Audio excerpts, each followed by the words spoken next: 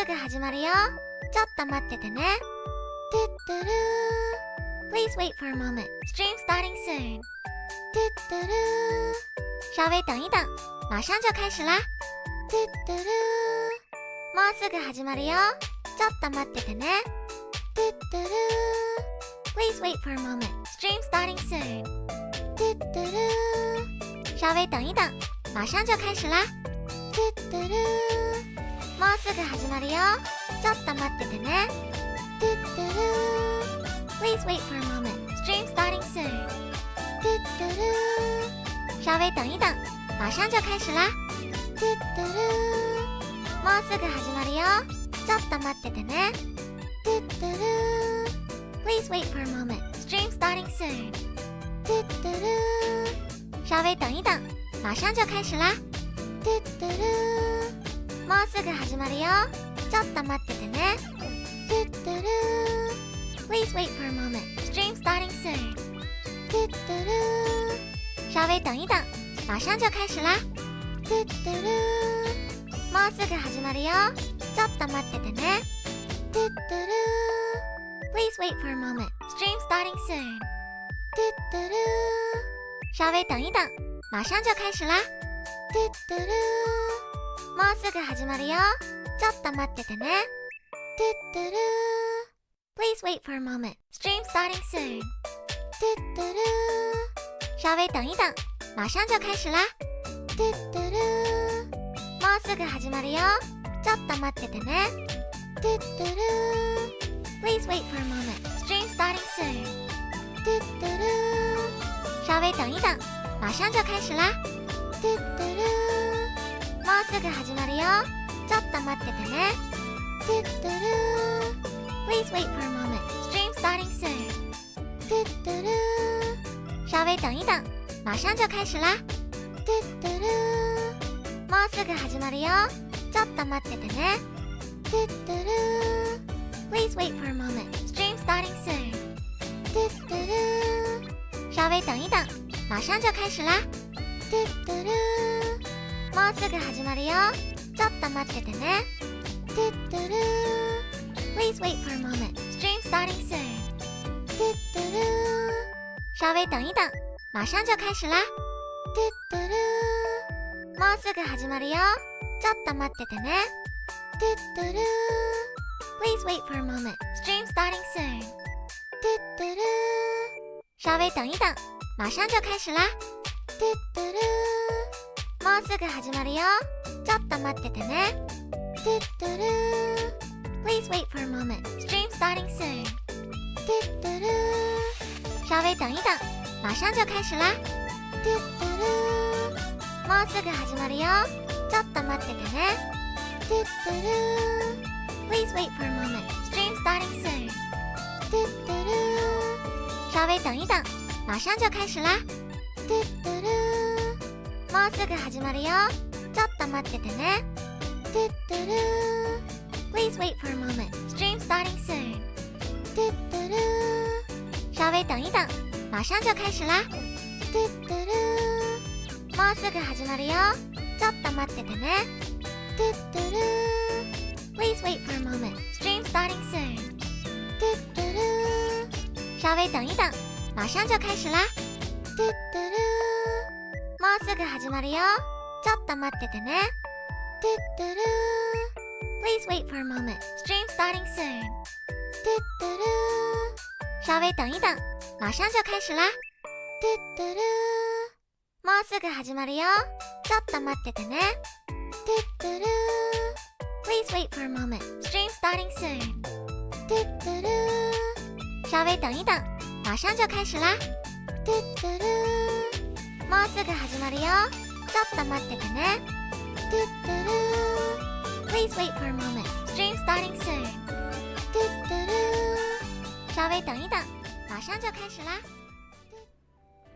わーわわわわわわ、聞こえますか？聞こえる。Hi everyone, can you hear me? Okay, I turned my mic on.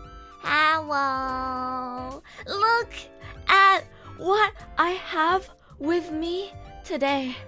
My baby, my beloved でっかなんかね、アニメトークということで、なんか今じゃないや、秋アニメと関わりのある何かをつけようと思って白桃ちゃんを頭に乗っけましたYeah, hello, hi, Big Rice Piano. If you guys don't recognize this is my baby, my beloved child, Hakuto-chan from my goofy boss, which is right here. I'm gonna introduce it today, but yeah, this is my baby, my best boy from last season. So he's gonna be sitting on my head today. Yeah. I debated whether I should have him on my head or like be like holding him like this, but it looks like I'm eating him if I put him here. So なんかここに置こうか迷ったんだけど、ここに置くとなんか食べてるみたいなんかね、食べてるみたいになっちゃうので、やめます。頭の上に乗っけます。はい。It's gonna be on my head today. But yeah, how's everyone doing? Are you guys ready for some anime talk? Who watched a lot of anime last season? Hi, Tree A, eat the cat. No, I can't eat my baby. Anyways, do you guys like this size or should I make him big? なんかサイズがね、どれくらいでかくした方がいいかわかんなくて、もう逆にこれくらい大きいとちょっと面白くないI don't know how big I should make him. It's kind of funny when he's like this massive on my head, but hey. Just Tree? Alright, I got you. Hi Tree, nice to see you. I hope you're ready for some anime talk. Oh my god, it's raining so heavily. めっちゃ雨降ってるんだけど聞こえるかな Small is good. I'll make him like this big then. よしじゃあまずサムネ見てわかると思うんですけど、エルめちゃくちゃアニメ見てます。Let's see how many shows I watched. So 1, 2, 3, 4, 5, 6, 7, 8, 9, 10, 11, 12. So I finished 12 shows from last season, and I also watched 3 more that I ended up dropping, or I guess I didn't really have the time to go back and finish them. Doesn't necessarily mean that, you know, they're bad. I was gonna watch Undead Unlock as well, because Kare-san told me to, but I forgot. It's not on Crunchyroll, so I forgot to watch it. ごめん、カレーさん。今見てないと思うんだけど。カレーさんにさ、アンデッドアンロックを勧めされたんだけど、クランチロールでやってないから、見るの忘れたわ。It just happened so that all of these 12 shows were available on Crunchyroll, and it was really convenient for me to keep track of them. So I didn't watch Undead Unlock just because, like, I forgot. Like, I had to, you know, use something else to be able to watch it. So, yeah. No time for anime, too busy with work. Yeah, I get you. I ended up dropping 3 as well because I was busy doing other stuff. こんばんは、Hi, Mana. We are going to be ranking some anime. So, I learned my lesson from having like SA, you know, B, C, because like people get triggered. So instead of it being like, you know, letters, now I have like a general like thought. So if I put it in, for example, like C, it doesn't mean it's bad. It just means it's okay, right? Like, I hope this makes more sense. It's like amazing, really good, pretty good. It was okay. Like, I don't dislike it, but it wasn't like amazing or anything. And then like, please no. And then drop but might go back. In case people come in and they're like, oh my god, I can't believe you dropped the lesbian show. Are you homophobic? No, I enjoyed it. I just forgot to finish it. Yeah. So, just in case people drop in and then make assumptions about me, I have now decided that every time I do a tier list, I'm gonna change it so that people don't get triggered. Yeah. このスタンプかわいそうだけどかわいい。だよね。コーピエム。それコーピエムっていうの。こえる。Hi, Karima. Only watched 2 this season and I'm not really up to date with them even. Yeah, it's kind of hard to keep up to date with multiple series. The only reason why I was able to get through so much was because like I do this as a series, right? Every stream, and I feel almost an obligation to watch at least like 8-10 shows. Because I didn't watch Migi and Dali, I didn't watch 100 Girlfriends, I didn't watch Yuzuki, I didn't watch Goofy Boss. I picked them up later because people told me that they were good. And they ended up being some of my favorites this season, especially like Yuzuki was so good, and Migi and Dali as well. So, of course, you know, I know like nowadays everyone's so busy, don't have the time to watch everything, but I hope I can give you guys some good recommendations. So I guess let's get into it, cause I'm gonna be quickly going through winter as well to pick stuff to watch. The current season is not as strong as last season, so I don't think this is gonna take too long. I already had a quick look through. I'm not gonna lie, not that many things interest me, so yeah. But I do have a lot to say about last season. 今放送中の冬アニメで正直そこまで面白いものないかな。でも秋アニメはめちゃくちゃ盛りだくさんだった。Fall was a really good season. So, guess I'm gonna be spending a lot of time giving my thoughts on the stuff that I watched last season. Yeah. Have you watched Mashal? Yes, and I put it in D tier. I'm hoping season 2 will be better. But, yeah. Anyways, I guess since I usually start with the stuff that I didn't finish, I'll just quickly do that. So, I quote-unquote dropped 3 shows this season. And it says in brackets, might go back. I dropped them not necessarily because they were bad. They just didn't hook me enough that I wanted to watch it every week. And I kind of forgot about them. So it doesn't mean they're bad. It just means they didn't hook me so much that I was like, oh my god, new episode, and I would watch immediately.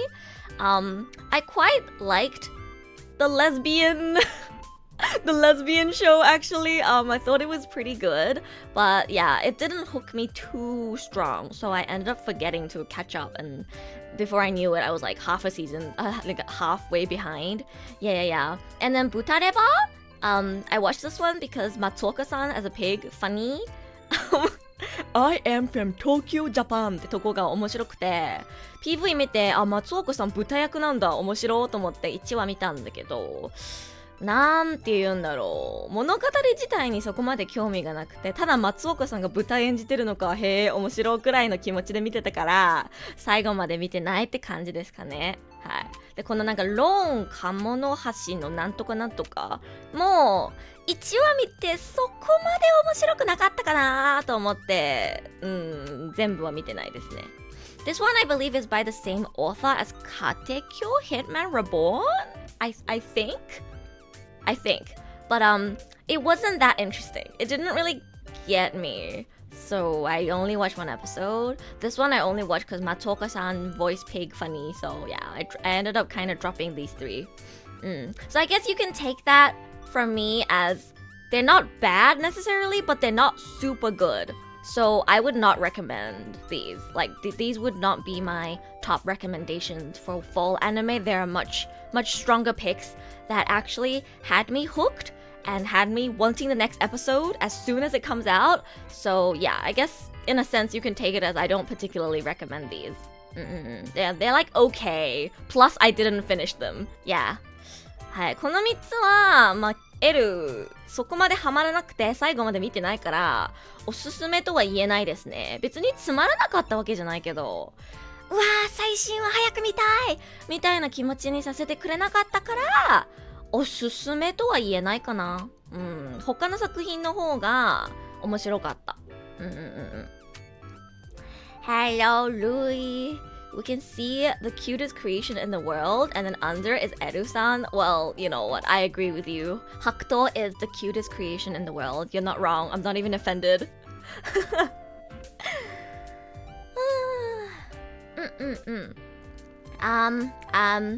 What about? I don't know what I should start with first. Guys, should I start off with the most popular shows of the season, or should I start off with the sequels?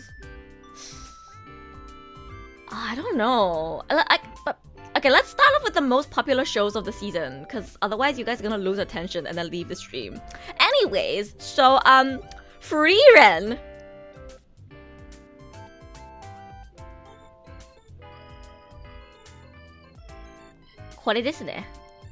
Sorry guys, it's not S tier yet. I don't like putting things in the highest tier. when it hasn't even finished airing. Don't you think so? Like, I really like Frieren, but I don't think I would put it in like the very top yet. It's not finished yet. そう。フリーレンめちゃくちゃ面白いけど、まだ半分しかね、放送されてないし、その状態で Amazing 100点満点はちょっと違うかなと思って。だから今は Really Good のところかな。It's definitely a high, like A, like really good, very enjoyable. Does make me want the next episode, but I don't know. I think, is it a hot take if I say I think Frieren's a little bit overrated? Like, it's really good. It's really, really good, and I really love it, and I enjoy it every week. But I think the popularity is a little bit too over the top. Like Himmeru will make a 3-second appearance in a flashback, and people will be talking about it like the whole week. I'm like, I'm sorry, that's a bit too much. Like, you know, I get it. I get it. It's very heartfelt, and I think the more I watch and the more I get to know about the characters, the more I enjoy it. But people were like, oh my god, it made me cry. Oh my god, best anime that has ever come out in the world. Like, sorry, that's a bit too far. I don't think it's the best anime. Or the best series that's ever been created. Did not make me cry in the first episode. Wait, who cried in the first episode? なんかさ、1話で泣いたって人いるんだけど、それはなんか L ちょっとわからなくて。わかるよ。めちゃくちゃなんて言うんだろう、感動するシーンとかあるんだけど、1話は泣かないかな。だってヒンメルとか勇者のパーティーまだそんなにわからないもん。どっちかっていうと、フリーレンが新しい旅を始めて、その旅の中で昔のパーティーを思い出すシーンが重ねると、あ、ちょっとなんかエモいな、グッとくるなって思う感じ。Great's good but not incredible. Yeah, that's how I feel. Not S tier yet. Lots of things need to happen. Yeah. Exactly. So I'm glad chat agrees. You dropped it, Mana? Wait, why? Was it boring? Oh yeah, the animation and sound design are incredible. But you guys know me, I'm not the type of person that will, you know, give an anime a super high score just because the production value is high. Reasons why Oshinoko is also, in my opinion, slightly overrated. And same with like Demon Slayer. Jujutsu Kaisen, I feel kind of the same. It's like, I think it's great. I enjoyed it. I think it deserves the attention it's getting to some extent, but it's not like the second coming of Jesus. Yeah. It's hard to really emphasize with the first episode. Emotional, yes, but it didn't make me cry. Oh my god, that's exactly how I felt long. So, this is kind of a spoiler. So I guess if you haven't watched Frieren, don't listen for the next 3 minutes. But basically, Frieren starts where the story ends. So, Frieren, the main character, is like on a journey, right, with her party, and they like defeat the demon lord or whatever. And the anime starts, or the series starts, where the journey has already ended. Like, they already defeated the demon lord. And like, she lives a much longer life than everyone else in her party, so like they pass away, and then her life keeps on going, and then she kind of makes like a new party and takes like an apprentice. That's the premise of the story. And for me, I had no emotional attachment to her party members because I only got to know them in one episode. They were introduced and, you know, they were gone in one episode. How am I supposed to feel a strong emotional attachment to a character that I've only known for one episode? They are introduced and they die in one episode. How am I supposed to get emotional? Right? But what's good about Frieren is it doesn't just end there. As Frieren goes on her new journey, she keeps reminiscing and remembering her old party members. And it's those memories that stack up that eventually makes you feel emotional towards the bond that she has with her old party members. Because you don't know anything about them in one episode, but they keep coming back in her memories, and you can feel that her experience traveling with them is a part of who she is. And I think that creates that kind of sentiment, and that creates the emotional value. So Frieren is a show where the more you watch, the better it gets. Because it's almost like pieces of memories come together, and it shows you like how that has shaped Frieren into the person she is today, and how it shapes some of the decisions she makes, and how it shapes the way she treats other people. So the more you watch, the better it gets. Yeah, that's my opinion. フリーレンはね、見れば見るほど面白い作品だと思う。やっぱ思い出がどんどん重ねていくじゃないですか。昔のパーティーとの思い出。それが今のフリーレンという人間を作ってるんだなーって見ててわかるし、それがね、エモい。だから1話とか2話だけ見て良さはわからないと思う。多分見れば見るほどハマる。エルは見れば見るほどハマった。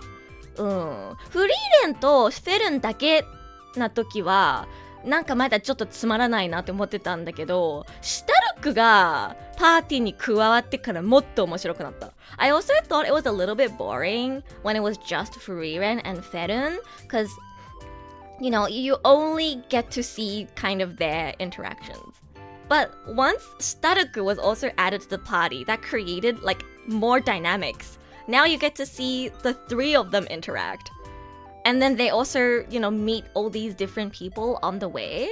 I think the more you watch, the better it gets. So if you watched 2 episodes or 1 episode and dropped it, keep watching, you might like it. Yeah, that's my thoughts on Frieren. Except for Priest Dude, who made me lose a lot of interest in the story. Wait, you mean like the guy from the latest episodes? I'm not gonna lie, I kind of don't care about him either. Hi Legends Lee, welcome! We are talking about Frieren, the most popular show probably of last season. That's why we're starting with it. How do you feel about Feren and Shitaruku relationship? They're really cute. I actually like Feren and Shitaruku more than Frieren and Himmeru. Which is such a hot take. Wait, do you guys understand? Do you guys get it? Am I the only one who doesn't get it? Why is everyone so obsessed with Frieren and Himmeru? Like, they're cute, I get it. It's very, like, emoi. But people are so obsessed with them. Like, Himmeru will come out in a flashback for 3 seconds and then people will lose their shit. Is that a hot take? It is! You don't understand. All of my friends are obsessed with Frieren and Himmeru. Like, I swear Himmeru will make a 3-second appearance and then they will, like, cry. I'm like, is it really that?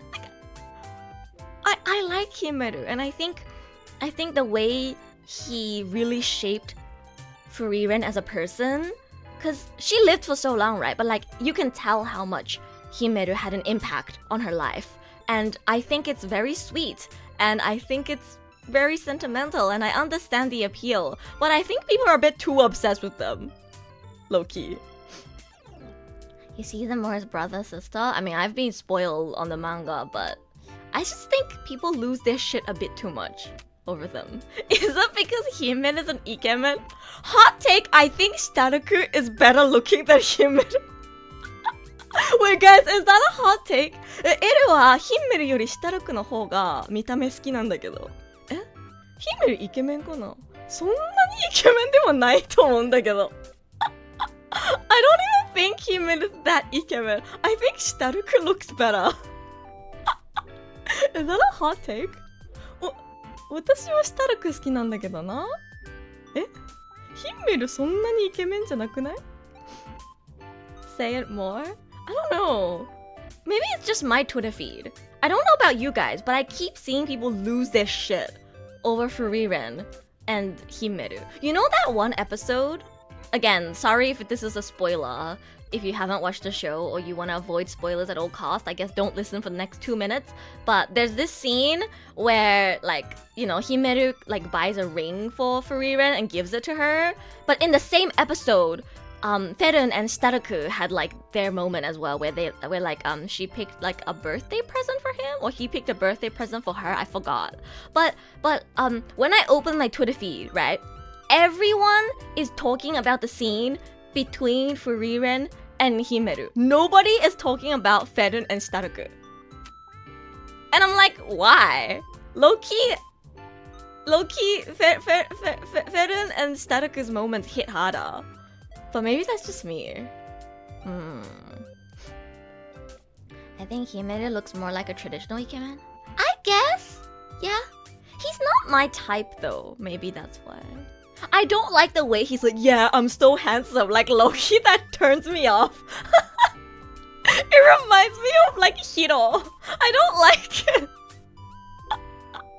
I'm sorry, I really can't stop like slandering Hiro every stream, can I? I'm sorry Hiro, I love you. But yeah.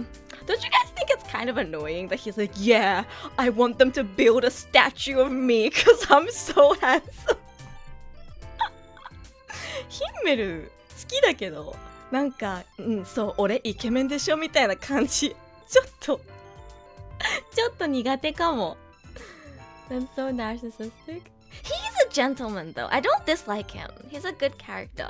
But like, I don't know. It's funny. Yeah, it's funny, but it's funny, but it doesn't make me like fangirl. You know what I mean? I don't dislike him at all, and I think it's kind of funny as well. But it doesn't make me fangirl over him. Does that make sense? I wouldn't fangirl over him.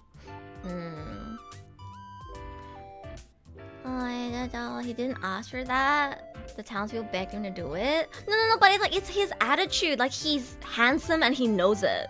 You know? There's nothing wrong with it. I don't think he's one of those like obnoxious ikemens. But I don't know. It makes me not really want to it makes me not really fangirl. I don't like fangirling over people who are good looking and are aware that they're good looking. Does that make sense? Maybe it's just me. あ、S さんいらっしゃい。そう、そのフリーレン結構好きで原作最新話まで見てます。やっぱ大人気だよね。てか今配信見てる人でフリーレン見てない人いるかなってぐらい人気だよね。ちなみに L はフェルンとシュタルクが好きです。I don't know. I just much prefer every interaction between Ferun and Staruku than Frieren and Himmeru. I guess it's not even a point of comparison because they're very different. Frieren and Himmeru feel like an old married couple or something, and Ferun and Staruku are like middle school kids. But you know what I mean? It's I do like Himel though. He's just the embodiment of an imperfect but kind hero. Yeah, I like him too. I just think people are a bit too obsessed. But again, that could just be my Twitter feed. For me, I get the most enjoyment out of seeing Ferun and Staruku interact. I think they're really cute. Is there anything else I want to say? I guess as Nicholas mentioned, it was my friend So-chan said this first, but he watched Frieren and he was like, oh, Eru, Ferun kind of reminds me of you. And then I watched it and I was like, oh my gosh, she is kind of like me. The way she, the way she roasts people is just like me for real. And whenever she gets like upset and then gets all pouty, that's me. That's me when people upset me. Kind of relatable. She's a little bit unfair towards Staruku, which is also like me. I'm also unfair. She's also like a mom friend, kinda, in the group. I'm also kind of a mom friend, so she does remind me of myself, but you know, I think there's a lot of differences between us as well. I'm not as calm and collected as she is. And yeah, it's a really good show, but I wouldn't put it in amazing yet. That's my overall thoughts on Frieren. Love the scene where Ferun and Staruku dances. Oh my god, yeah, that was such a good episode. I feel like that was the only episode where they actually got attention. Every other episode, I feel like people don't give them enough attention. You know that episode about Staruku's backstory with like his brother and the steak? I think that episode made me the most emotional out of every other episode. Like more than Frieren's thing with her old party. It was that episode about Staruku's family and the steak that made me emotional. I think that was the only episode that made me tear up a little bit. Staruku のなんかバックストーリー、なんかお兄さんの話とか、師匠の話のところでエルはちょっとだけ涙目になりました。それ一番感動したシーンかな。フリーレンの話よりもなんかそれでちょっと感動した。I don't know why, but that episode with Statica's backstory, I think, made me the most emotional. I think I need a bit more time, to really get attached to Frieren's experiences and see even more flashbacks of the time that she spent with the party. And then I think the more I watch, or the more I read the manga, I guess, the more I'll feel strongly about the bonds that she formed over her life. So that's why it's really good, not amazing. Need some more time to get very, very attached. Yeah. Because Frieren pre-Himmel's death didn't understand anything about love. Frieren and Stuck, on the other hand, had some real rom-com interactions. Yeah, maybe that's why. That's why I'm like, I need more time. I need more time for it to simmer. And I need to really get attached to Frieren as a character.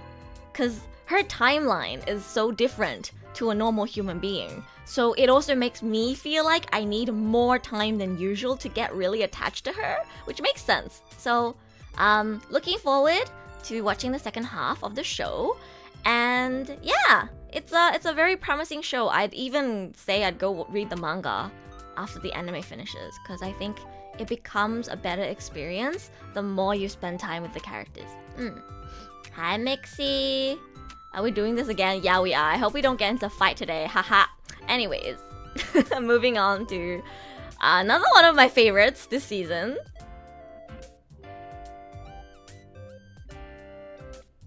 What do you think I'm gonna do, guys? What do you think? こんな感じですね。そう。なんと L 薬屋もアメージングには入れない。Same reason, halfway through, it has not finished airing. I don't like putting things in amazing before they haven't finished airing yet. I have a lot to say about Kusuriya. Wait, what is it called in English again? The Apothecary Diaries. The Apothecary Diaries. はい、Kusuriyaの独り言。めちゃくちゃいい作品です。これは L 一番楽しみにしてたかな。放送前は。This was the one that I was looking forward to the most, I think.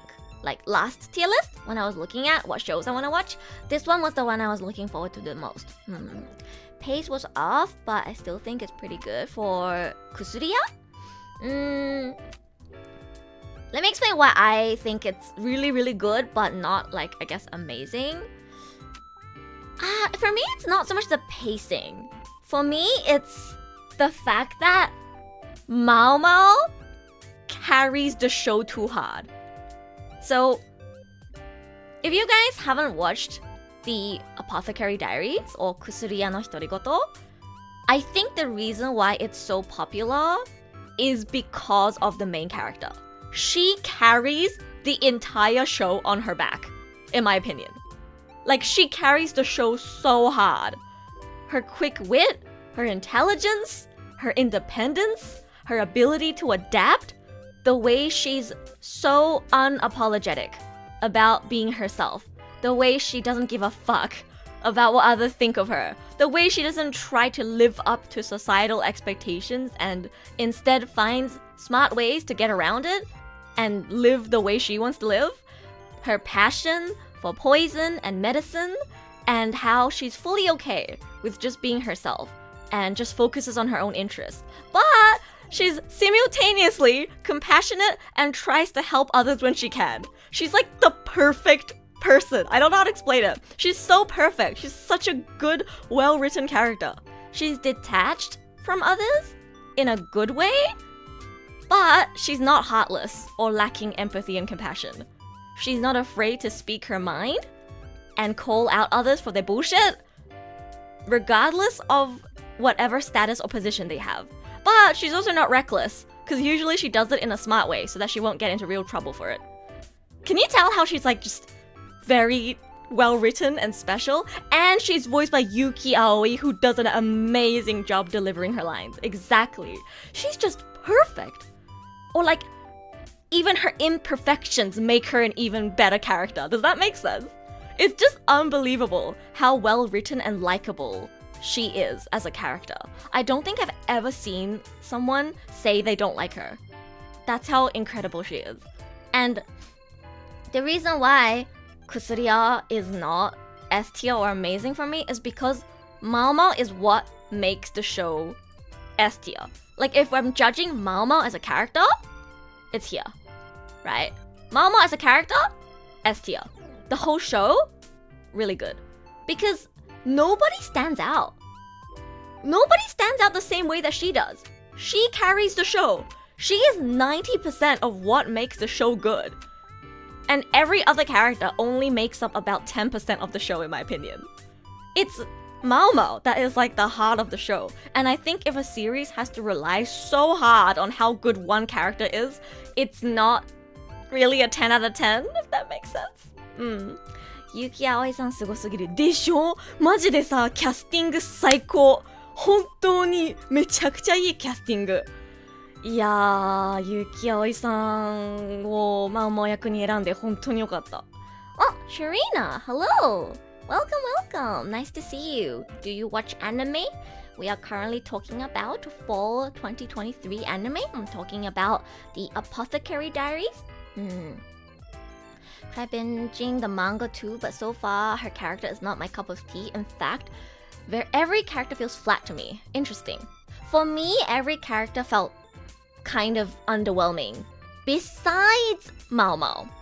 ハローケンさん。あ、泉もこんばんは。そう、薬屋、今薬屋の独り言の話してる。Don't think the other characters are bad. Yeah, they're not bad. I'm not saying they're bad, but they're not interesting or as interesting. They don't stand out even nearly as much as Mao Mao does. If that makes sense. Like, they're likable, right? For example, I like the concubines. I like the concubine that Mao Mao works under. She's a really nice character. But I don't know much about her as an individual. And she's not that interesting. Like, you know? They don't really delve deep into any of the characters. And they're kind of just there. Even Jinshi, who is like, I guess, quote-unquote, the love interest for Mao Mao, I'm not that into him. Like, he's a pretty boy, and he's really cute, but he, like, I don't know, maybe it's the way he simps for Mao Mao. Like, low-key, I don't find him that attractive.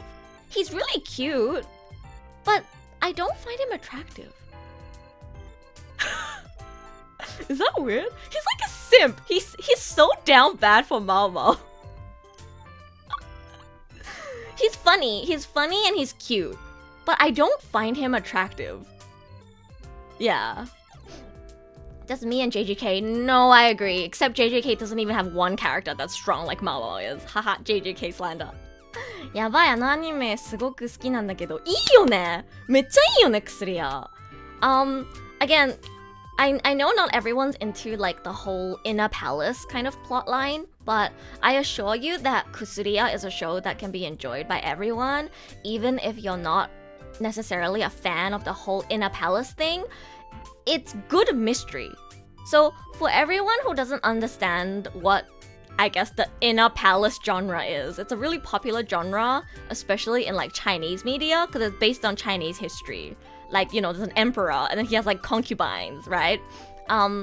It's really good for drama and mystery, because what happens in the inner palace is all these concubines are fighting to be the empress. Like, they want to be the official wife, right?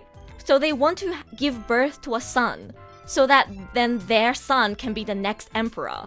Does that make sense? So what that breeds is a lot of murder and drama, because they're all at each other's throats trying to kill each other or like murder each other's babies because they want their baby to be the next emperor.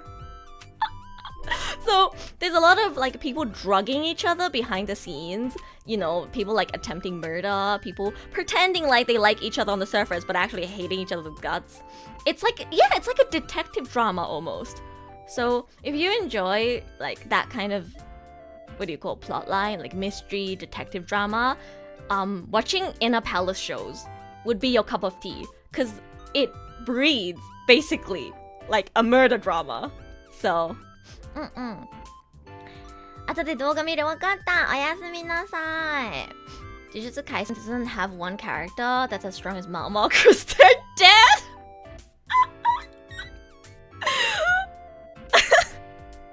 That's my favorite comment of today because you're so right. Anyways, back to Kusuri. Oh my god, that was such a good comment. I lost my train of thought. I had some notes on what I wanted to say. So back to talking about why Mao Mao carries the show so hard and why she's so attractive, appealing as a character and as a protagonist. Because Kusuri is a shoujo. クスリアは少女漫画だもんね。やっぱさ、普通のヒロインと違って全く他人から守られる必要がないというか、なんだろう、まあ、もちろんそんなに物理的に強いわけじゃないよ、マオマオは。でもマオマオすごく頭がいいから、なんか自分の身は自分で守れるみたいな感じがするじゃん。そういうなんか別に男に守られなくてもいいみたいな感じに強さを感じるというか、すごいなんか自立した女性感が出てて、なんかやっぱ女性から見ても男性から見てもすごく魅力的なんじゃないかなってエルは個人的に思います。Like she's not physically strong or anything, right? I'm sure if she got into a situation when people try to like forcefully, like I don't know, pin her to a wall or something, she'd be in danger. But she's just so quick-witted and smart and unfazed by, you know, like every situation that she gets put in. And she's so adaptable. She's so, like her ability to adapt is insane. Like she gets kidnapped and she's like, okay, whatever, I guess this is my life now, you know? And like that's so appealing. The fact that she's so unfazed by everything that happens, and even though she's not like physically strong, like it's not really that she can like fight or anything, her knowledge and medicine, her quick wit, and just her ability to get herself out of difficult situations makes her feel like such a strong, independent character. And unlike typical shoujo heroines, who often, to some extent, have to rely on the male lead to, you know, like help her, she's the one that helps out everyone in the show. She's not the one that needs helping every episode. She does more of the helping than being helped, right? Yeah. She's smart, but she's very lacks self-preservation. Yeah, I think so too. I don't know. I just think she's a very well-written character. Her experience working... Yeah, it's... Her experience has created her... What do you call it? It has shaped her into a person who has a lot of knowledge in many different areas. And she's not naive. I don't think she's naive. I think she's pretty... smart. She's very street smart. Yeah, she's very street smart actually. And I don't know, it's nice to see. Even in like comparing it to, for example, something like Akatsuki no Yona. Yona has such good character development and she becomes a very strong person. But she starts off very weak, and that's okay. You know, she really does also rely on the you know, the guys in the party like Hak to protect her. But it's seeing her develop as a person. That's the enjoyment of Akayona for me. Kusuriya is a different type of enjoyment, where the heroine from the very beginning just feels like she's strong and doesn't need a man to protect her. And it's like Jinshi gives her so much attention and is low-key like a simp. He's so down bad for her, but she's so like unfazed by it, and she's so uninterested. And just every interaction she has with other characters just makes me like her more. She just shines brighter and brighter the more she interacts with other people. Yeah. But I guess aside from Mao Mao, who I've spent way too much time talking about, it's also just a great show, as I said, that explores the whole inner palace thing, and it has a good mystery subplot because, you know, in a palace, people are always trying to kill each other. It has a good murder mystery subplot in like every episode. But in the end, Mao Mao's personality is what carries the show, and the other characters just don't feel as strong or as appealing. So yeah, I guess if what I described about Mao Mao, especially in the beginning, like I literally wrote notes down on how I want to describe what's so great about her. If Mao Mao sounds like a really interesting character to you, you should check it out. And I think you'll see what I mean. You'll see why I give her so much credit for carrying the show. She's a really, really good character. I've never seen anyone say that they dislike her. Mao Mao が嫌いって人見たことない。一人もない。男も女ももう誰だろうがマオマオはいいキャラってなんか思ってるようなイメージ。I have not seen anyone say that they don't like her. I think that speaks volumes on how well written she is and how likable she is as a character. I think if your issue is that the story relies on one character, then the story is still good as long as the character is good. I think so. That's why it's not like any lower than really good. I'd put Kusuriya higher than Frieren. I really, really enjoyed it. I just don't think it's a 10 out of 10 because I would like, I guess, the other characters to be fleshed out a bit more. And so far, it truly does feel like she is the one carrying the show. And not every week, I'm super excited to watch the next episode. I think that's a huge determining factor for me for how much I want to, I guess, rank a series highly. It doesn't have me at the edge of my seat all the time. And I can't say with confidence that I enjoyed every single moment of the show. Because it's really when Mao Mao does something, or when Mao Mao shows a side of her that I didn't expect, or when Mao Mao just is like such a girl boss that makes me so excited.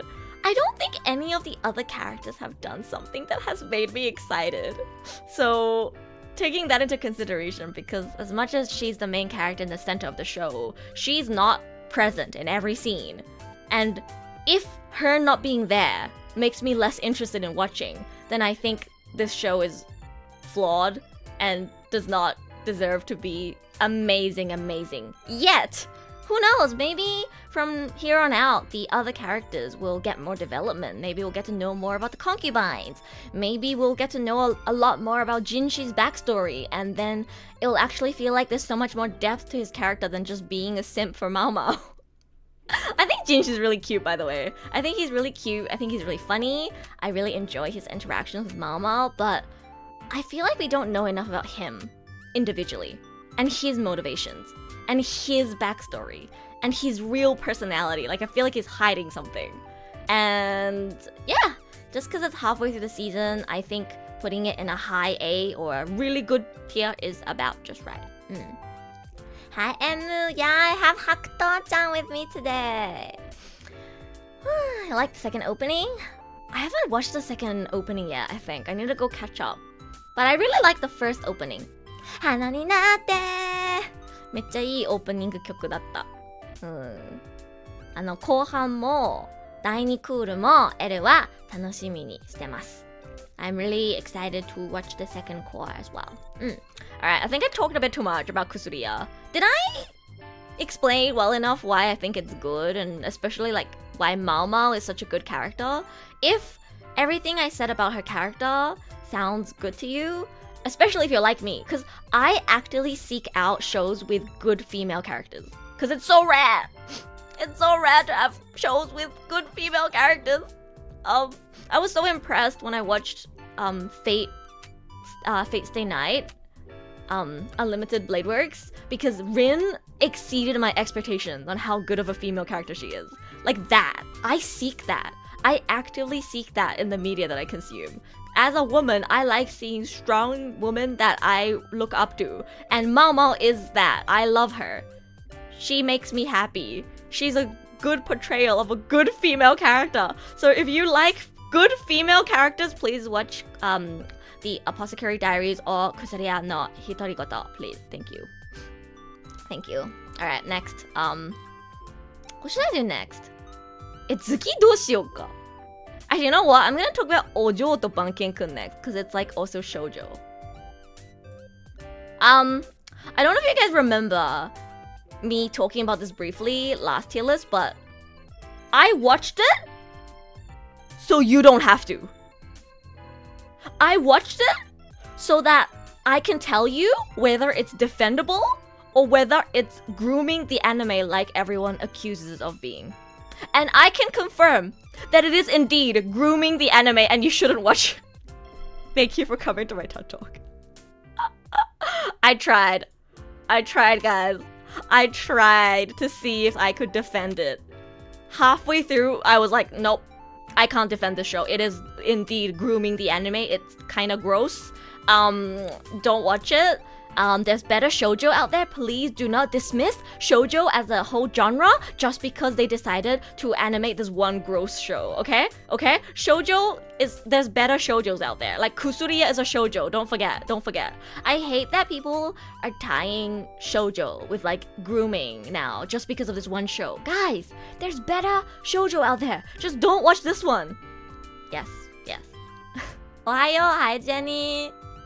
Grooming the anime, my favorite. Don't say that. So to explain why Ojo to Banken kun, a girl and her god dog is the English title, is kind of gross and people are right in saying that it's like grooming. There's this one quote that the guy says. He says, "You've grown into the body type that I like."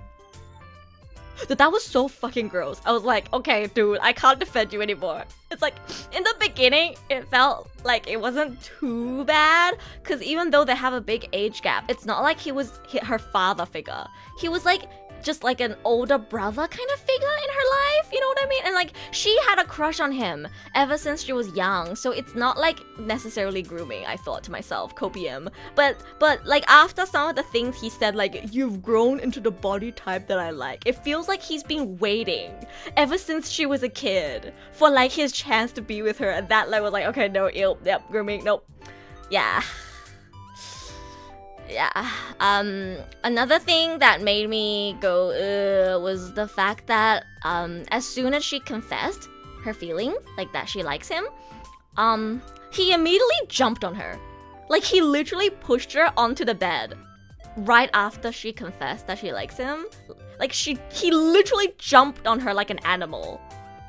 He does stop if she tells him to, but it's still kind of weird how like desperate he is to like, I don't know, finally touch her. I was like, I don't like watching it made me feel, oh, he's been waiting ever since she was like in primary school, whatnot, to like get with her, and like that's really disgusting and creepy. So,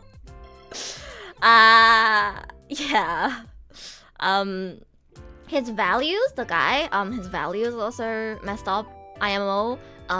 He thinks it's okay to kiss other girls if that satisfies them and like they'll shut up and leave. Like there was this scene, right, where she confessed to him already. So in her mind, they're like dating now. But he like was like about to kiss some other girl in the class who confessed to him. And then when he was confronted about it, his reason was, oh, well, like, I want to go back home to my girlfriend as soon as possible. So like, I don't know, if kissing this girl will make her shut up and let me leave ASAP, then whatever. Like, he takes it so lightly, and he doesn't consider, he doesn't consider the girl, Isaku. He doesn't consider Isaku's feelings. And like, he's high-key a red flag. He has so many red flags. And he's also ugly. Like Suzu says.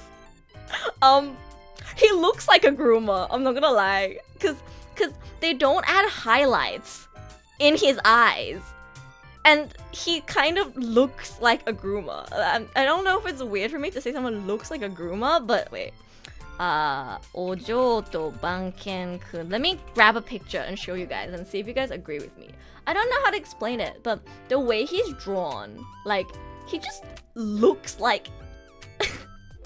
He looks like he would, I don't know, do criminal activities. I don't know what's the right word, but he doesn't look like a good person. He looks like he would be in jail. I don't know if that makes sense. ちょっと待って、写真見せるね。なんか、I mean, like, I guess he's a yakuza, so it makes sense, but he looks like a criminal. Alright, look at this. Does this not look like a mugshot?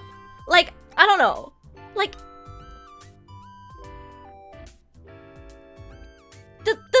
Do you get what I mean? He doesn't look like a good boy. He looks like he doesn't even look like a bad boy. He just looks like a criminal. He looks like he would be in jail. But maybe I'm just biased. なんかさ、悪者って感じしない？なんか目の中にハイライトがないとか理由はわかんないけど、なんか犯罪者っぽい顔してない？こいつ。Kind of emotionless. He is in the Yakuza. So I guess it makes sense.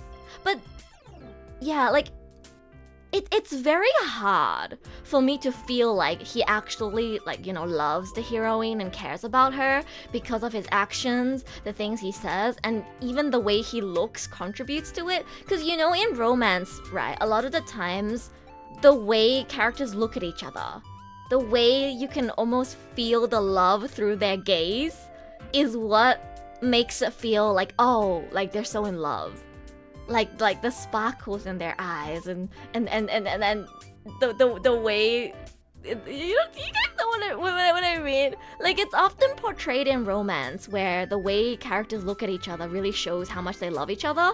I don't feel that in this show because he has no highlights in his eyes and he always looks so emotionless and it's kind of like scary. It's kind of scary. Like, he looks like a kidnapper. He looks like a criminal, is what I'm saying. I guess he is a criminal, kinda, because he's a Yakuza, but you know what I mean?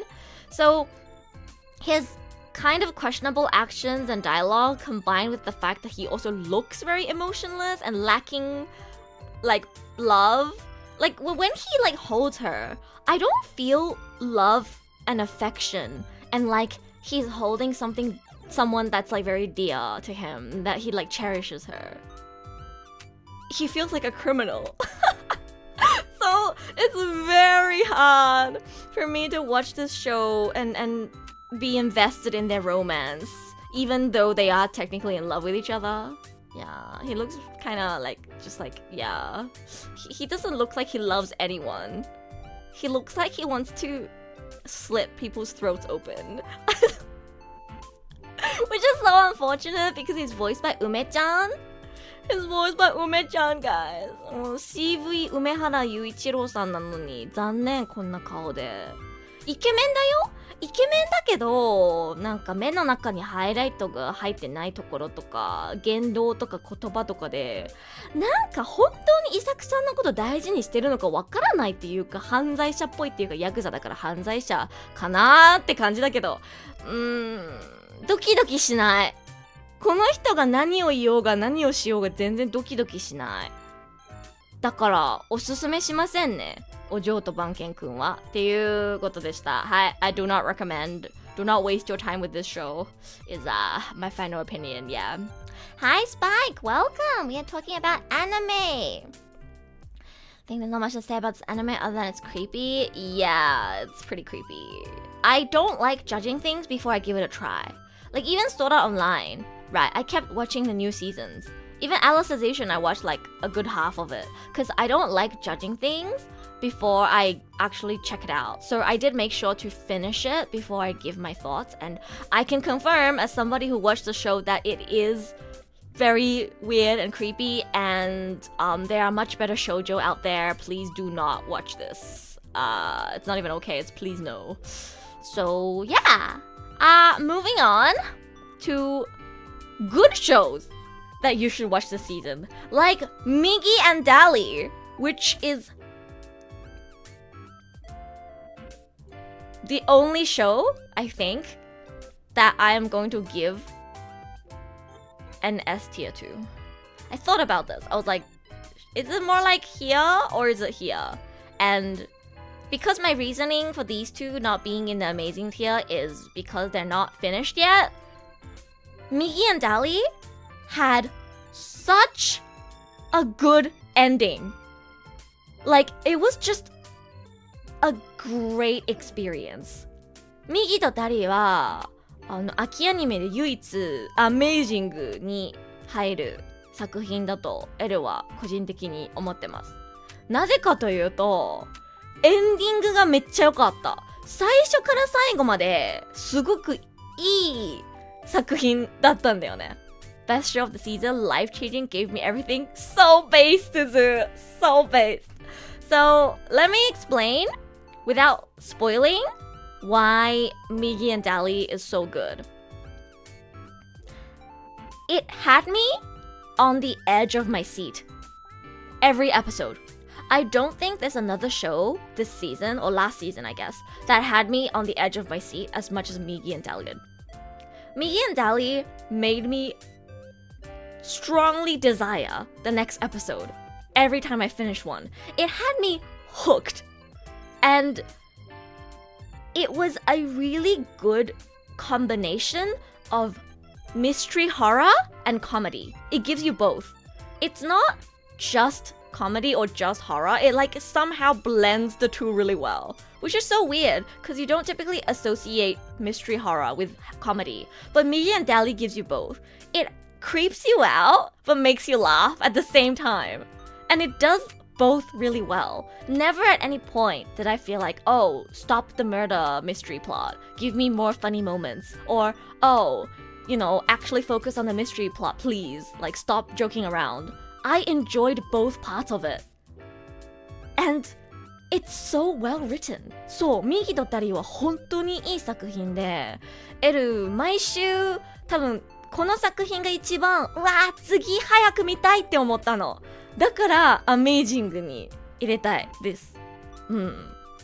Like, it makes you laugh with how ridiculous it is, but it also has you super invested in the mystery and horror element.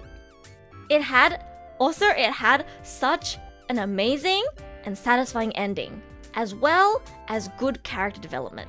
And it managed to do that in 12 or 13 episodes. Because usually 12, 13 episode series feel very incomplete.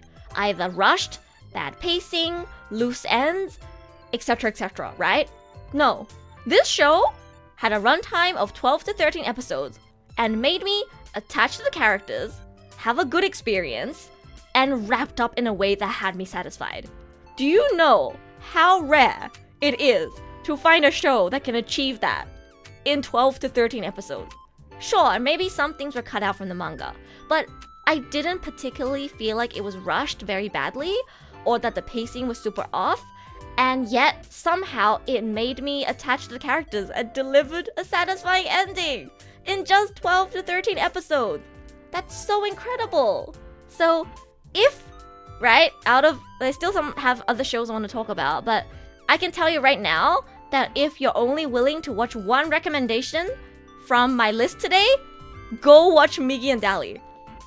You can finish it in one sitting, technically. It's only 12 to 13 episodes, and yet it will give you such a satisfying experience. It will have you hooked, it will have you interested in what's going to happen next, it will have you attached to the characters and make you feel emotional, and it will wrap up in a way that makes you feel good and satisfied. It's so good! I wish I could forget about it and re-experience it again.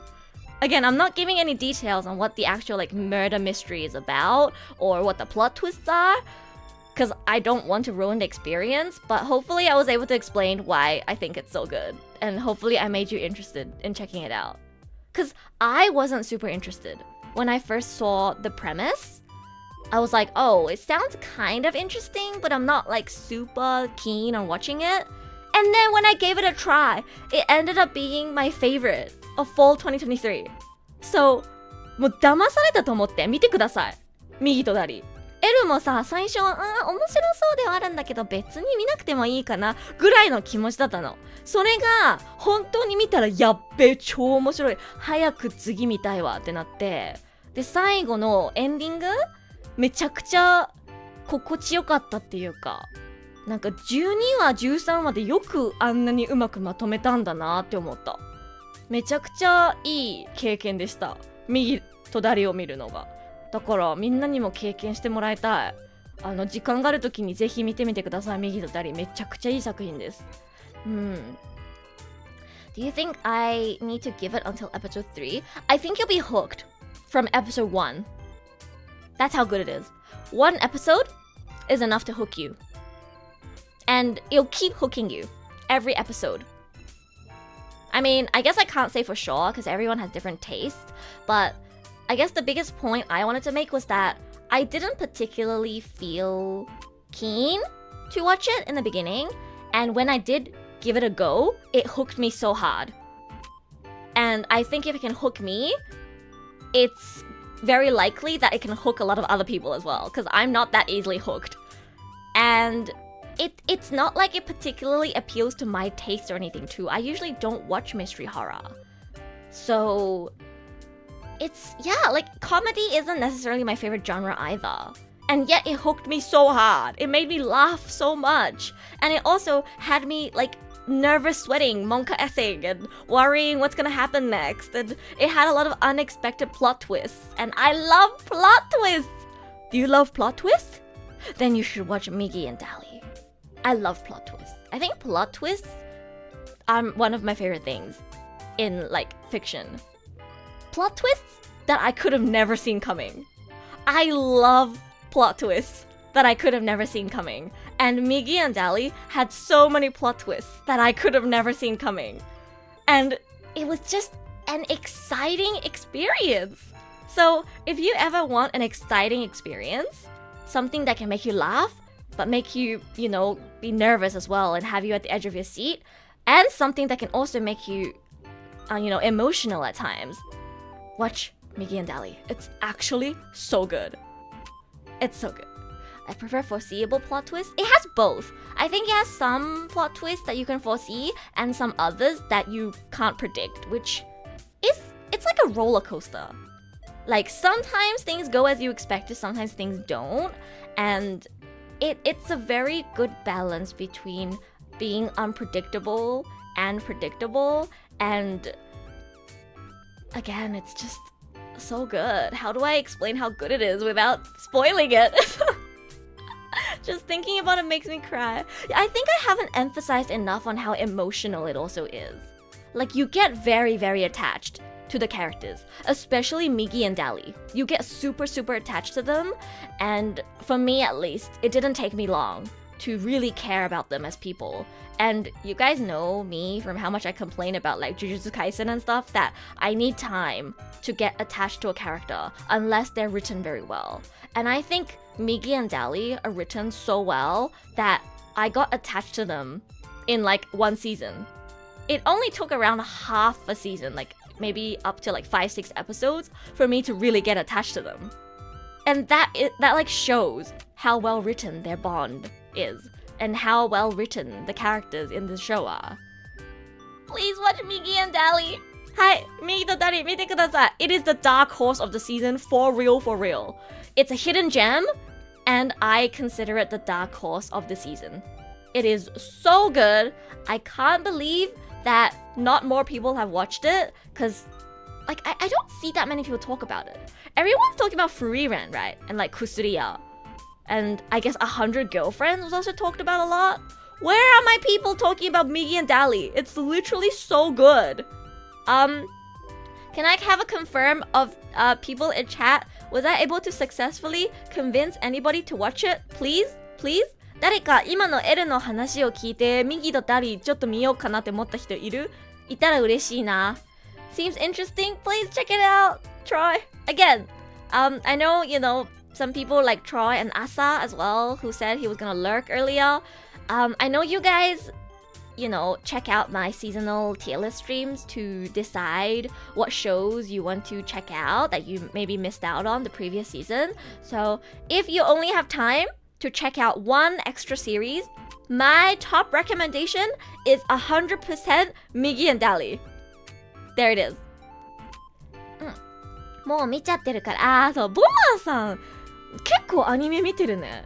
今までのこの3つの作品全部見てる。すごいいい作品だったよね。めっちゃ良かった。ボマーさんもしかしたら私よりもっとアニメ見てるのかな。他にもねまだいろいろ紹介したい作品あるんですけど、ボマーさんはもうたくさん見てるって感じかな。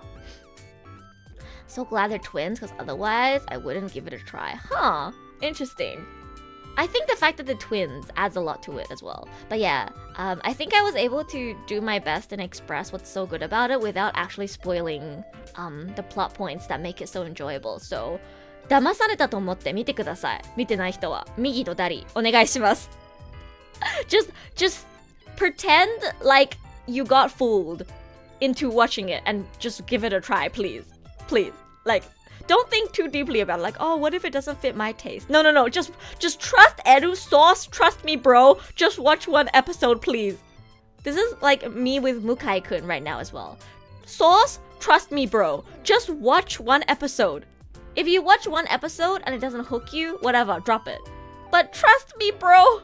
Just watch one episode and you'll be hooked. I promise. I promise. I hope you enjoy the VOD dream. Thank you for dropping by. But yeah, Migi and Dali, my top recommendation. Moving on. I guess I'll go through the other hidden gem of the season then.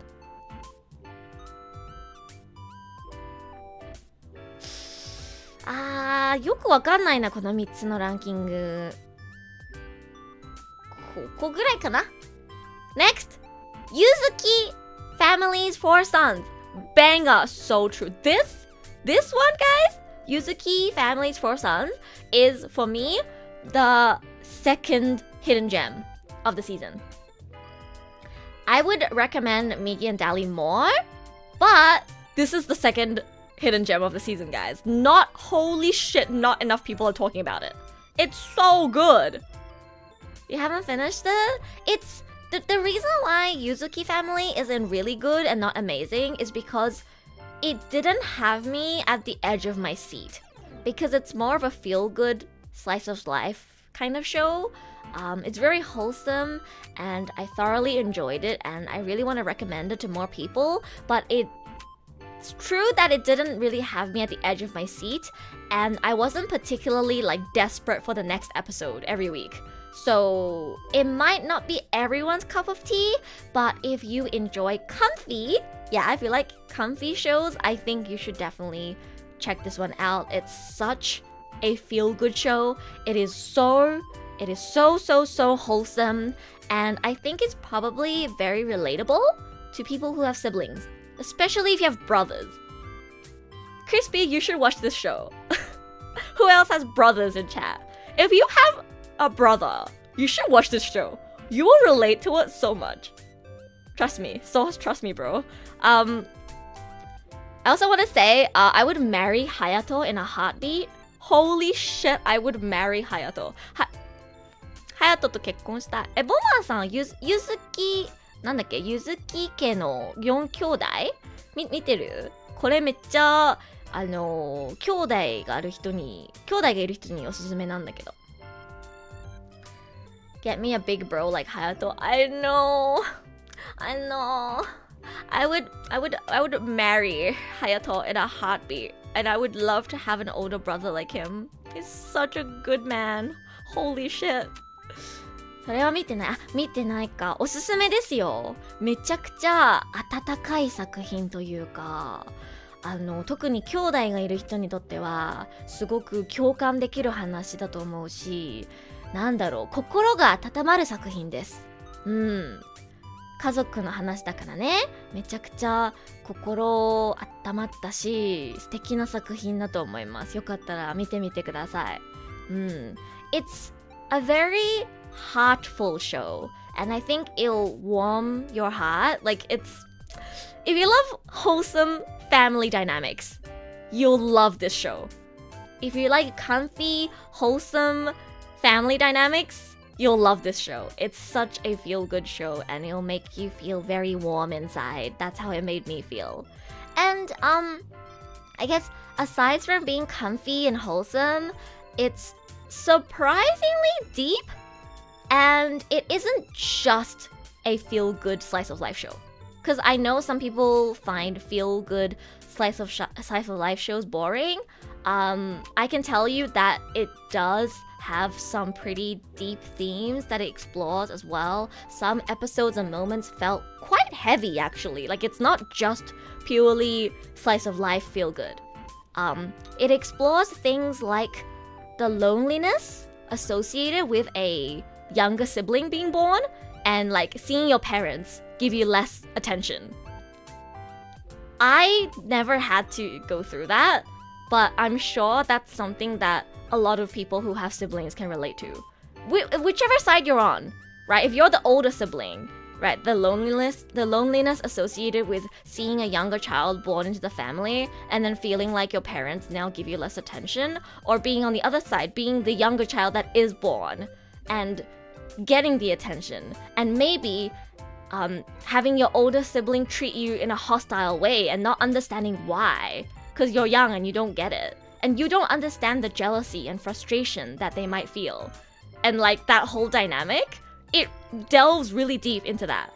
And I thought that was so real, and I thought that was so good, right? It explores things like how to deal with negative emotions that arise from jealousy towards your siblings, feeling unfairly treated, feeling like, you know, your parents are not giving you the same amount of attention that they're giving to another child, not knowing how to be a good older sibling. It's really good! Like, I found it so entertaining, and I don't even have siblings. I'm sure as someone who has siblings, you'll really relate to it. I think I'm the Hayato of my family. You must be such a good sister then, Suzu. It's quite eye-opening for a comfy show. Yeah! Like, it's so comfy and wholesome and makes you feel warm and happy. But it also opens your eyes to a lot of like sibling conflict and family dynamics. One of my favorite things was the way it explored Mikoto and what was his name? Fuck, I forgot their names. The two middle brothers. The two middle brothers who are only around 1 year apart, like they're very close in age and they're in the same grade. What was their name again? Oh my god, I forgot. It's Mikoto and Minato. Yeah. Hayato, Mikoto, Minato, Gakuto. Yeah. I really like the way it explored Minato and Mikoto's relationship because they're so close in age. Like a year or less than a year apart, right, in age. So unlike Hayato, who is significantly older than his younger brothers, when you're significantly older, right, you're able to be more mature and almost be like a second parental figure to your younger siblings. But for Mikoto and Minato, they are so close in age, they're in the same year level. It was very difficult for Mikoto to, I guess, be the bigger person and be an older brother because he's not even that much older than Minato. They're pretty much the same age. They're in the same year level. And it was really difficult for him to try and force himself to be the bigger person and understand that, you know, like a new younger brother's born now, mom and dad are just gonna give me less attention. And the way he had to, I guess, deal with that sort of frustration and the way he eventually came to terms with it, I think was very interesting and eye-opening, and I highly, highly recommend Yuzuki Family to people who have siblings. I think you'll find it super relatable. And even if you don't have siblings, like me, I think you'll find it insightful. Yeah. It's a hidden gem for sure. Definitely a hidden gem from the last season. Please watch it, guys. そう、なんだろう。エル兄弟いないんだけど、この作品見て、兄弟の間ってなんかこういうことがあるんだなってすごい思いました。なんかね、自分がまだ小さい時に親がまた新しい子を産んで、で、なんか年下の兄弟ができるじゃないですか。で、自分もまだまだ子供なのに、お兄ちゃん、お姉ちゃんになってしまったから、そこから親からの愛情がちょっと減るというか、やっぱり親って一番小さい子の相手ばっかりしてるじゃないですか。そういうなんか、ねえ、お母さんお父さんなんで僕のことをもう見てくれないの？まだ僕だって子供だし、見てもらいたいのに、みたいな、そういうなんか、そういう寂しさ？そういうのもすごい、表現されててめちゃくちゃ面白かった。私が体験したことないことなんだけど、兄弟が生まれるとこんな感じなのか。確かに親からの愛情とかが急にちょっと他の人と分けないといけないって感じになったらちょっと寂しいだろうなみたいな、すごいいろいろ考えたし面白かったです。はい。それを乗り越えるそれを乗り越えるためにはどういう風にしたらいいのかとかもちゃんと描いてるからすごくためになる作品だと思います。 Made me want a sibling at the end? Yeah, kinda relate. They're so wholesome that it kind of made me want a sibling. 私は姉が2人いるけどあまり賛同はできない作品かもですね。あ、そっか。女性の女兄弟しかいないからか。いやでもね、別に男兄弟じゃなくても共感できると思いますよ。兄弟がいるだけで共感できる部分はあると思います。ぜひ見てみてください。父は出張、母は学校の教員で家にいなかったから。なるほどね。この作品はね、この4兄弟の親事故で亡くなってるんですよ。で、一番上のお兄ちゃんの隼人くんが大学卒業して教員になって3人の男の子の兄弟養ってるんだよね。やばくない？やばくない？いい男すぎてやばい。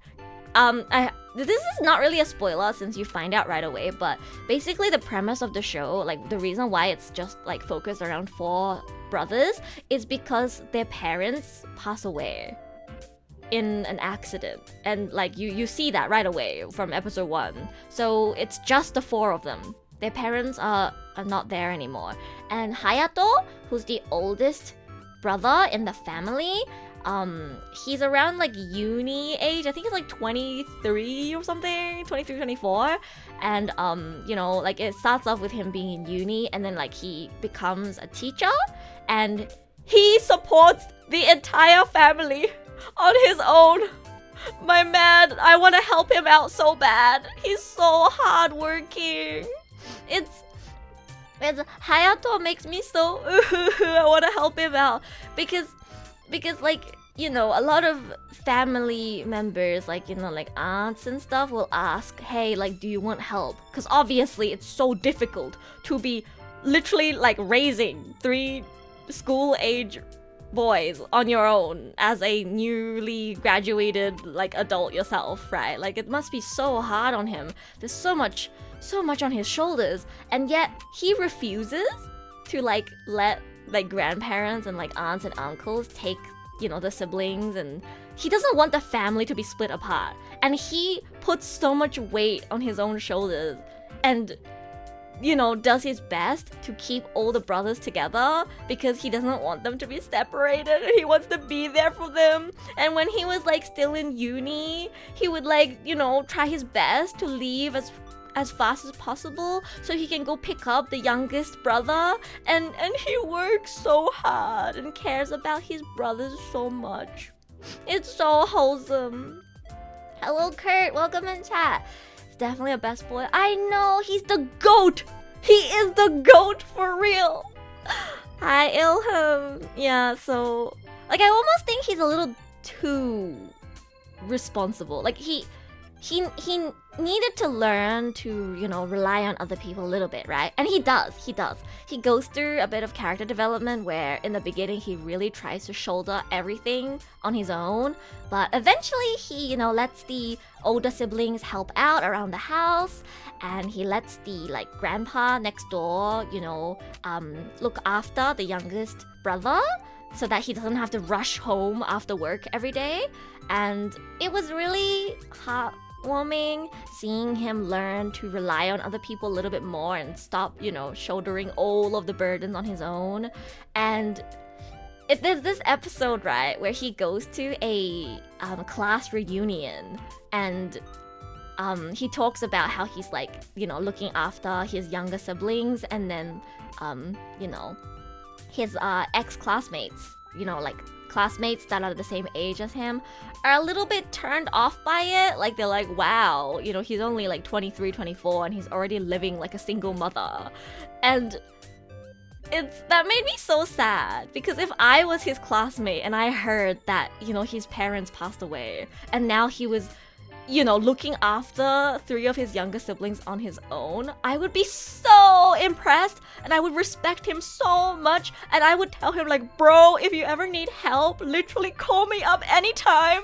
I will like do everything in my power to help you out, like, like, yeah, it made me mold so hard. His classmates are such bitches. Like the girls who went to the toilet and were like, oh my god, he's like living like a single mother. What a turn off. Like, shut up, bitches. You don't understand? He's working so hard. How could you say that about him? Why are you guys so shallow? Yeah, anyways, that made me mold really hard as well. But then he goes home. And then his brothers like made like a surprise birthday party for him. And then he like tears up, and it's so wholesome because it's like, his classmates saying that about him made him feel like, oh, am I living like a single mother, quote unquote, when I'm still so young? Am I wasting my youth away? And he was like kind of questioning it. But then he goes home, right? And then like he sees his brothers and how much like they love him, and then he's like, no, this is like all worth it. Like, I love my family so much. Like, it's so, if you love your family, you should watch this show. It's so wholesome. It made me feel so warm and happy. It made me tear up in some scenes.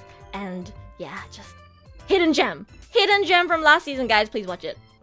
アニメ語ってる時のエルさん早口で聞き取れないや。あ、ごめんなさい。熱くなりすぎちゃって。はい。一応ボマさんが言ってくれるから今日は頑張って日本語でもちょっと説明してるんですけどね。普段はね、アニメトーク配信やっちゃうと大体英語ばっかりになっちゃうの。やっぱ英語と比べて日本語でそこまでうまく自分の感想語れないから、やっぱ見てくれる日本人の方も少ないんだよね。それで最初はちょっと日本語混じりだったけど、真ん中あたりからもう日本語全然話さなくなるっていうでも多分今まではちゃんとどの作品もなんで好きなのか、どうしておすすめなのか日本語でもちゃんと説明してる。ありがとうボーマーさん、言ってくれてありがとう。はい、ミギとダリとユズキ家の4兄弟おすすめです。見てください。 Please watch Migi and Dali and Yuzuki family's 4 sons. These two are my 2 top picks. Hidden gems, top recommendations for full 2023. Yeah. Alright, moving on. What should we do next? I kind of want to do these 3 in one go, so let's do my goofy boss. Ooh. I'm gonna have to put it here.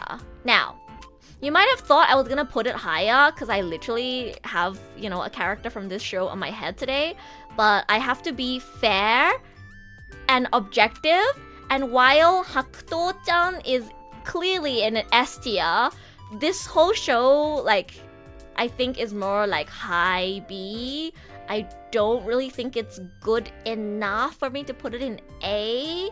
So yeah, but Hakuto-chan's definitely amazing. Yeah, like better than Migi and Dali, for real. Hakuto-chan はもう S です。でも amazing。でも作品全体だったらここぐらいかな。はい、Hakuto-chan は amazing です。Migi and Dali, yes. Oh my god, Angie. Hi, Angie. Hello, Angie. Alright, let me talk about my goofy boss. You're just in time for my goofy boss, Angie. I feel betrayed. Wait, why do you feel betrayed? I have it pretty high. I mean, I guess I could also put it here. I don't think it deserves to be as high as these 3. That's the only reason why it's here. It's still good. Angie, are you looking at... I think it's good. I just don't think it's really, really good. Really good? Am I gonna get convinced by Angie into putting it into really good? Better than pretty good? Okay, whatever you say, bestie. It's okay, to be fair, I'm like stuck between putting it here or here as well. It'll either be the highest in this category or it'll be here. Cause if I put this here, then it would mean that I'll have to put some of these shows in pretty good. And I was planning to put them in like okay. So we'll see. Angie has to fight for her faves each season. No, because I agree. I really like Goofy Boss. But I guess when I give my thoughts, right, on shows, I don't just think about whether I personally enjoyed it. I also think about whether it has like widespread appeal. Does that make sense? Because like Angie, I love it. It's at least pretty good for me. But like in general, like from an objective standpoint, whether I think my viewers will enjoy it, it's more like here. You know what I mean? I think it's this good. I enjoyed it this much. But I think if I'm to recommend it to other people, it's more like here. I don't think it's something that would appeal to everyone. But yeah, I guess I do love Hakuto. And Hakuto is my best boy. So maybe it does deserve to be really good. True. Hakuto. You know what? Just for Hakuto. Because no, I did say the show itself is here, but Hakuto is here. So take it in the middle. True. Actually, you know what? Angie's right. I'm not being gaslighted, guys. This was my own decision. Thinking about it, if I think Hakuto is here and the show is here, then if we take it in the middle, this feels just right. True. 確かに。白桃ちゃんがアメイジングで作品自体はプリティグッドだったら真ん中を取ってリーリーグッドがちょうどいいんじゃない？ちょうどいいんじゃない？そうだね。うん。そうだね。Actually, true. True. So to explain why I think Goofy Boss is really good, I think a lot of people probably looked at the premise of the show and was like, oh, Fujo bait. Oh, is it gonna be like BL? Oh, are the guys like gonna be gay? No, okay, guys, hear me out. That's not what it's about. It's not Fujo bait. I guess it could be, depending on how you see it. But then by that logic, anything can be Fujo bait. Migi and Dali could be Fujo bait. You know what I mean? Like, you can't just look at a show with like men and then just immediately assume that it's Fujo bait, right? So, this show is about a guy who was working in a black company. Well, maybe not the company was a bad company, but like he had a really, really abusive boss. The guy with the blue suit, he had an abusive boss, and he's kind of traumatized, right? He's kind of traumatized because his ex-boss was so abusive, really did not like treat him well. And he goes to this new workplace and he meets this new boss who's Goofy, voiced by Umehara Yuichiro. And it's kind of like his life changes. It's like there's like a turnover in his life, right? He's so traumatized from how poorly his ex-boss treated him. And you kind of get really healed. Like, すごい癒されるんだよね。すごい癒される、この作品は。You kind of get healed from seeing this guy who's so traumatized from an ex-abusive boss finally get treated the way that he deserves.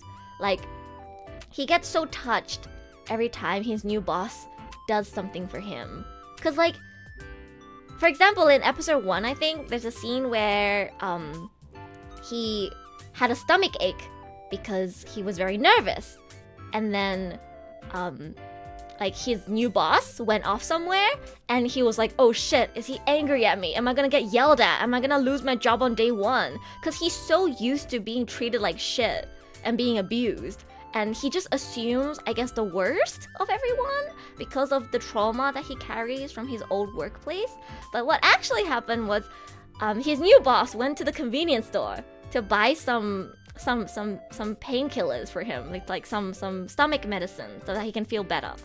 And it's just like seeing him so touched every time his new boss does something for him that actually shows that he cares. And it's him almost, you know, like recovering from the trauma that he has from his abusive boss and actually finding people who care about him in his workplace and actually being in a positive work environment and making friends and genuine relationships with the people at his new workplace, and having a boss who actually cares about him, and seeing him, just like recover from that trauma and be happy, and then seeing them all get closer to each other and like go on vacation together and stuff like that. It's so wholesome. It's such a feel-good show. It's just as much of, if more of a feel-good show as Yuzuki family. And for Eru, the reason why I decided to put it in really good instead of pretty good, Hakuto-chan, my beloved, this is totally personal bias, but I am in love with this cat called Hakuto. He is the cutest thing that I have ever encountered in my life. I would die for him. エル、白桃ちゃんのためだったら死ねるわ。ごめん、どれぐらい好きなのか言葉で表現できないぐらい好き。I like Hakuto more than Mao Mao. That's how much I love Hakuto. I mean, Mao Mao technically means Mao Mao, which is cat, but he's so cute. He gives me life. I cannot explain how much he makes me smile. So first of all, if you look at him, let me zoom in even more. First of all, if you look at him, what an adorable creature. The way his mouth is like a little X. Oh, it's so cute. His little peach accessory. Oh, it's so cute. The way he has like a little piece of like hair at the top. Oh, it's so cute. And the way he kind of looks like, what do you call it? Like his eyes look like his little ball. It's so cute.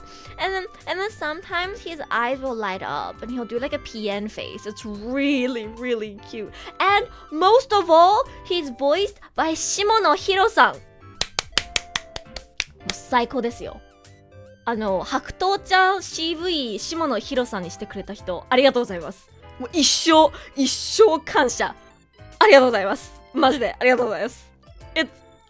You guys know how much I love Shimono-san. I really love Shimono-san's voice.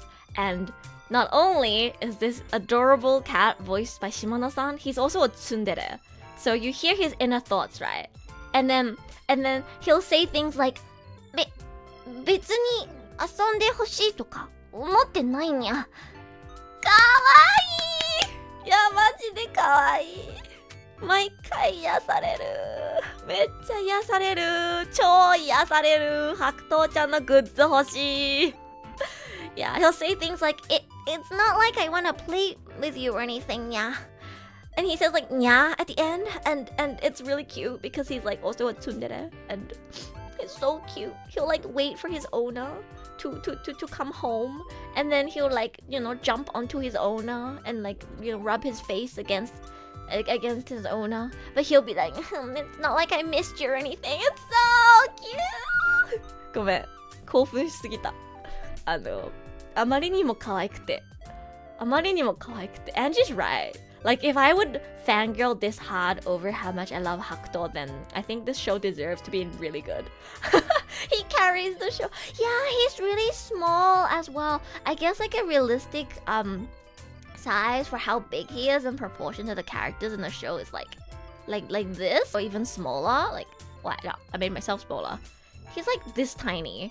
白桃ちゃんめっちゃちっちゃいのよ。ちっちゃくて可愛い。I think he's like around this big. I mean, I'm a girl, so I'd be like a little smaller, but he's so tiny. He's like this tiny. He's so cute. I don't know what else to say besides he's the cutest creature that I've ever seen in my entire life.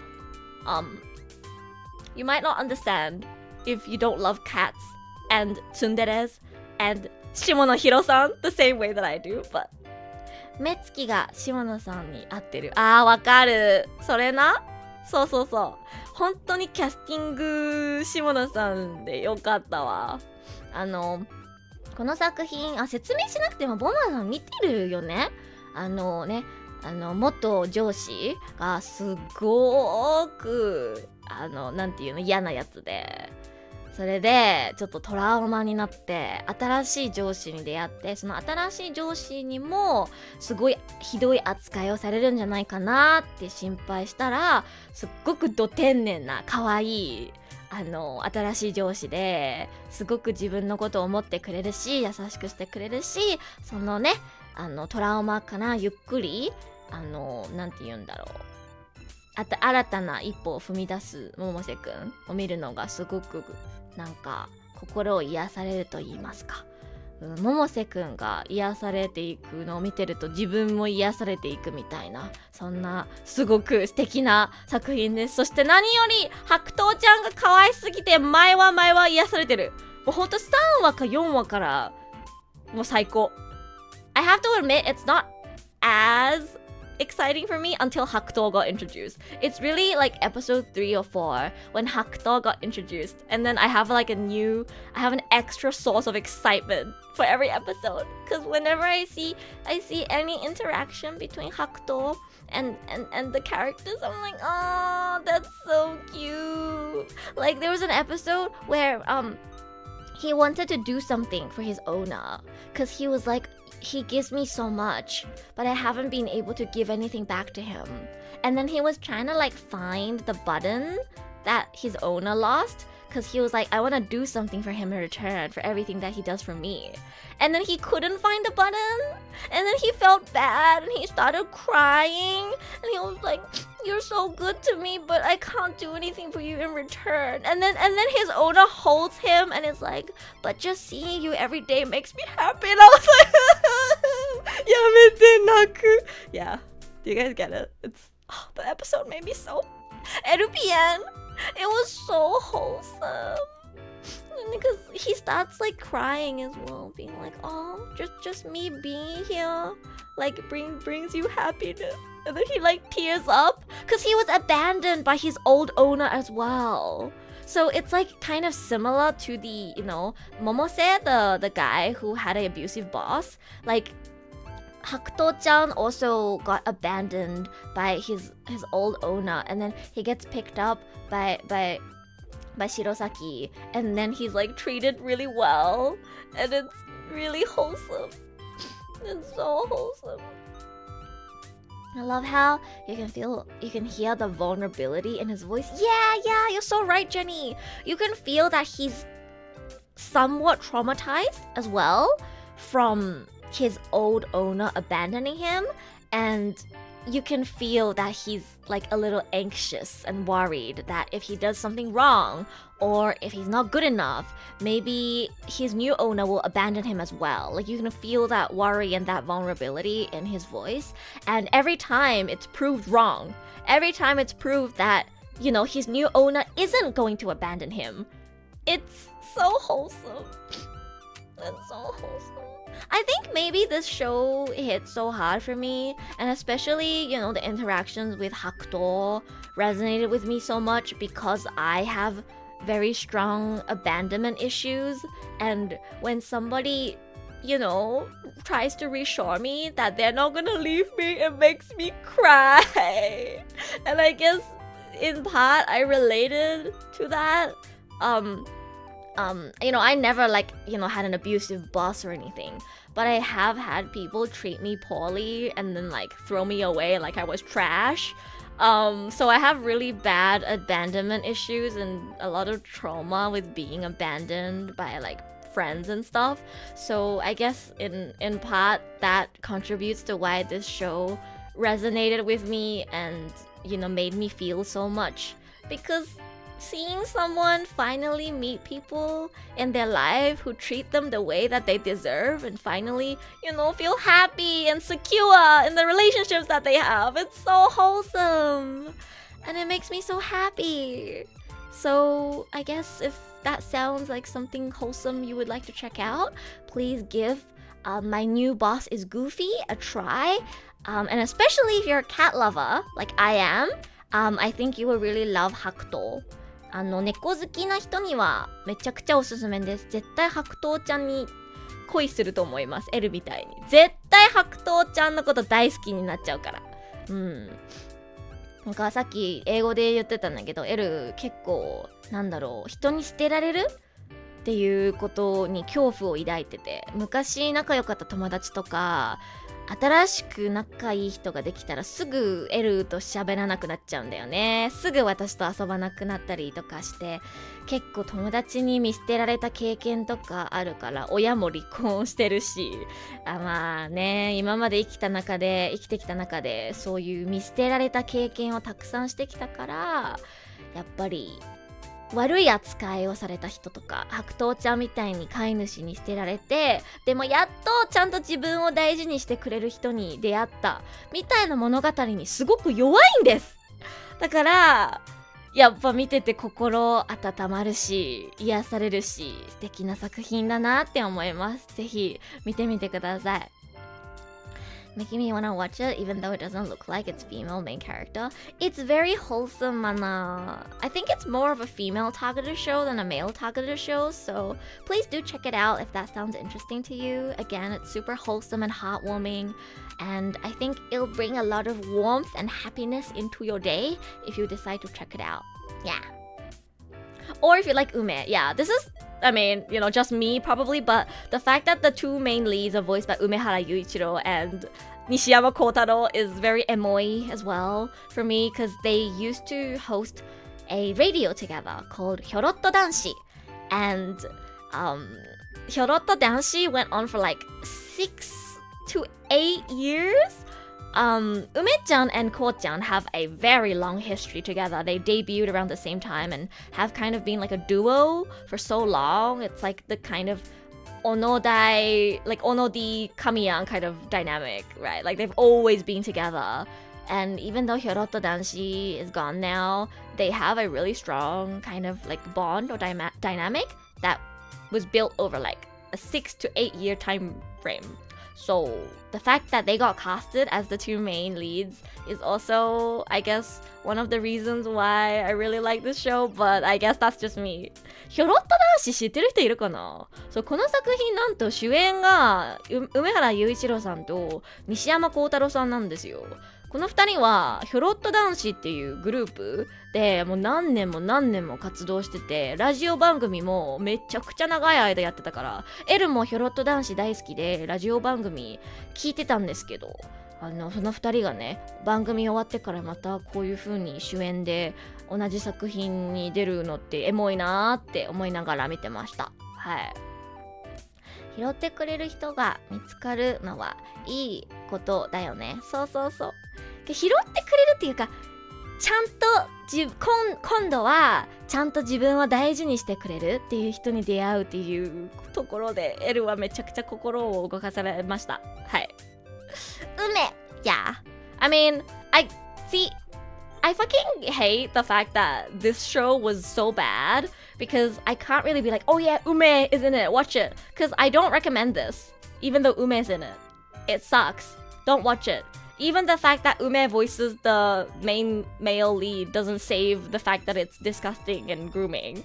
But this show, yeah, Ume. And Shimono-san. And wholesome. Look at this cute cat. Does this not look like the cutest cat in the world? マジで可愛いんだけど。可愛い。可愛い。ごめん。エル、尋常じゃないくらい白桃ちゃんのこと好きなんで。I like 白桃 a not very normal amount. And I will never shut up. I will never shut up about how much I love him. And if you need one reason to watch this show, I'm sorry, it's not Ume, it's 白桃. Watch it for 白桃, please. はい、ごめん。エル、白桃ちゃんのこと好きすぎて、やべ。I made myself small. If anybody ever finds 白桃 merch, please link to me right away, okay? Okay? I give you permission to DM me or like ping me if you find 白桃 merch that I can buy. Thank you. If I can't buy it, don't send it to me because it's just gonna make me sad. Unless you're gonna buy it for me. Yeah. 白桃ちゃんのグッズを見つけた際はぜひエルに教えてください。すぐ買います。I want 白桃 merch so bad, you don't understand. I think out of everything that I watched last season, like I love Migi and Dali, but I don't particularly like want merch of it or anything. But holy shit, do I want 白桃 merch. 一瞬スモールになるエルさん。そう、私が一瞬ちっちゃくなった。はい。白藤ちゃんのグッズを見つけた際はぜひ。白桃 merch Akiba collab right now. Can you get some for me, Angie? I'll pay you. Angie, can you get us matching 白桃 merch, please?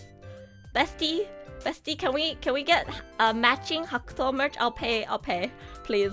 I don't even care how expensive it is. I just want 白桃 merch. Thank you. Placemat and standee. Wow, if 普通に欲しい, wait, I actually want that. Can you get me some 白桃 merch? I actually want 白桃 merch. I have to see if I can get another booking. I'll see. If you can, please get me some 白桃 merch. I want 白桃 merch so bad. Thank you, bestie. I love you. Yeah. はい。新しい上司はど天然でした。Oh my god. Am I going through this a bit too slow or is it fine? It's been almost 2 hours. Okay, it's not too bad, right? Yeah, okay, I'm not going at a too bad pace. Okay, I was worried I was going on too many tangents. Alright. I think I've love mailed all of the shows that I really, really love enough. So I guess we can move on to these 3, which I personally feel are in the same category. Which one do you guys want me to start with? Fuck. I have the most to say about 100 girlfriends. 待って、この3つどれから始める？どれから始めてほしい？ Right, chat, which one do you want me to start off with?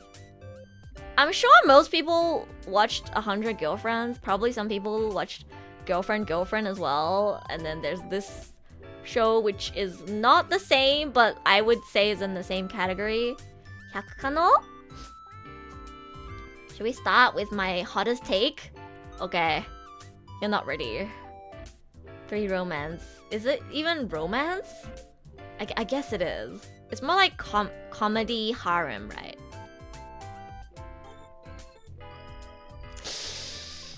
You see, I was going to do this, but because Angie convinced me to put this in really good, I guess this now deserves to be here. It's not gonna be any higher though. What do you guys think of 100 Girlfriends? Because I was convinced into watching it. I remember people telling me, hey, Edu, you should check out 100 Girlfriends. It has a really high rating on my anime list or whatever. And I was like, this sounds like the dumbest premise ever. Why is it popular? So I watched it to see why it's so popular and rated so high. And I'm afraid to say, I don't really get it. I kind of get it and I don't really get it. It's more of an okay for me, but like I feel like people are getting angry if I put it in okay. So we'll see. I might switch around these 2. I think my more real opinion is this. It wasn't bad. It wasn't bad, but it wasn't that good. 個人的には OK。あ、そうなんだ。はいはい。めちゃくちゃ大人気だから OK とかに入れたら怒られるかなと思って。It wouldn't okay as well. Again, like okay doesn't mean bad. It might seem bad because it's right above please no, but like there's a reason why I changed it from S, A, B, C to like these titles. Don't know much about it except certain clips I've seen on Twitter. Expected to hate it, but I don't really don't really hate it, but I can't say I really care. I feel kind of similar. It's alright, I enjoyed it for its comedy. I like it for personal reasons. Alright, what personal reasons, Jenny, if you don't mind sharing? Why do you really like 100 Girlfriends? Oh, hi X! Welcome in chat. It was pretty good. Okay, I want to hear from everyone who really enjoyed it. Like, what about it made you really like it? 彼女系はちょっと苦手だから、わかるよ。でも男性ってこういうの好きってイメージだから、ボマーさんはどうしてこういうの苦手？よかったら興味あります。Wasn't bad, wasn't that good too? Agree. An okay show would be a 6 out of 10, right? The daily fried rice you eat every day. Yeah, like a 5.5, a 6. Just, it was good. I don't like particularly regret watching it. It didn't make me angry. It was just not super entertaining and I probably wouldn't rewatch it, that kind of thing. Yeah. Like this one, I have to put it in please no because it's like gross. But this one wasn't like that. But it wasn't also like good. So I guess okay. Junk food? Yeah, it's like junk food. 個人的な彼女、なるほど。そっかそっか。なるほどね。そうだね。聞いたもんね。5回中3回浮気されたって。いい人が見つかるといいねってまた言おうとしたんだけど、もう恋愛はもういいよね。いいよ。自分で生きてて楽しいなら。でわかるよ。エルも彼女系の作品あんま好きじゃない。特にさ、秋アニメで放送されたこの百科のと彼女も彼女、複数の女性と付き合ってるじゃないですか。それあんま好きじゃなくて。レンタロウはめちゃくちゃいい男だと思いますよ。でも、それでも複数人と付き合うのは見てて気持ちよくないかな、L 的に。Rentaro is a chat is the reason I gave it a score. If the MC is shit, it would be 4 out of 10. Just kidding, I think it was mid. Okay, so let me explain how I feel about 100 girlfriends. Please let me know in chat your thoughts as well. I would love to hear your thoughts. I don't hate it, and I can see why people praise it, but I think it's overrated, and I think people praise it a bit too much. Like, yes, Rentaro is a Chad, but so what? Like, he needed to be a Chad, because if he wasn't a Chad, this show would be dog shit. Does that make sense? Like, people treat this show like it's like a 10 out of 10 because Rentaro is like Chad. But if he wasn't a Chad, then this show would be dog shit. So he needed to be a Chad for it to be even decent. Does that make sense? It's overrated. It's definitely overrated. I don't hate it, but I don't think it deserves how much praise people give it. Facts? Yeah. Like, if he's going to date multiple women, at the very least, he needs to not feel like a bad MC, which I think he delivers on his promises. Like, okay, so for anyone who doesn't know about 100 Girlfriends, basically the premise is this dude gets rejected 100 times, and then God or some higher being assigns like a soulmate to him, but he accidentally fucked up and assigned 100 soulmates. So now he has 100 soulmates, and if he doesn't date all 100 girls that are his soulmate, then they die. So every girl that's his soulmate that he doesn't date dies.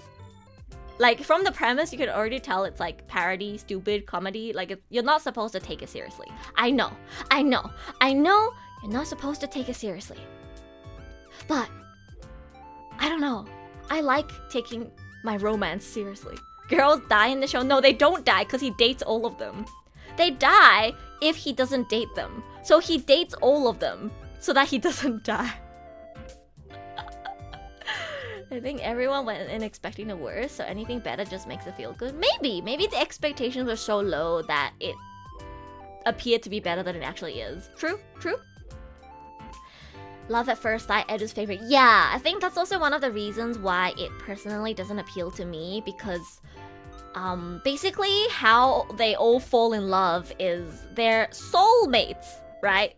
Their soulmates, like assigned soulmates. So he basically looks at the girls in the eyes, and then like electricity runs through their bodies, and then like immediately they're in love. I'm sorry. I know that's the premise. I know it's not supposed to be realistic. I know that it's anime, but I don't like it. It doesn't appeal to me. In case somebody says, but Elu, it's anime. Why are you expecting realism in anime? I'm not. I just don't like it. I'm not a fan. Looks, doki doki, OMG, my soulmate. Yeah, that's how it goes. 作品コンセプトがそうだから基本的に合わないというだけではあるんだけどね。わかるよ。エルも同じ意見だから。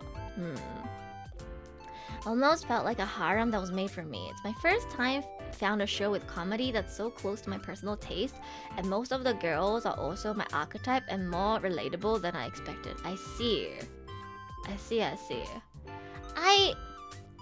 I guess it just didn't match my personal taste then. I struggle to put into words why it doesn't appeal to me, but I guess, like, you know, Troy bringing up the whole love at first sight thing, I think this show doesn't have anything that I love about romance. I love seeing the process of two people going from not knowing each other to slowly getting to know each other, and then developing from friendship to love. And this show clearly does not give you that, because they fall in love immediately. And while I know that's just how it is, and it's not supposed to be a traditional romance, I just don't enjoy it. I do not find myself getting attached to the characters because they fall in love so quickly. And while they do get explored a little bit more in depth, in the end, because there are so many girls, each girl only gets so much screen time. I'm sorry, but I prefer there to be one or two characters who I get to know really, really, really in depth. Like, you have to admit, because there's so many girls, even though each girl does have their own backstory and it's very well written, at most they get a few episodes to themselves. Like, in the end, if there's many, many, many girlfriends, then each girlfriend only gets so much screen time. I don't like that. I like it when there's one girlfriend and she gets all of the screen time. So I get to know her very, very well. Does that make sense? So it just doesn't appeal to my taste. Do you know what I think 100 girlfriends is? You ready? You ready? This is gonna be my quote of the day, okay? I came up with this before the stream started. So, if I were to put, if I were to describe 100 girlfriends in one sentence, it's, you ready? Harem anime for TikTok kids. There, I said it. It's always TikTok! Do you know why it's popular? It's because of TikTok. TikTok ruined anime. TikTok has made it so that people's attention spans are so short that they need a new girl every episode to keep being interested. I'm sorry, Jenny. I get that you like it for personal reasons. But for me, it seemed like, oh, it's because of TikTok. That's why there needs to be 100 girlfriends. One girlfriend isn't enough anymore because people get bored if it's just one girlfriend. They need 100 girlfriends so they can keep seeing new girls and so that their short attention spans don't get bored. TikTok kids always catching strays. You know I'm right. You know I'm right. You know it's because of the TikTok kids. Yeah, that's my quote of the day.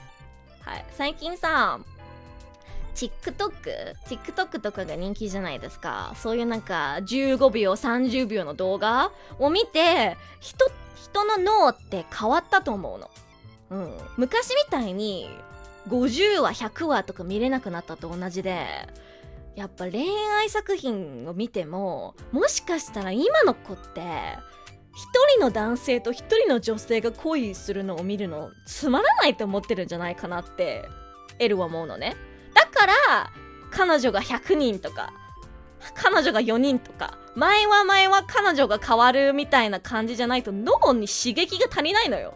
脳をずっと刺激するために彼女がずっと変わって新キャラがどんどん出てくる作品が好きなんだよね。展開が早くてキャラクターがどんどん出てきてずっと変わってるそういう作品じゃないと今の子って脳に刺激が足りないの。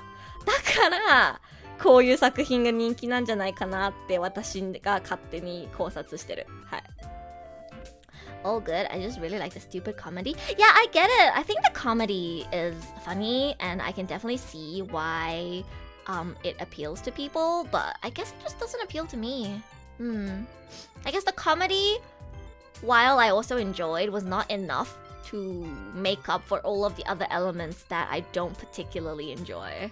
Yeah. I don't particularly like the show that much, but your take is way off. Okay, why? Explain. Hi, Andre, welcome! 配信のアーカイブを 1.5 倍とかで見る若い頃がいるのは知ってる。ロングストーリーを楽しむ子が減った気がする。でしょ？そういうことなんですよ。そう。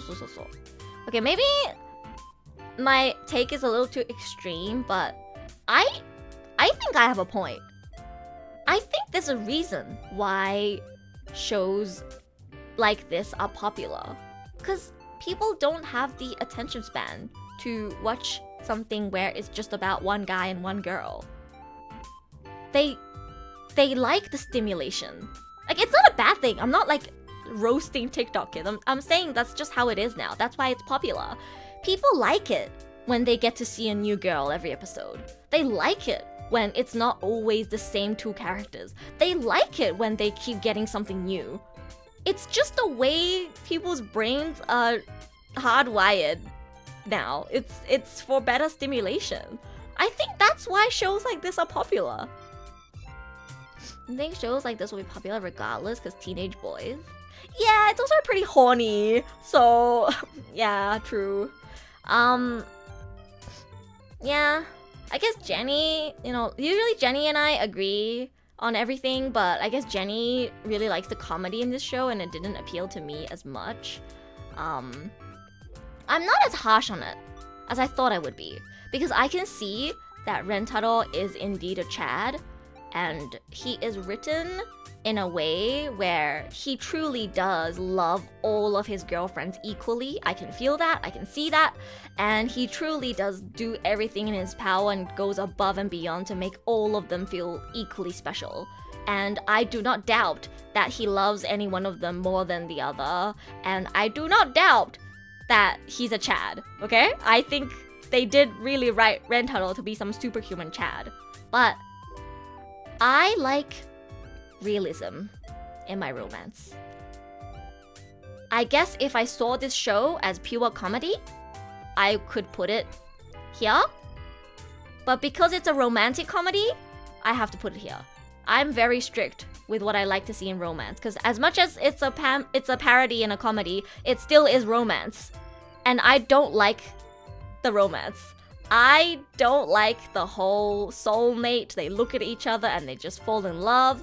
I don't like just seeing one person date multiple people at the same time. That just does not appeal to me and doesn't align with my values, no matter how much of a Chad Rentaro is. I still believe in monogamy. Just because someone's a Chad, it doesn't mean that I'm gonna change my values, you know what I mean? I don't know about you guys, but just because someone's a Chad and can love me just as much as, I don't know, their other girlfriends, I'm not gonna be okay with being one of their girlfriends. I want to be the only girlfriend. I'm sorry. It just doesn't align with my values. So I guess because there's that, I cannot fully, truly enjoy the story. If I was able to, I guess, see this as pure comedy and not look at the romance at all, maybe I could enjoy it a bit more. But it is technically a romantic comedy. It's not just comedy, so yeah. Did you like any of the girls in the show? I do. I really like the girls in the show, actually. I really like Shizuka. I think Shizuka's really cute. And I quite like Karane. I really like Karane. Maybe not so much the other girls, but I like Shizuka and I like Karane. They're a bit over the top though. Like, I think Karane's tsundere is a bit too over the top for my tastes. But yeah, Shizuka was really cute, and Troy and I had a conversation about this when I think episode 3 came out. I loved episode 3. Shizuka's episode? It was such a good episode. Shizuka is such a sweetheart, and I love her so much, and I think the way Rentaro treated her was so good, and I really like that episode. Like, I'm sorry if this is a spoiler, but I need to tell the details to explain why I really liked episode 3. It's Shizuka has a struggle where she can't talk. Like, she struggles talking and speaking out loud, so she kind of points to a book. She points to the lines in a book to communicate with the people. Like, she has that komisho kind of thing where she can't talk to people, and she had some experience with people being impatient with her and I guess kind of blaming her, like, why can't you talk like a normal person? Being blamed for something that she can't do, and being blamed for not being quote unquote normal. And yeah, and the way Rentaro treated her, I think, was just so good, because he didn't try to make her change. He didn't be like, oh, you should try and talk more. It's like he doesn't make assumptions about what is... how to explain this? It's like everybody else, right, treats Shizuka in a way where they assume, oh, talking is so easy, why can't you do it? And they don't try to understand from her perspective that it's very difficult for her. Just because it's easy for you, and just because it's normal, it doesn't mean it's easy for everyone. Just like how people with conditions like ADHD find it so much harder to do certain things, right? Like it can't be helped. Shizuka is not the way that she is because she wants to. It's just very difficult for her. And a lot of people are unable to understand that, right? And the way Rentaro went about it was, he is very understanding of the fact that while, talking is something that he doesn't struggle doing, it's difficult for her, and he respects that. So instead of being like, come on, you can do it, you try doing it more, instead of saying things like that, he instead transcribed her entire book into an ebook so that she can keep doing what makes her comfortable, but it's easier for her because now she can use like the digital tools rather than pointing at like a physical book, and she can use like Siri to have it read out, so it makes the communication a little bit better. Like the way that he tries to help her while trying to be as understanding towards her as possible. Right, guys, I'm watching it properly. I can see why he's a Chad. He is a Chad. He is so understanding, so sweet, and really, really does try to,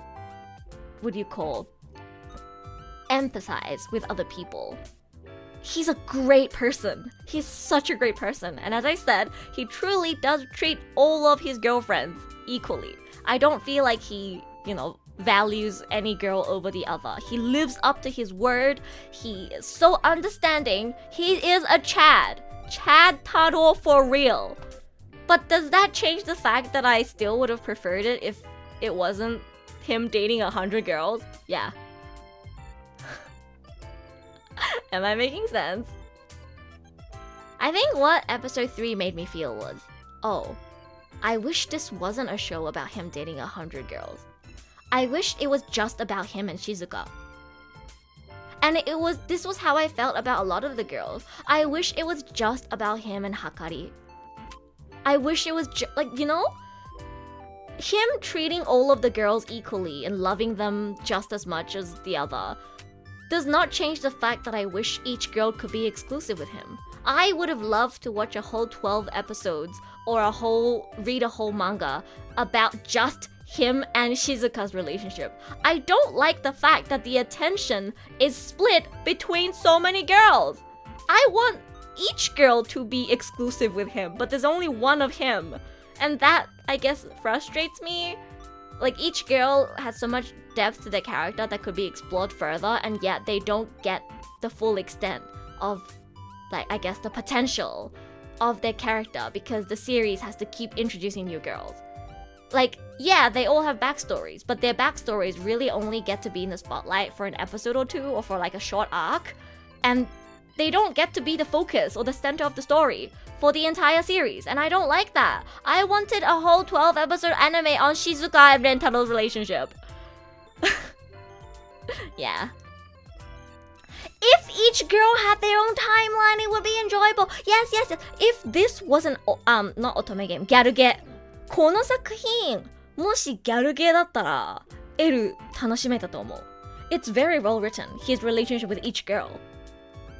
But I think it needed to be in different routes. Not them all dating him at the same time. Like, I guess you can argue that the relationship the girls have with each other is sweet as well, but I think I would have just much preferred it if it was like a visual novel where he's the protagonist, and depending on his choices and which girl he meets first, he has like a different timeline with each girl. And in each route, it's about that girl and that girl only. I think I would have preferred that. I don't like the fact that the timeline is that he dates all of them simultaneously, because it inevitably means that each girl will get less screen time. You can't help that. You can't help that, right? And yeah, I guess that's how I feel in a nutshell about 100 girlfriends. I agree. that Rentaro is a Chad. I really like the way he handles situations. I really like the way he treats the girls. I really do think he's a great guy. But I guess I just wish each girl got their own timeline. And it wasn't just them all dating him in the same timeline. Yeah. That makes sense, guys. I hope I'm making sense. And I guess this show does have some excessive fan service and questionable things. Like, okay, I'm gonna spoil this. Don't listen for the next 3 minutes if you want to avoid spoilers, okay? I'm gonna spoil something about it. ちょっと今からネタバレ話すんで聞きたくない人は3分ぐらいミュートしてて、3分ぐらいでいいんで。He dates Hakari and her mom. I'm sorry. I'm sorry. That's so weird. I can't imagine a guy dating me and my mom at the same time. I'm sorry. That's so weird. I do not care what kinks you have. That's so weird. Good night, Nui. Sleep well. Enjoy the VOD. That part lost me completely. I know! You couldn't forgive her for that. Okay, I'm glad Jenny agrees with this too. Because when I read like the comments on Crunchyroll, people were like, oh my god, like he got a real mommy. I'm like, are you guys okay with this? Huh? あ、PPID さん、こんばんは。エルジャ姉さんがおすすめの秋アニメを教えてくれると聞いて、はい。エルの一押し、一番のおすすめはミギとダリです。はい、今ランキングしてるんですけど、一番のおすすめはミギとダリです。もし、どうしておすすめなのか聞きたかったら、アーカイブぜひ見てみてください。後でタイムスタンプつけるので。で、薬屋のひとりごと、フリーレン、と、ゆずき家の4兄弟もおすすめです。はい。I was like, 今はね、100カノの話をしてるところです。I was like, I can deal with this show, then that happened, now I'm uncomfortable. Yeah, that was a bit excessive. That's the biggest reason why I want to be very harsh on this show. I mean, there's other things that happened before that was also very questionable for me as well, like the excessive fan service. I guess it is a show for horny boys, so it makes sense. But do you guys remember that scene where Nano literally, like, it was like a 20-second scene or something where she licks his finger?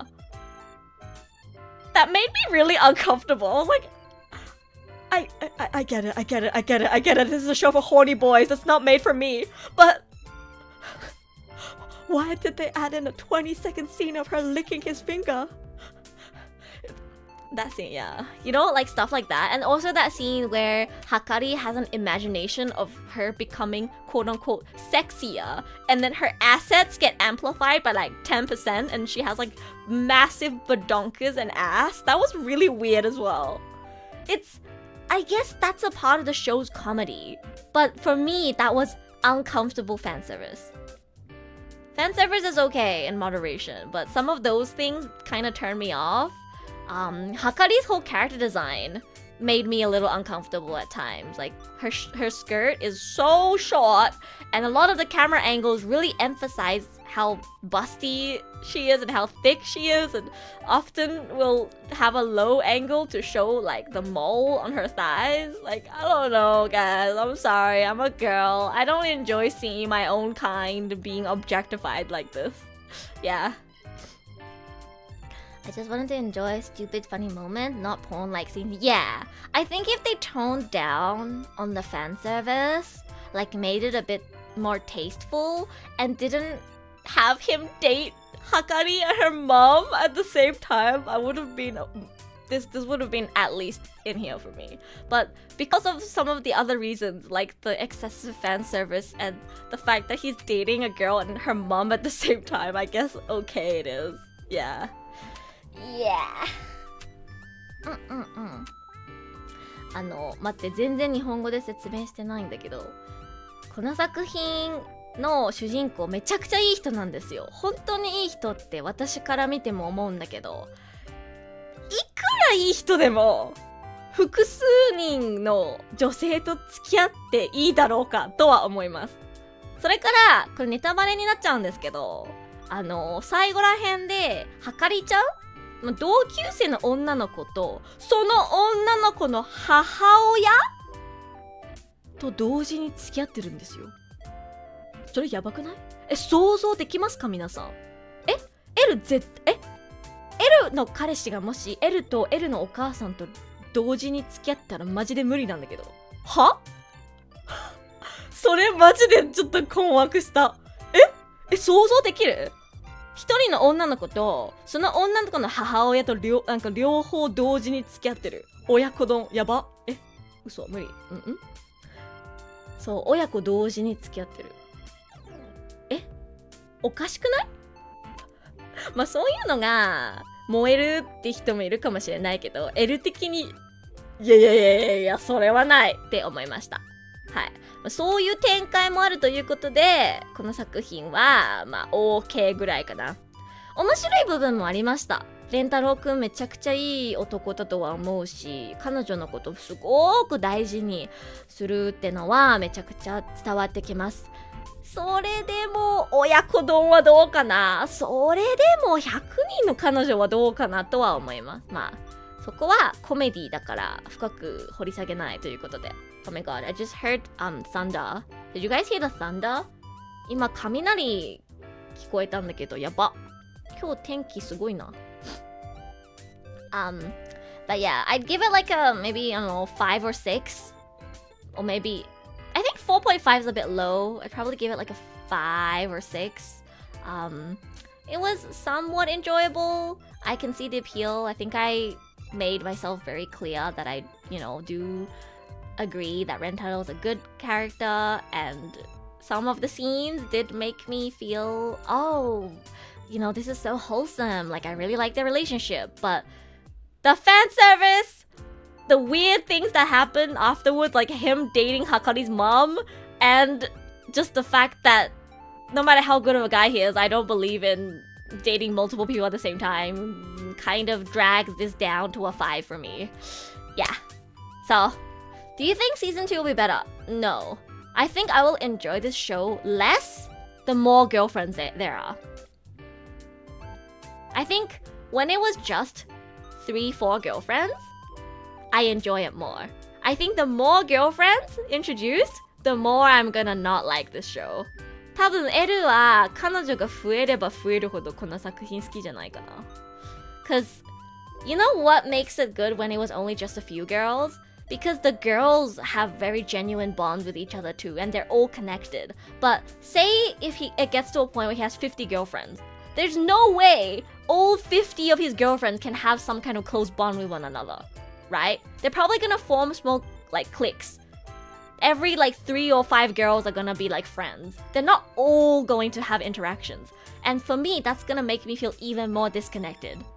Because I guess a part of me was like, you know what, I don't agree with polyamory, but I can tell that the girls also care about each other very deeply, and that's kind of wholesome in its own right, and I didn't mind it as much.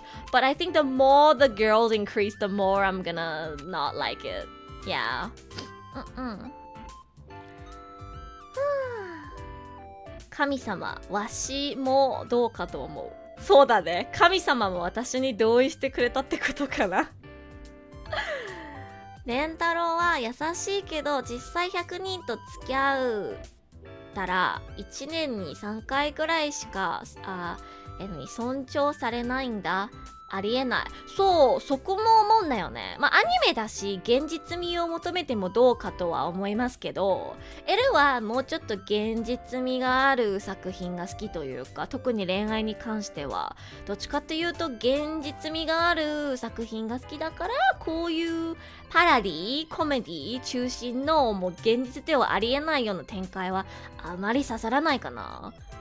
ボナーさんの言う通り、いくらいい人でもさすがに100人と付き合ってたら、そんな全員の彼女と遊ぶ時間なんてないですよ。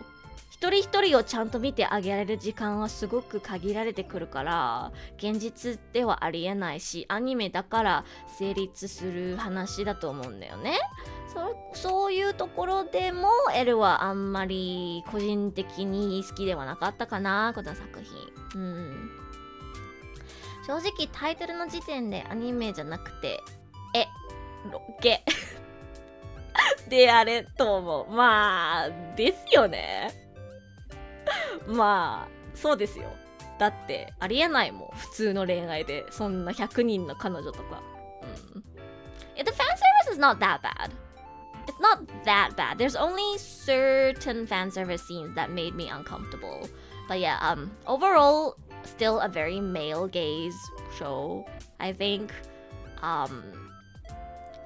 it's a male gaze D-Gen show that's trying its best to be wholesome. I think. Because it tries to make up. Okay, it tries to make up for how D-Gen it is by making the relationships between Rentaro and the girls wholesome. But it doesn't change the fact that it's still D-Gen. Is how I feel. Yeah. It's a D-Gen show that does D-Gen things, that is trying its best to gaslight you into thinking that it's wholesome by making the MC a really good guy who's a Chad, who actually treats his girlfriends well. When treating your girlfriends well should be a given. Okay, one last thing before I move on. I'm going for too long, but what rubs me the wrong way, or what I dislike the most about the show, is not the show itself, but the way people talk about it.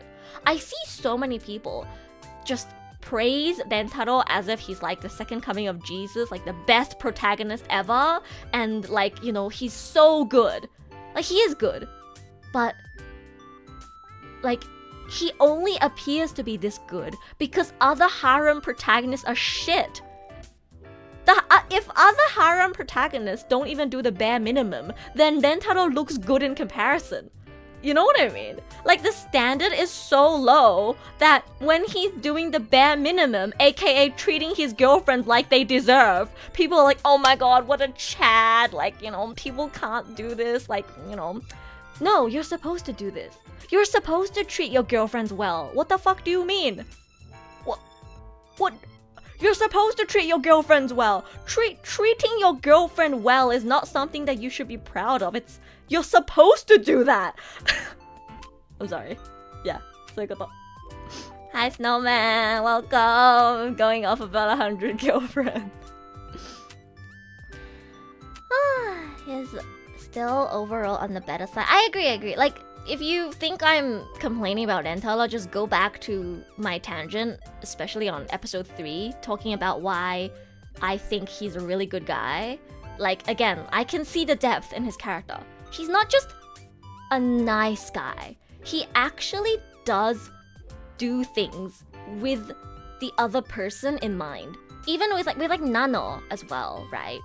He tries to be nice to people in a way that makes them comfortable, but also helps them grow as a person. He is a very, very good, well-written character. I agree.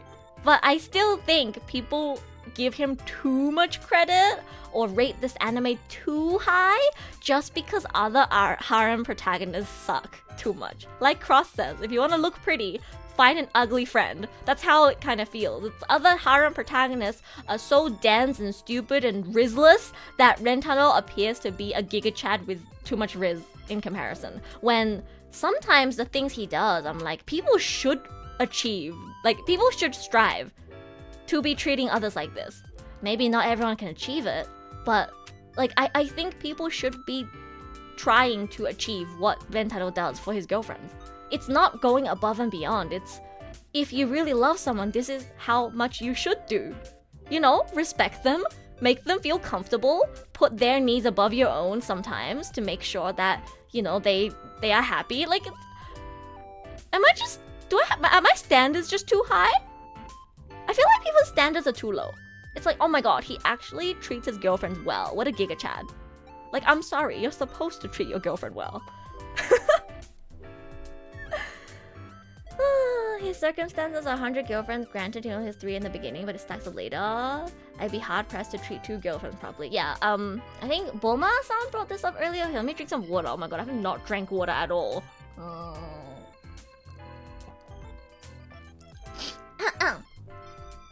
どさ、アニメのこと熱く語りすぎて2時間半ずっと水飲んでなかったっていうやばくない？水飲むわ。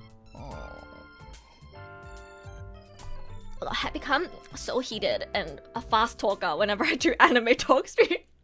I forgot to drink water for 2.5 hours. Holy shit. What was I gonna say?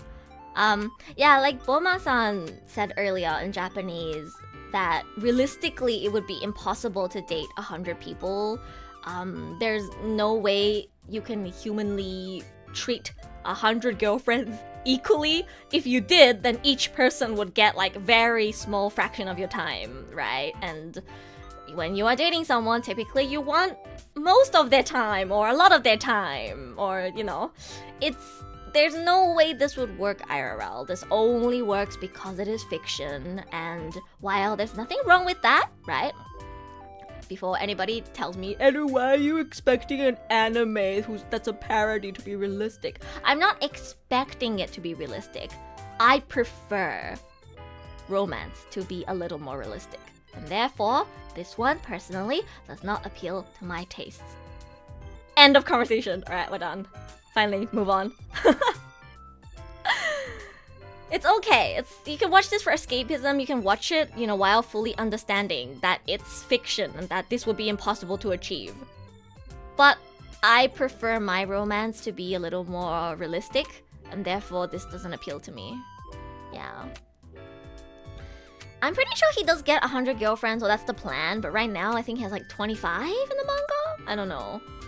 But yeah, if you're like Jenny and you can enjoy it just for the comedy, this might be a good watch. Personally, there were too many aspects about it that turned me off, like him dating Hakari and her mom at the same time. So it's okay for me. Yeah, moving on to girlfriend.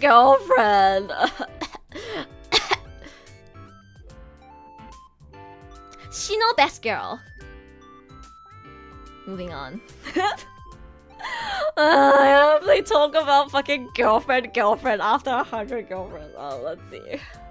What do I have to say about girlfriend? I don't know, guys. Why are there so many fucking shows where the MC dates multiple girls? Do we hate monogamy? Guys? Am I wrong in believing in monogamy? Why are there so many shows that are not about monogamy? What happened, guys? エルが間違ってるのかな？で、エルは一人の人間を愛してその人に愛されたいんだけど、なんでさ、こういうさ、複数の彼女の作品こんなに増えてるの？なんでや？Have you seen anime list of harem? Okay, you don't get it, Aces. No. You don't get it. There's a difference between a show where there are multiple love interests versus a show where the MC openly dates multiple girls at the same time. It's different. No. You can't compare. For example, you can't compare like Nisekoi to girlfriend. Raku picks one girl in the end. It doesn't matter how many girls come in and how many romantic encounters the MC has. In harem, like in Quintessential 2, he marries one girl in the end. Like, sure, I guess in the process, he's like, you know, having all these romantic interactions with multiple girls, but he still picks one girl in the end. What's happening nowadays is we have these shows where he just openly dates multiple girls. Is there a reason why people like it? Genuinely curious because I dropped it on episode 1. I think people think it's funny. I wish Moofins was here. I know Moofins likes girlfriend. I would love to hear why Moofins likes it. It's... Yeah,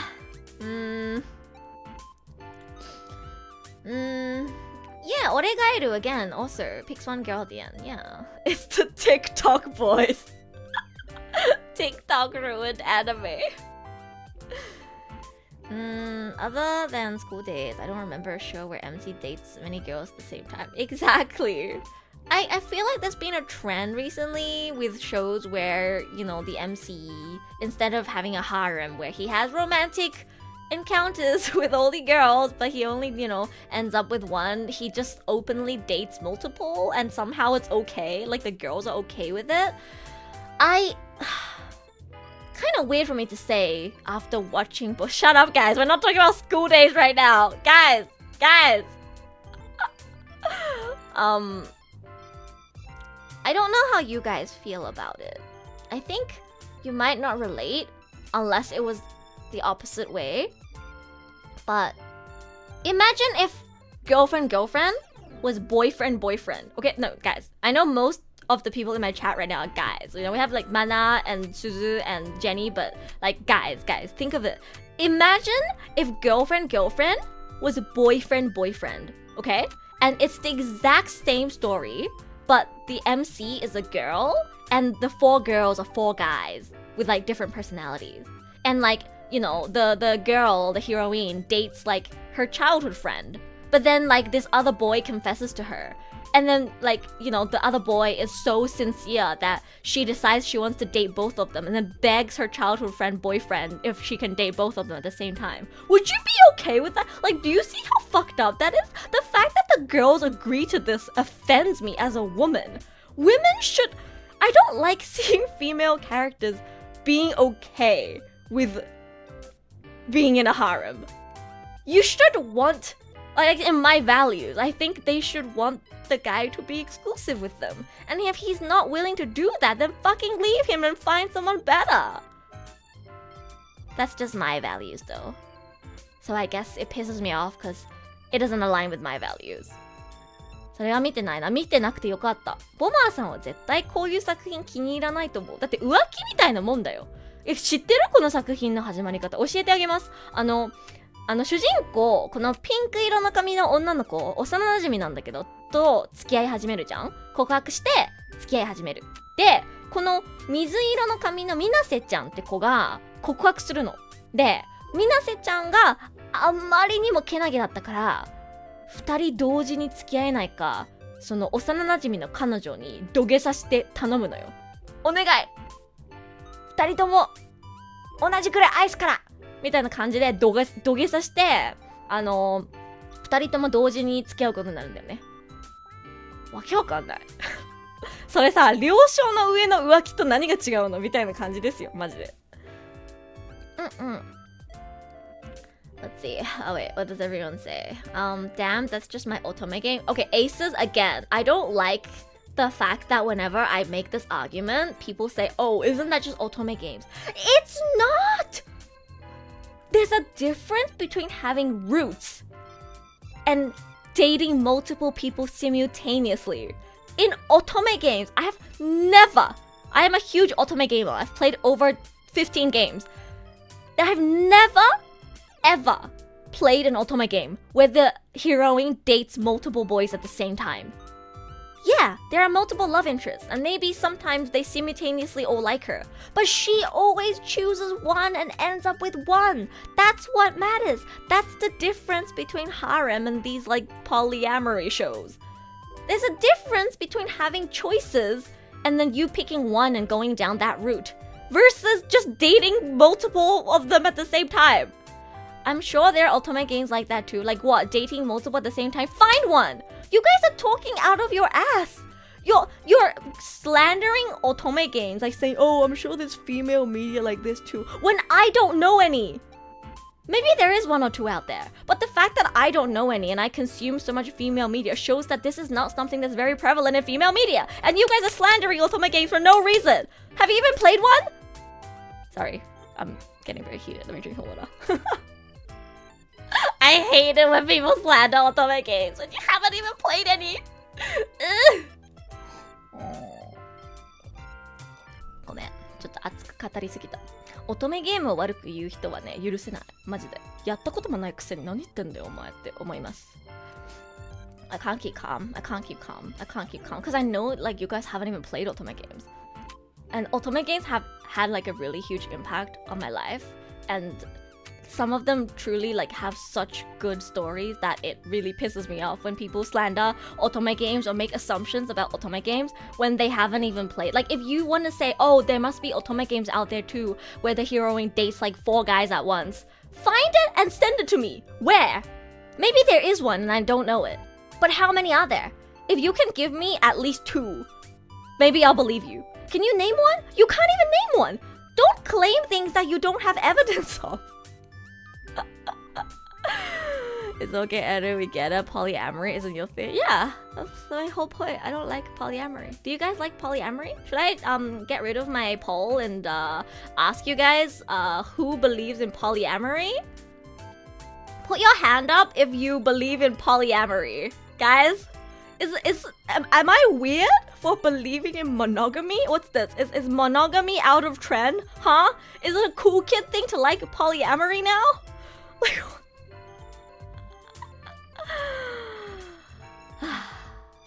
isn't Ultimate Game a root-based game though? Yeah, Long gets it. Thank you, Long. Exactly. There's a difference between something that's root-based versus openly dating multiple people at the same time. Okay? Okay? ちょっと熱くなりすぎたわ。やばい。I wouldn't agree with either case, but I guess I'm not as passionate about it because it's not real. Yeah, that's valid. I mean, do I really care about that much? No. I need to have a strong opinion though, otherwise my streams are not entertaining. Like, guys, think about it. How entertaining would my anime tier list be if all I said was, yeah, polyamory, not a fan, okay tier, and then I move on? That's not fun. It's fun because I'm mold, so I have to be passionate. And I guess I am, like, to some extent passionate, because even though I know it's fiction and I don't really give a fuck, you know, too, because it's like not real, I guess it bothers me to some extent.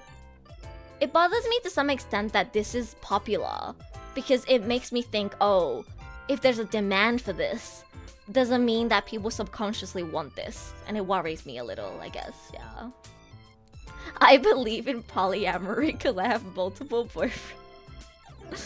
I see.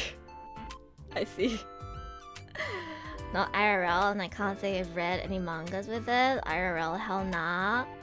No. I'm conflating dating multiple people and having choices. Yeah. That's what it is, aces, yeah. Like, you know, with harem, I agree. You know, there's harem for, you know, many girls and one guy, and many guys and one girl. But, like, again, it's different if they're dating multiple people at the same time, or if they have a lot of girls that are into them, or a lot of guys that are into them at the same time, but they pick one at the end. That's very different. These two shows are both shows where the MC dates multiple people openly in the same timeline at the same time. That's a bit different to having choices or having multiple people interested in you at the same time. Yeah. I condone polygamy. Okay, I guess our values just don't align then. But do you only condone polygamy when it's you having multiple partners? Are you... Or was it condemn? You're confusing me!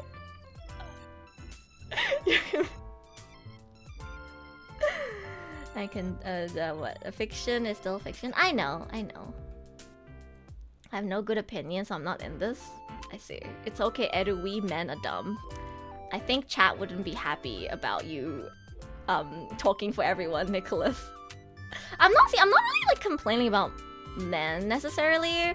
I'm like a little bit upset, I guess, that this type of show is so popular and gets multiple seasons when stuff that I personally think is good doesn't get as much love or attention. So I guess you can say I'm partially salty. Yeah. Polygamy is a no for me. Are you guys able to fully enjoy these types of shows when you don't believe in polygamy? Because I can't. No matter how it's like fiction. Because like I don't have it in please no. It's okay. Like I can see the enjoyment. Okay, I think I just went off on a tangent about polygamy, but let me talk about what I enjoy about girlfriend. Because I did talk about what I thought was good about 100 Girlfriends, right? I think it's funny. I think the interaction between the girls are funny sometimes. Like, I really like Shino and Saki's interactions. I think they're very funny. And I think Shino is a really good girl and I really like her character, and I am kind of upset that she's put into this show because I really like her, and the only thing I don't like about her is her lack of self-respect and how she likes some dude who's like two-timing. But other than that, I think Shino is a really good character, and I'm not gonna lie, I almost wish he would break up with the other two girls to be with Shino, but I know that's not gonna happen. And Minase-chan is a really good girl as well. She's such a good girl. She should date me instead. God damn it. Yeah, like the girls are good girls. I really like Shino, and I really like Minase. I don't like Rika, and I don't like Saki that much, but like, I like the girls. I just don't like the fact that they're okay with all dating this guy at the same time. Yeah. It is funny. Some of the comedy, I think in Girlfriend is kind of funny, and I guess you can sort of enjoy it like a dumpster fire? Question mark. I understand frustration. Say all of us are slandering Ultimate Game, whilst one individual's opinion is not good. I didn't say it was all of you. I just say you guys as like a habit. I'm sorry. I'm not talking about everyone. I just say you guys as a habit. Yeah. I just don't take those types of shows seriously, and the comedy carries it for me. Yeah, same. That's why it's in an okay tier. But it wouldn't be in like pretty good or really good, because for me the comedy isn't enough for it to be this high. But I wouldn't put it in a please no, like, oh my god, polygamy, disgusting. Like, I'm not like that. It's just, it would be like at okay at best for me, Maybe there are demand for it because it's trash and people love watching, not because they agree with it, but because it's trashy. That's kind of why I watch it, actually. Yeah. Cause like I say all this, but I watched both, right? I watched season 1 and season 2. Because it's trash and a dumpster fire. And maybe there's a part of me that enjoys watching how fucking stupid they all are. I watch Rent a Girlfriend too for a similar reason. Like, they frustrate me, but at the same time, sometimes watching people being stupid is kind of fun, I guess? Question mark? Yeah, I get it.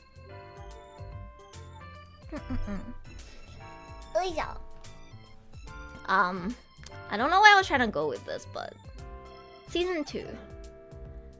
Season 2 made me very sad because Shino is my favorite character in this show. Out of the 4 girls, Shino is my favorite girl. She is so hardworking, so kind, cares about her friends so much, and she's voiced by Takahashi Rie, my queen, and I really like her, okay? I really like her. And yet, she's put into this show where she's forced to go through a lot of misery because polygamy doesn't align with her values. But she loves this guy who's taken. And then she gets put into these situations where it makes harder and harder. Where it makes it harder and harder for her to stick to her values. And she almost gets like gaslit in a way into, by the end of the show, accepting polygamy. And I don't like that. It kind of rubs me the wrong way. Because if you guys don't know, like, Shino is the only character out of all of the girls who was like against polygamy. Like, she's good friends with Saki, and she really wanted Minase to break up with the main guy so that Saki can be in an exclusive monogamous relationship with her boyfriend, because she wants Saki to be happy and she thinks Saki deserves to, just have him to herself. Like, she believed in monogamy. And she also likes the MC, but she held back her feelings, right? She's not gonna like try and steal her best friend's boyfriend or do something about it because she wants her friend to be happy and she's stuck to her values. But because this guy ends up dating all these other girls and she keeps getting put into like a situation where she's almost tempted to go against her values, by the end of the series, she's kind of like, I'm okay if you date multiple girls. I want to be a part of this. I'm like, my girl was like sticking to her values and trying to do what's right. And because she's put in this show, she almost got like gaslit into eventually being like, you know what, maybe polygamy is okay. And I don't like that. I don't like that. Yeah. It's like, in the end, she's the one who made that choice, but, you know, the show kind of pushed her into that direction. Like, it's seeing it from her point of view, right? She decided to hold back her feelings for the MC because he was already dating Saki. And she doesn't want to hurt Saki's feelings, and she wants to do what's right. Which, if your best friend is dating someone, you don't try and go for him, right? Like that's the right thing to do. I agree with that. That also aligns with my values. I wouldn't go for my best friend's boyfriend, even if I liked him before. Like, I would hold back and I would step away. That's, I think, the right thing to do, especially if you care about both of them and you want them to be happy. And that's exactly what she did, and I really respect her for that. I think she's a great person because of that. And then what happens? He dates a second girl. And imagine how Shino feels. I held back my feelings and stepped away from this because I wanted my best friend to be happy. And now this dude is dating some other girl. Of course she'll be kind of angry and frustrated. So she spends like the entirety of her appearance in season 1 basically trying to get him to break up with the other girl so that he can remain, you know, monogamous with Saki. And she failed at it.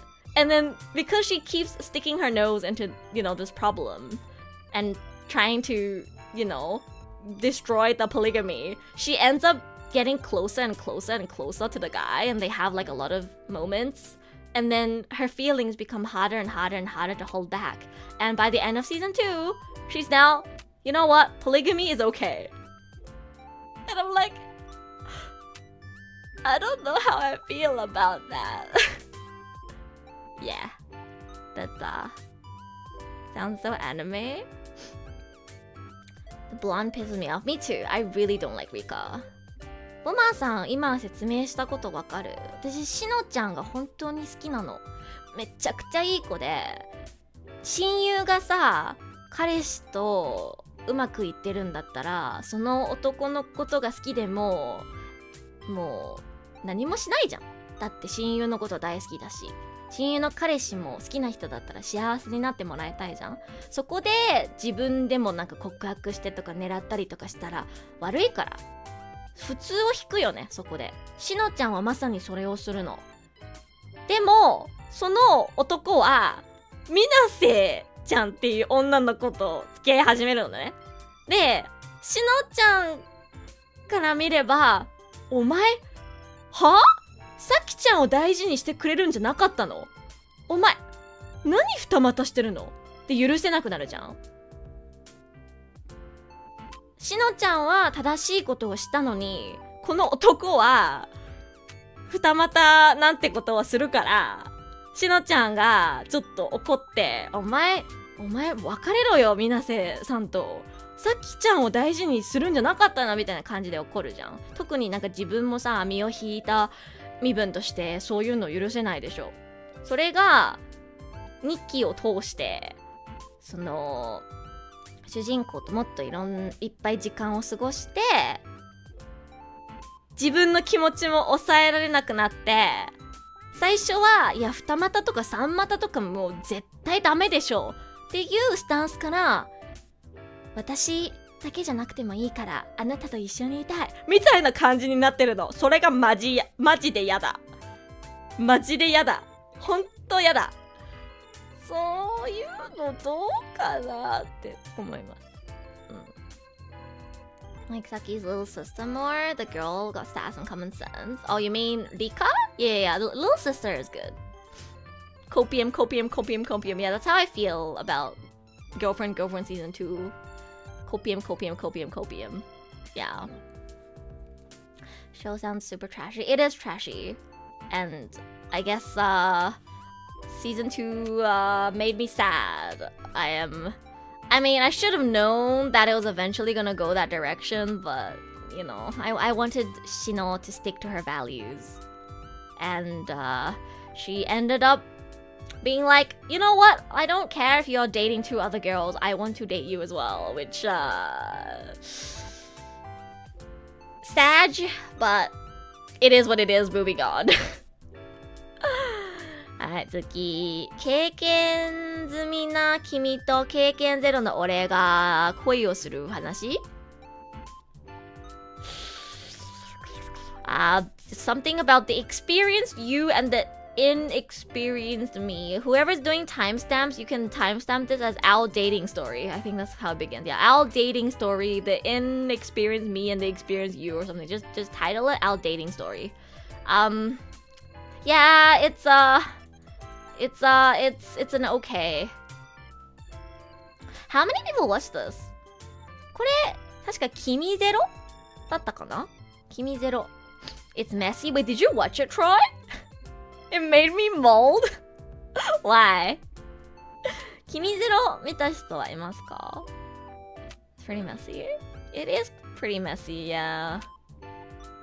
Let me drink some water. よいしょ。The master cat is depressed, I think, is from the previous season. 6 out of 10. Lack of communication. Yeah. Agreed. Troy and I think, have very similar taste. So, yeah. Like, it wasn't bad. Again, I wouldn't put it here. But it doesn't deserve to be here, in my opinion. I'd put it higher than girlfriend. And these two are debatable. Probably in the middle. If I had to rank these three, it would be 100 girlfriend, Kimi Zero, and then Kanojo mo Kanojo. I enjoyed it more than girlfriend.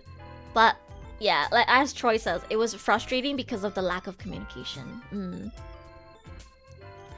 OK でいろんないかな。見たどう思う？なんか、なんだろう。I thought it was gonna be really degen. Cause in episode 1, they start like dating. And then she's like, okay, let's have sex.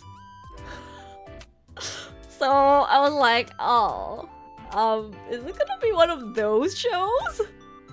And then I guess it almost like subverts your expectations and is surprisingly wholesome. Like, you know, they went on like a boba date, as in like boba drinks. Like they go to different boba shops and stuff.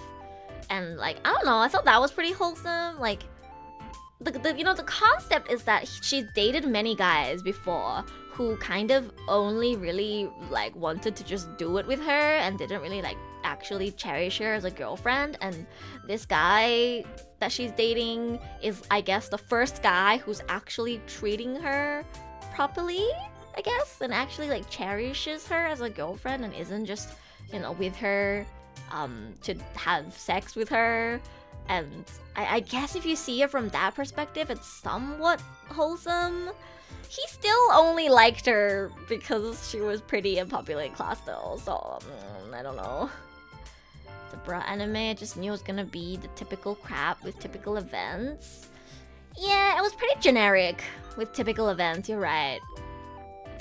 The intro of the other girl and the side stories, yeah, it was really messy. I think Maria redeemed herself by the end, but she was such a bitch, or she was portrayed as such a bitch in the beginning. And I was like, oh shit, this is so messed up. Like, there's a scene where she cosplays, because Maria is like her twin sister, so there was like a scene where she cosplays as like her sister to like get his attention or whatever. Like, she tried to trick him into thinking that she was his girlfriend. Yeah, it was pretty fucked up. She was literally kind of a bitch in the beginning, but like she redeems herself, I think. And the way she redeemed herself was really weird because they made her seem like she hated Luna so much, and then by the end it was like, oh, I actually love her, and I was just sad that she didn't like introduce me as her sister. Like, would you go that far to be a bitch if you like actually loved your sister? Yeah, the switch up felt kind of random. Yeah. あんまり、私もあんまりかな。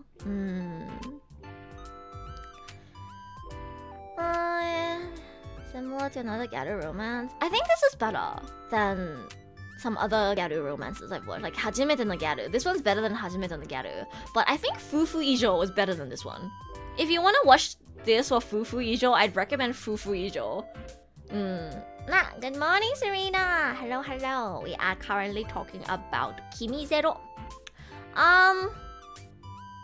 It's a pretty mid show.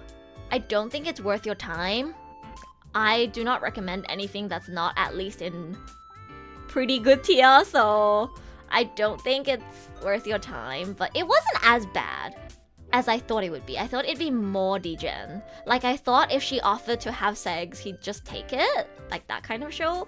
But he said no, because he wanted to actually get to know her before they do those kind of things. And while I think that's the bare minimum, it's nice that it wasn't that bad. 僕のものにならないなら死んじゃえばいいのに。Sunflower. Thank you for the sunflower. I'm not expecting Erushu Yandere to pop up now, but good morning, Serena. Thank you for the sunflower. Yeah, oh my god, the friend. I think something that really rubbed me the wrong way was like this side story that was going on with Luna, like the main heroine's friend, and the main protagonist's friend. Like, he developed like a crush on the heroine's friend, and then he confesses to her. And I don't know about you guys, but I thought her rejection was really girl boss. Like, people in the comments on that episode, right, when she rejected him, I really liked the way she rejected him. Because she didn't reject him because she was like, oh, like, you're not attractive to me, or what, or like, I don't like you. She said she was offended by the fact that he confessed to her without getting to know her better. Right? Like, she was like, why are you confessing to me? We don't even know each other that well yet. What do you like about me? Is it just my looks? I actually kind of liked the way she rejected him, because I was like, it makes sense. I liked how much self-respect she has. And the way she explained, like, oh, I want people to get to know me as a person before they decide that they like me and confess to me. I was like, I respect that, queen. Pop off, right? I really liked it. And then in the last episode, right, the guy, he's like kind of chubby, and then he gets rejected by the girl brutally, right? So he like shuts himself in or something and like loses weight. And then he becomes like really ikemen, like looks like a K-pop idol or some shit. And then he comes to school, and because he's like lost weight and looks good now the girl who rejected him is like all over him because he looks like her favorite K-pop idol. I was like, you were so girl boss for what? I'm so disappointed. I can't believe I liked your character, and like I liked her only for her to be like a bitch. I thought she was the way that she was because she had self-respect, but she was just as shallow as he is. I was just like, wow, what happened? I know. I thought like she was a good character, and then it turns out that she's just as shallow, if not more shallow than he is. And it really disappointed me. Yeah, I felt like a betrayal. That really pissed me off. We're talking about Kimi Zero, this one. Our dating story. Did they actually say K-pop idol? I think they do. I can't remember if they said K-pop specifically, but the names were like, yeah, the names were like Korean, like Taeyun or something. She's like, mo Taeyun to maji de kao sokkuri. Like, she'd be like, yeah, he looks just like Taeyun, whoever Taeyun is. I don't know K-pop, but yeah, she's very into like K-pop idols, and apparently the dude who was chubby who confessed to her looks just like her Oshi after he lost weight, and now she's like all over him, and I'm like, お前も結局顔かよって思いました。日本語でも説明すると、とある女の子がね、ちょっと太っちょなその主人公の友達の男の子に告白されて、で、なんで告白するの？私のことよく知らないのに。どうしてまだお互いのことそんなに知らないのに告白なんてするの？私のどこが好きなの？見た目？みたいな感じで振ったんだけど、結構好きだったんだよね。だって確かに私だってよくも知らない人に告白されたらなんか嫌だし、なんかそれいいなーって思ってたら、その失恋した男の子がなんかすごい痩せてイケメンになるじゃん。それでまた学校に行ったら、その振った女の子がその痩せた男の子を見て、うわー私の好きな韓国アイドルと顔同じじゃんってなって、急に態度が変わるっていう。は？お前かっこいいって思ってたのに結局顔かよって、ちょっと裏切られた気分になりました。はい。You know what? Here's how it is. The real reason she rejected him to begin with was because he was chubby. Her whole "you don't even know me yet" was a fast. Maybe that is what it is. And I don't like that. Like that's so disappointing.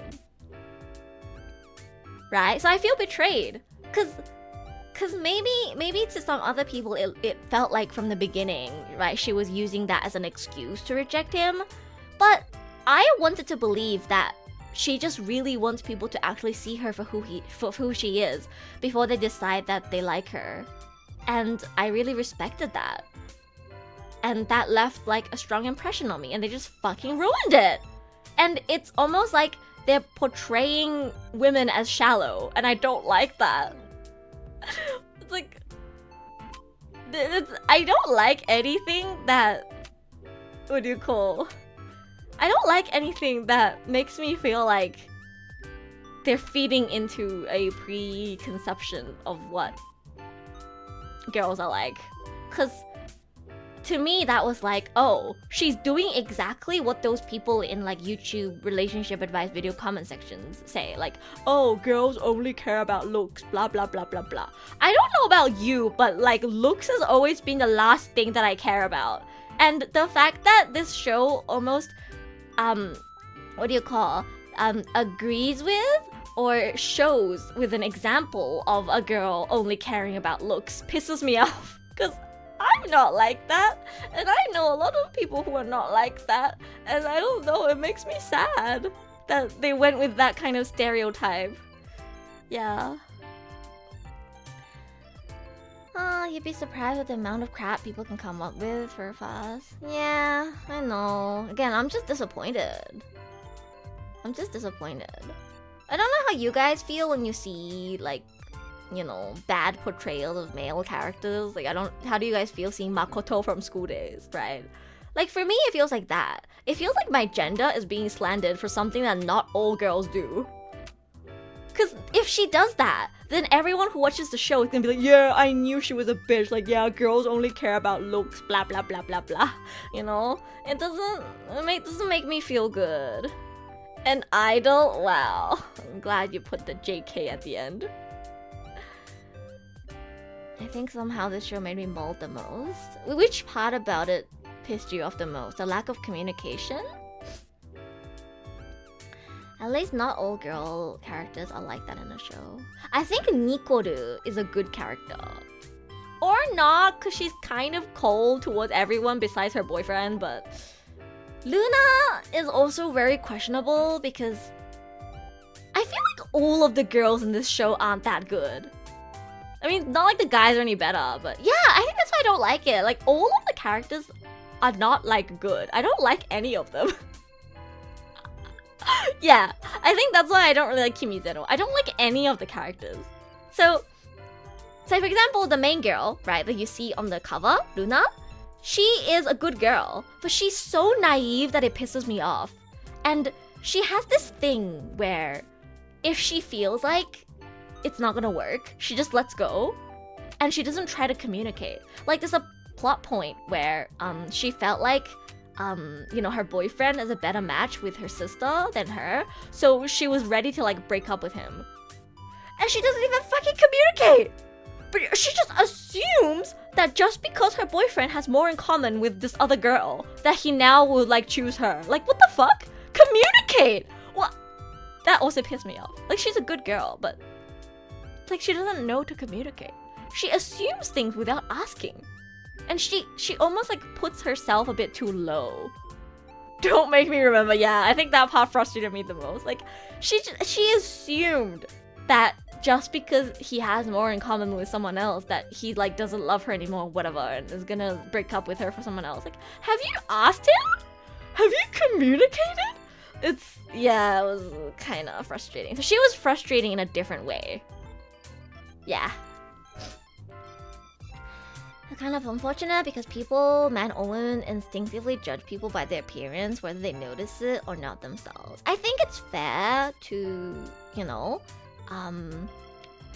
what do you call, care about appearance. I think it's the degree to which you care about it. I always say I don't care about looks, which I guess is not technically true. Of course I like people who are good looking. There's nobody in the world who doesn't like people who are good looking.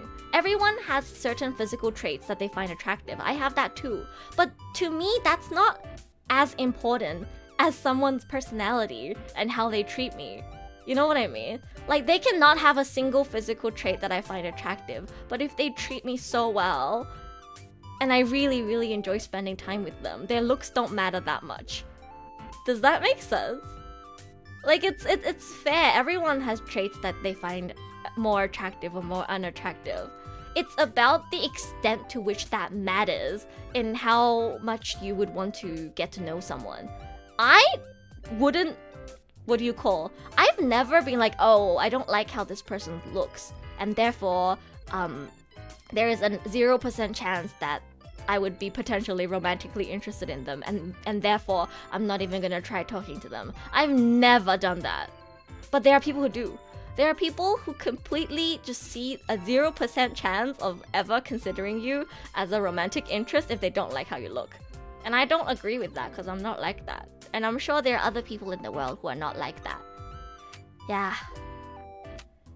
You belong to a rare breed of women who understands that talking like adults is better than being stupid. So you wouldn't understand women who prefer to play Luna. So true. I'm just honest and actually has the ability to communicate. Whoever gets to date me is so lucky. So true, bestie. No, for real though, you're right. I guess I don't understand because I'm not like that, and there are a lot of women out there who make assumptions and jump to conclusions without communicating, and they are afraid of confrontation, and that creates even more misunderstandings and creates frustration, and things don't go well. Yeah, I guess it is common. Not everyone is able to be honest and communicate and say their feelings outright. Don't copy Mana, it's okay, it's okay. But like, even Luna, who, you know, really failed with communication, right? In like the last 2-3 episodes of the show, in the end, she communicated properly. And they made up. And it ended happy. So, it wasn't like super unsatisfying. Because in the end, they did communicate. It just took them too long. And it was a little frustrating to sit through. But, you know, people grow. I am just a rare breed who has been too brutally honest for my own good ever since I was like 6 years old. I think most people learn to be more honest, right? As time goes on. People learn to trust their partners more as time goes on. So I guess in that sense it's a realistic portrayal. You know, not everyone can be so honest and communicative from the beginning. It took them time for them to get to that point, so it's not that bad. The moment my ex refused to communicate on what the issue was for the second time, I just stood up and left. Yeah, communication is so important. So yeah, guys, gonna make sure you find someone like me. If you ever meet a girl and you're like, oh my god, she reminds me of Eru, you should date her before it's too late. I'm giving myself too much credit. But yeah, no, I agree. Communication is so important. I also dislike people who refuse to communicate. If I ask questions and they refuse to answer me and they try to run away from the situation rather than face it, like, you know, rather than face it properly, then it's Jova. It's not gonna work. Yeah, so that's how I feel about this series. It's not really worth your time, but I wouldn't say it's bad. Yeah, it's like a whatever. It's a really forgettable show that I'm probably gonna forget about. I only watched it because Hanae Natsuki voices the MC. And I was like, oh my god, Hanae-san voicing a virgin? Bro, sounds fun. Same reason why I watched Butareba. I was just like, oh my god, Matsuoka-san as a pig? Fun. So I これ見た本当の理由は、あれ、花江さん、童貞演じるんだって思って見たんだけど。それが理由で見ただけです。はい。I just wanted to see, 童貞 CV 花江夏樹。That's literally the only reason why I started. And I guess I got a little bit curious. Because when Maria was first introduced, I was like, oh, is she gonna be a bitch or is she gonna be a good person? And I was like, slightly curious. So I guess I just ended up watching the whole thing because I was a little bit curious on how things were gonna go. Yeah, man got 2 kids voicing a virgin dude. Man got 2 kids and a loving wife and voicing a virgin. Isn't it great? That's the kind of experience I like to have. Like, think about Shimono-san. Man's married for 10 years with 2 kids and he's voicing a tsundere cat. It's great. I love it. It's amazing. But yeah, 要するに花江さんの声聞きたくて見たみたいなもんです。はい。そんなに面白くなかった。おすすめしません。次。Alright. Am I going too slow, guys? I think I'm fine, right? Okay, yeah. Not too bad. Okay. 3 more that I can get through relatively quickly because it's like sequels. Okay. Dr. Stone, New World Part 2. I'd almost put it in here, but I guess here. Very good. Amazing. I'm not... You know what? Hot take? 3 more, but they're like sequels, so I don't have as much to say. I mean, Paradox Live is not a sequel, but it's like... I don't have much to say about it. Or do I? We'll see. I can probably go through Dr. Stone and Spy Family really quickly because they're like... Season 2s, Season 3s. Dr. Stone, New World. めっちゃ良かった。It's really hard, or like I don't feel like I should go on any more tangents about how good Dr. Stone is. If all of my previous tangents on why you should watch Dr. Stone hasn't convinced you to watch Dr. Stone yet, then you're not gonna listen to me. But I have to say, Dr. Stone, New World, I think it's Season 3, Part 2, is the best. So far. It was so fucking hype. Like, I think Migi and Dali and Dr. Stone were the 2 shows that I was the most excited for a new episode of every week. Like, I almost want to put it here. It was so hype. It was so good. I'll catch up one day. Good night, Snowman. Thank you for joining us. Drop Dr. Stone. It stopped appealing to me the moment everything got built way too fast. I get what you mean. Yeah, like they built a whole ass boat, right? I'll watch it one day. I'll make you watch it, Crispy. We can start watching it tomorrow if you want. Guys, it's so good. Please watch it. Amazing に近いリリー。あ、分かってくれるボマーさん。めっちゃいいよね、ドクターストーン。特にニューワールド。なんか、すごいハラハラする展開だったよね。I think what made second half of New World so good is the 緊張感, like the action. Because before it was more about like, oh, building things, science, yeah. And it didn't really feel like there was much danger or risk involved. I guess there was, because, there was like Tsukasa and then like, but I don't know. I think this season, or the second half of this season in particular, it felt like the stakes were very high. Like, I was on the edge of my seat, not knowing whether they were gonna survive or not. Like, the villain of this season, I think, personally, felt scarier than Tsukasa did. He felt more malicious than the previous villains did.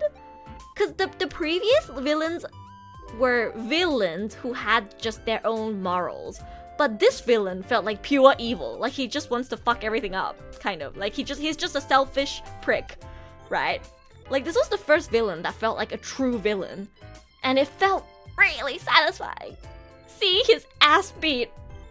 So, yeah, I really like Dr. Stone's latest season. It was super good.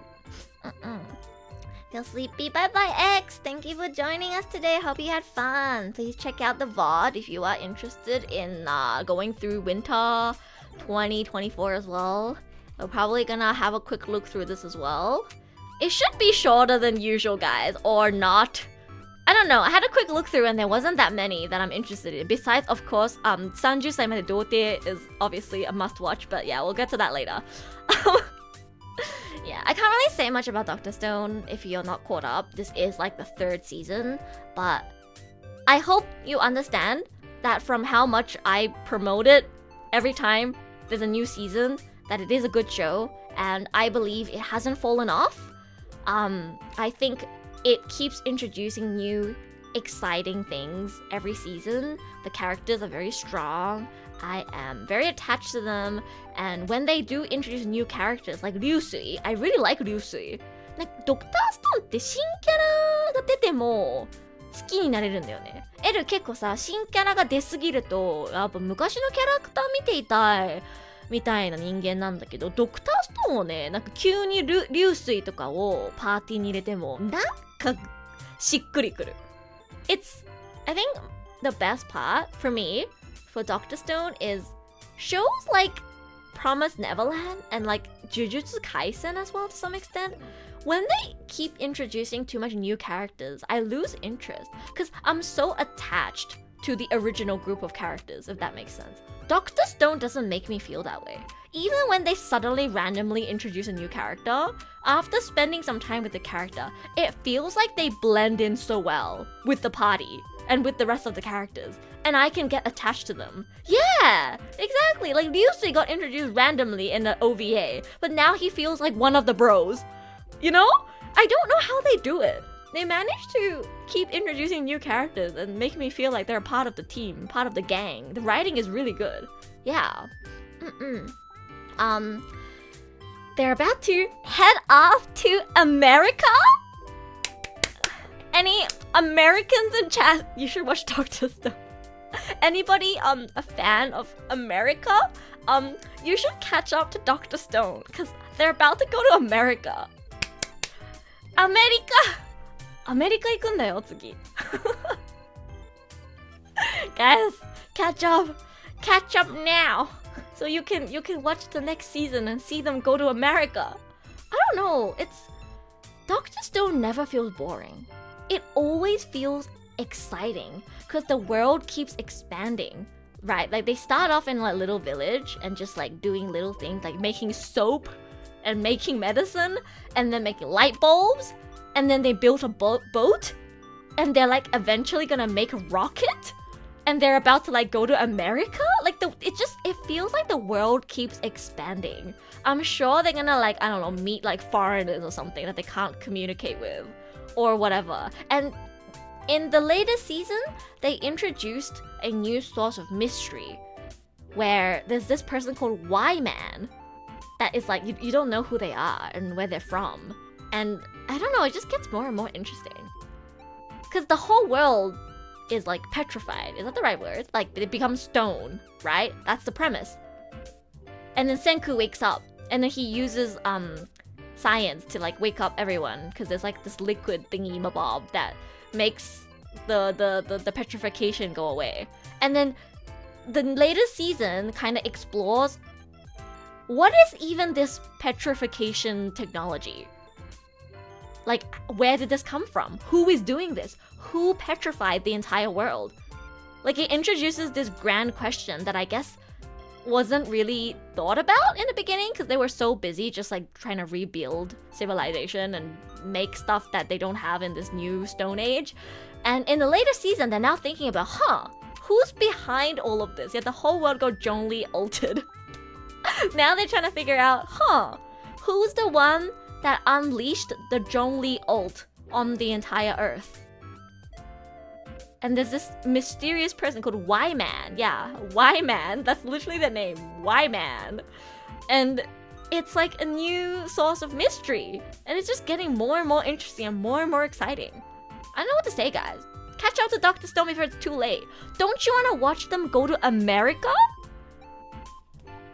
ドクターストーンはね、マジでもう3期だから言えることは少ないけど、どんどん面白くなってる気がする。どんなに新キャラ追加しても新キャラのこと好きになれるし、なんだろう、どんなに展開がなんだろう、なんか展開がどんどん面白くなるっていうか、世界が広がる感じがすごい好きで、見てて飽きないんだよね。ヒロアカとかはさ、見れば見るほど飽きるんだけど、ドクターストーンって逆に見れば見るほど楽しいんだよね。Hi Owens, welcome! Let's talk about Dr. Stone. Yeah, I just remembered, it's like, you know, stuff like My Hero Academia, I'm sorry, but the more I watch, the more I don't care. The more I watch, the more I'm like, low-key, I'm like falling out of love with this. I don't really care anymore. It doesn't make me feel as excited anymore. But Dr. Stone never stops making me feel excited. Dr. Stone is like Haikyuu. No, holy shit, no. Dr. Stone is like Haikyuu, guys. I feel this way about Haikyuu as well. Like Haikyuu, no matter how much time passes between the seasons, I'm still hyped as fuck for the next season. That's what Dr. Stone is like. It's like just because you've already watched this character develop, it doesn't mean there isn't going to be more development. Just because they introduce new characters that you didn't know before, it doesn't mean you're gonna not care about the new characters. Like Haikyuu, I care about Karasuno the most. But when Haikyuu introduces these other schools, I care about them too. That's what Dr. Stone feels like. So true. Yeah.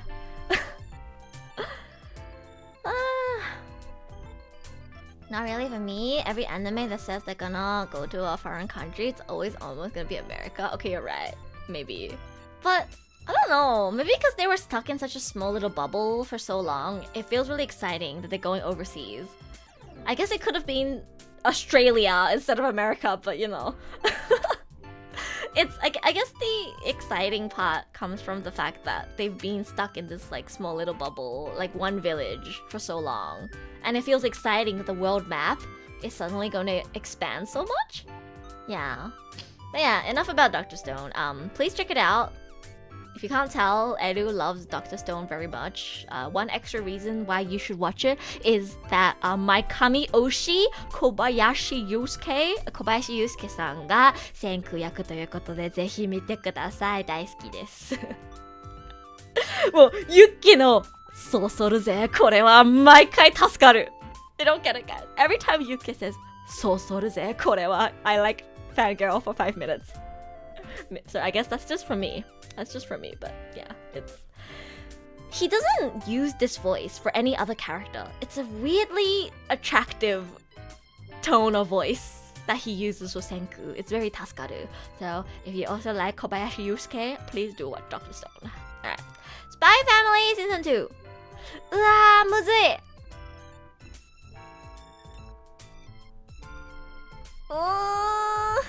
決められない。みんなはどう思う？どう思う？エル的にね、ここかここなんだよな。It was good. But was it really good? Or was it just pretty good? Cause, okay, I think it was really good, but it was kind of all over the place.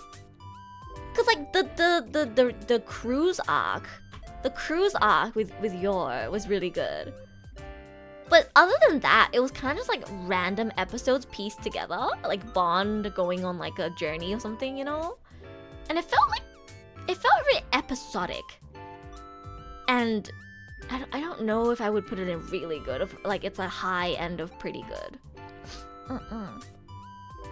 Really pretty good. It's alright. Still stuck at season 1. Honestly, the season 1 is the best. Season 1's the best season. I enjoyed Spy Family latest season thoroughly. It was very good, but I guess it was a little bit too episodic and felt all over the place. And I can't say with confidence that I enjoyed every single episode. For example, there was one episode where most of it was just about Yuri and like some side character, and I'm not gonna lie, I was kind of bored that episode, and it just felt really random. There was like one random episode that was about Fiona as well.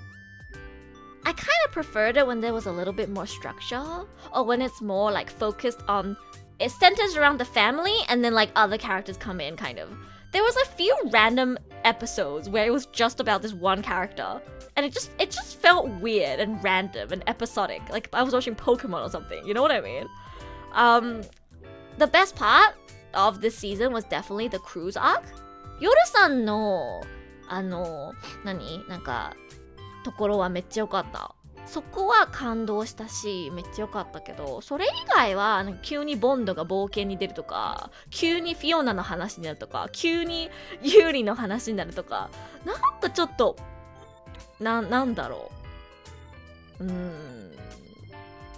物語の行く先が見えないというか、面白いよ、面白いけど、そういう感じだと特に毎週次楽しみってならないんだよね。For me, a huge part is how much do I look forward to the next episode, and I didn't find myself particularly excited for the next episode because it was so episodic. It was only during the cruise arc where I was like, oh, I want to know what happens next. I want to know what happens next. I want to know how things go. Is Yoru gonna survive, you know? Other than that, yeah, the episodes were really random. I still enjoyed them though. I really liked the Bond episode. The last episode where Bond like helped out the little dog. Aw, that was so wholesome. And then when like Lloyd like told Bond that he did a good job, that was so wholesome. It was so cute. It made me so happy. But like as you can see, I enjoy the random, you know, side episodes as well. But I don't know if I would put it in really good when it's this all over the place. And when I didn't particularly enjoy every single episode. 少し引き伸ばしに入った感じからプリティでも納得ある。そうそれなんだよ。そうメインストーリーからちょっとかけ離れたところで引き伸ばしになってる感じで、全てが面白いってわけじゃないんだよね。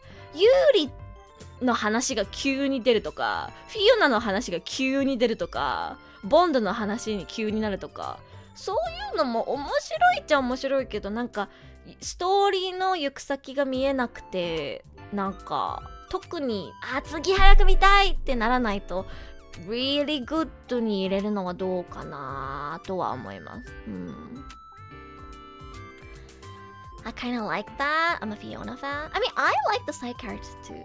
I really like Yuri, but I think what I like about Yuri is his dynamic with Yor and Lloyd and Anya as well to some extent, right? What I like about the characters is their dynamic with the family. So that one episode where it was mostly just about Yuri and like whatever he was doing his job, I was like, low-key, I don't care. Like, I think Yuri's funny when he interacts with Lloyd and he's like, Lottie! You know, like when he interacts with Yor and Lloyd, it's really funny. But when he's just doing his job, I'm like, whatever. That's what it made me feel. Same with Fiona. Like, I think Fiona's funny when she's interacting with the family because she's like in love with Lloyd and she wants to like take Yor's position, right? But when it's just her doing her job, I'm also like, whatever. I don't really care. Yeah. And I guess there was a lack of Anya and Damien being cute this season, soエルはアンニャちゃんとダミアンくんの掛け合いがすごい好きだから、それがちょっと少なかったのはちょっと残念かな。I think it would have been really good for me if we had more Anya Damian interaction. There was not a lot of Anya Damian moments. There were some, but not enough for me. I wanted more. Yeah, it just felt like a buffet where you have a little bit of everything and you can, I guess, pick and choose your favorite parts to enjoy, but you won't necessarily enjoy every single piece of food that it offers you because it gives you a little bit of everything. And I guess for me, you know, if in a buffet, my favorite is Anya Damian interactions. I only got to eat one plate of it. And that's like, it doesn't make me full and I wanted more. Yeah, that's what it felt like. It's like the cruise arc was like the main dish or something, and then like for dessert and drinks and side dishes, you could have picked the Bond episode, the Fiona episode, the Yuri episode, the Damiania interactions, and it's like you can enjoy it as a whole, but not everything is like your cup of tea. Kinda. Yeah. そう、あんまり話が進まないんだよね。オペレーションストリックスどうなったのって思うし、アンニャ、次のステラいつ撮るのみたいな、そういうなんか中心的な物語が全然進んでない感じはしたね。だからプリティグッドかな。このシーズンは。I'm excited for the movie as well.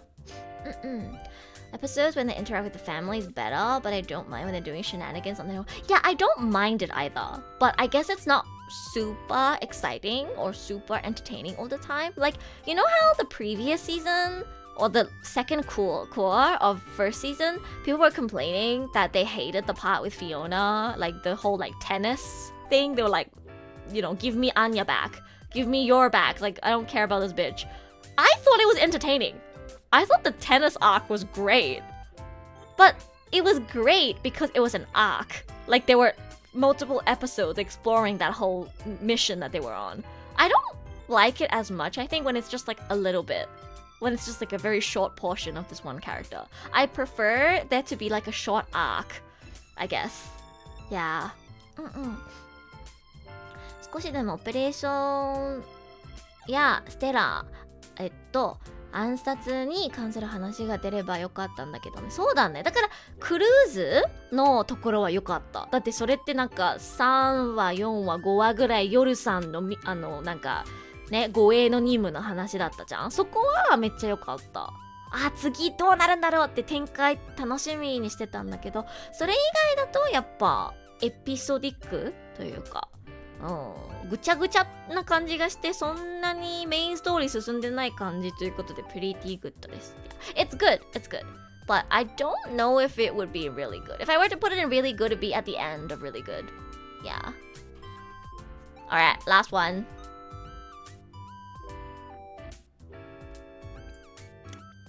Nobody knows what this is. Unless Suzu is watching. Suzu, you still watching? Wait, does Suzu even know Pararai? Wait, who knows Pararai? Pararai 知ってる人いる？いない？ Who knows Paradox Live? It's a music project. Like Hypnosis Mic, Ensemble Stars, Irish 7.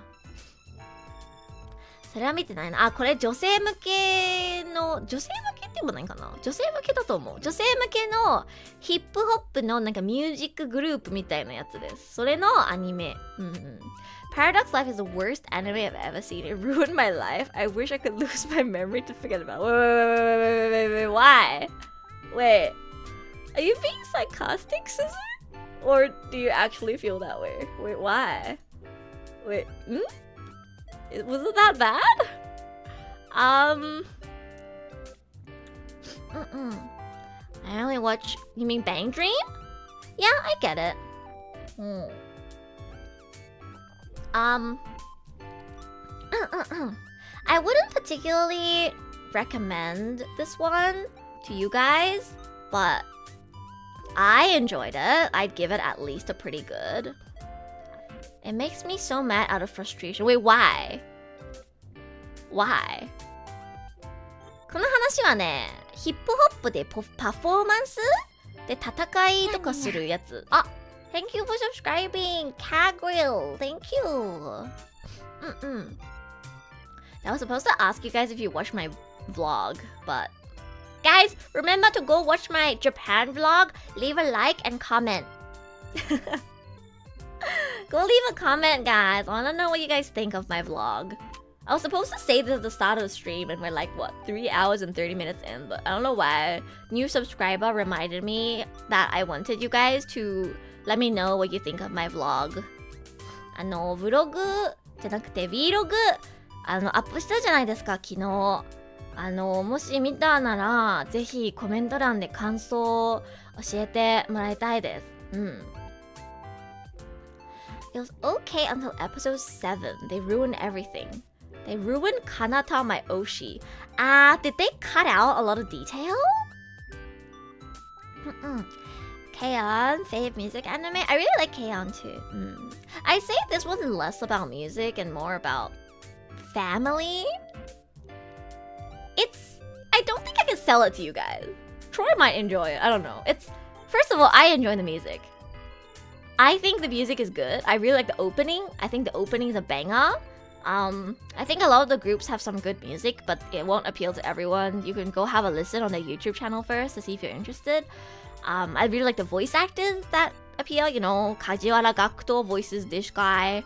My my Kami Oshi, Kobayashi Yusuke voices this guy, and it's I can't say it's objectively a good show, but there were some scenes that hit me, like when the main group is called Bay, and they had like a moment where they all kind of got vulnerable with each other and became honest to themselves and kind of told each other about their traumas and past experiences that made them the way they are today.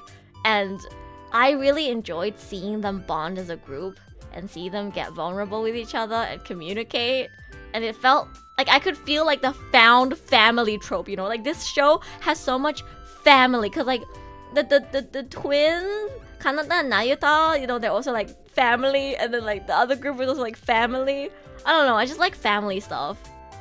Their interactions and the way they kind of treat each other as family, even the groups that are not technically family, it made me feel really warm, because I like found family tropes. So he became a different character? Really? I haven't listened to the audio drama, so I don't know.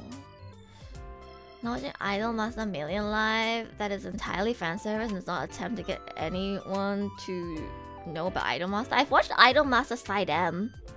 Idol Master Side M is really good, and I've been meaning to get into Idol Master as well, but haven't had the chance to.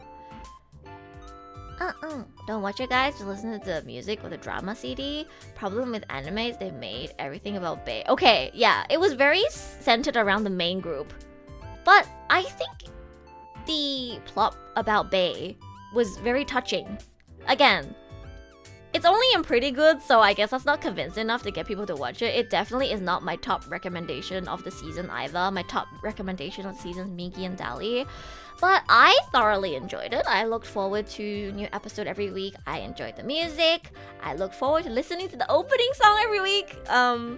I found the bond between the main group very, very touching, and I thought it was so like cute, special, that they mean so much to each other.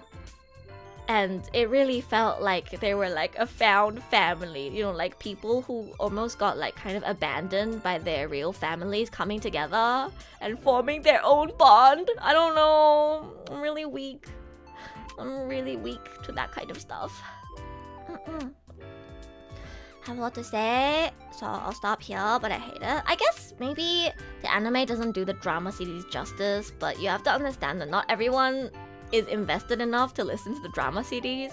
So I guess if you don't care that much and you just like found family trope and you don't know anything about Paradox Life and you won't mold over how much worse the anime is compared to the drama CDs, you can give this a try.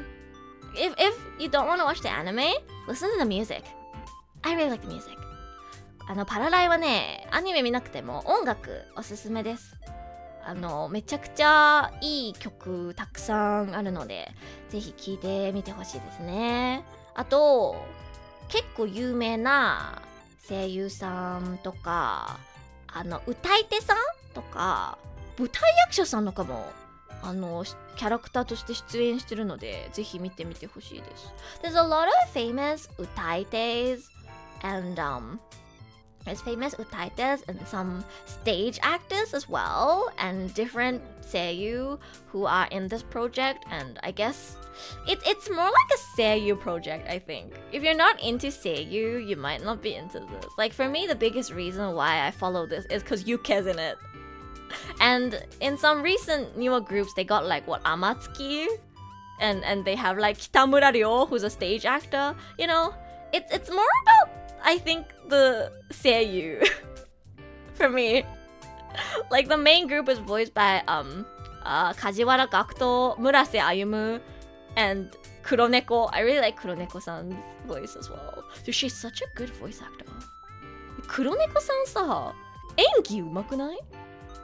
声優じゃなくて歌い手さんだってことを忘れるくらい演技うまかった。Kuroneko is so good at acting. You guys know Kuroneko? Like, by Kuroneko, I mean like, 96 Neko, the utaite. She's such a good voice actor. She's not a VA, she's an utaite. But her voice acting was so good. If you want to hear her voice acting, go listen to it in Paradox Live. めちゃくちゃ演技良かった、黒猫さん。村瀬さんいるのか、いいですね。そうそうそう。村瀬さんはね、なんか韓国人のキャラクター演じてて、たまに韓国語言うの。OMG from Ore-emo? No! The utaite黒猫。First I was okay, they can't fit everything in every episode, still good, but then after episode 8, everything went question mark and they disrespect Cosmos too. Okay, yeah, I guess if your favorite group doesn't get justice, it's kinda shitty. Yeah, I get it, Suzu. I'd be pissed too if I was a fan of the source material and they did my favorite group they didn't do my favorite group justice. But for me, I didn't listen to the drama CDs. I don't actually know much about the plot. I just listened to their music. And I just liked Cosmos because Kobayashi Yusuke is in it. So I guess I don't have the right to say anything. From my perspective as an anime only, I think it has some good seiyuu and utaites. And the music is very poggers. And therefore, even if you're not interested in checking out the anime, I think you can listen to their music. はい。アニメ見るのに興味がなくても音楽は聴いてほしいですというパラドクスライブ。はい。Alright. I think that's it. Did I miss anything? I don't think I did. Yeah, I didn't get to watch Undead Unlock. Undead Unlock 見れなかった。I might watch that later because カレーさん told me that it was good. What else was there? Yeah, I think that's it. これで全部かな？はいはいはい。はい。まあ、最後にまとめるとしたら、L の一押し、一番のおすすめはミギとダリです。If I had to recommend one thing for my entire list that I would like you to check out, it would be Migi and Dali. If you missed out on me explaining why, it'll be timestamped, hopefully. These are the shows that I thought were really, really good last season. And out of these, if I were to recommend one, I would recommend Yuzuki Family. Not because I think it's like objectively better than the others or anything, but because I think it's a hidden gem. And typically with my anime tier list, I would rather recommend hidden gems than recommend people stuff that's already like super popular. Like nobody needs me to recommend Frieren. You know Frieren already, right? And again, Dr. Stone's in 3rd season. 新しい上司, I explained why I love it, but I don't think it would appeal to everyone. And I guess between Kusuriya and Yuzuki Family, I would recommend Yuzuki Family more just because I think it's more underrated. Kusuriya is very popular. Everyone knows about it. And like I said, it's only halfway through the season and Mao Mao really carries the show. So if you don't particularly find her character appealing, like if you don't find her as appealing as I do, and especially if you're also not very interested in the whole inner palace kind of plotline, you might actually not enjoy it that much. But Yuzuki Family, as I said, it's very heartfelt. It's about siblings. You have siblings, you should check this out. Yeah. And no, 一押し、ミギとダリと、ゆずき家の4兄弟もおすすめです。薬屋の独り言もおすすめなんだけど、これはもう人気高いからみんな知ってるよね。フリーレンももう人気高いから別に私がおすすめしなくてももうみんな見てるんじゃないって感じです。はい。Me who actually didn't watch any of these except Idol Master. Oh. Was I able to convince you guys to watch something? I'm very passionate about Migi and Dali especially. I really want to get more people to watch it because it was really good. It was a really good experience, and if you missed it from last season, please do go and check it out if you have time. It's a really good experience, and you can finish the whole thing and reach a satisfying ending in 12-13 episodes. So please do check out Migi and Dali. Yeah.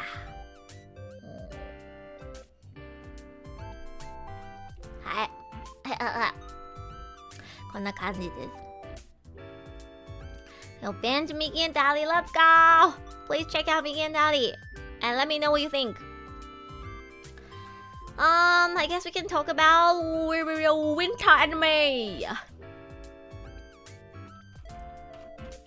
冬アニメについても話そうか。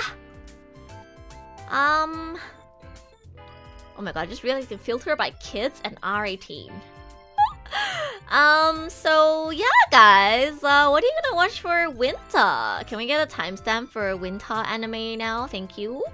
So right now, I actually haven't added this to my list yet, so let me do this right now. I'm watching the new season of Classroom of the Elite, because, I mean, I'm up to date, so might as well. This season doesn't have much. I think this is ranked by popularity right now. Is it? これは人気順で並んでるんじゃない? I think this should be ranked in popularity right now, but what's this? 月が導く異世界. I see the word 異世界 immediately. I'm not interested. Right. 俺だけレベルアップな. Oh wait, is this solo level? Wait. Is this supposed to be solo leveling? Wait guys, is this solo leveling? 俺だけレベルアップ Solo leveling. Wait, this is solo leveling, right? Oh, it is. I was like,俺だけ level up. I was like, what the fuck is this? Okay, it's solo leveling. Should I watch this? I know it's really popular, but I'm not gonna lie, the premise doesn't appeal to me. So leveling is the hype one.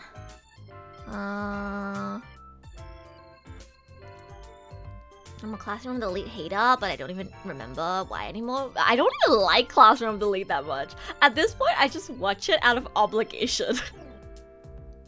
I'm not gonna lie, I didn't like season 2. I really liked season 1, but I didn't really like season 2. I thought it was like so random that he got together with this girl. But yeah. So leveling is popular because of the art. Watch anything that's not popular? That's low-key what I like to do. People say it's good, so I'll watch it. Wait, let me check the 声優. ちょっと待って、声優見てみるわ。あ、上様出てる。でもなー。バン君好きだけど。I'm not Nicholas. Ueshama is not enough to get me to watch a show. It's gonna have to actually capture me with the plot. This is not enough for me to be interested. That they don't have any of my kami oshis. If the MC was like Kobayashi Yusuke or something, I would watch it in a heartbeat, but yeah. まあ人気だし見てみるかな。Season 2 was so awful, I'll never watch another season. Oh, hi Muffins, you mean Classroom of the Elite?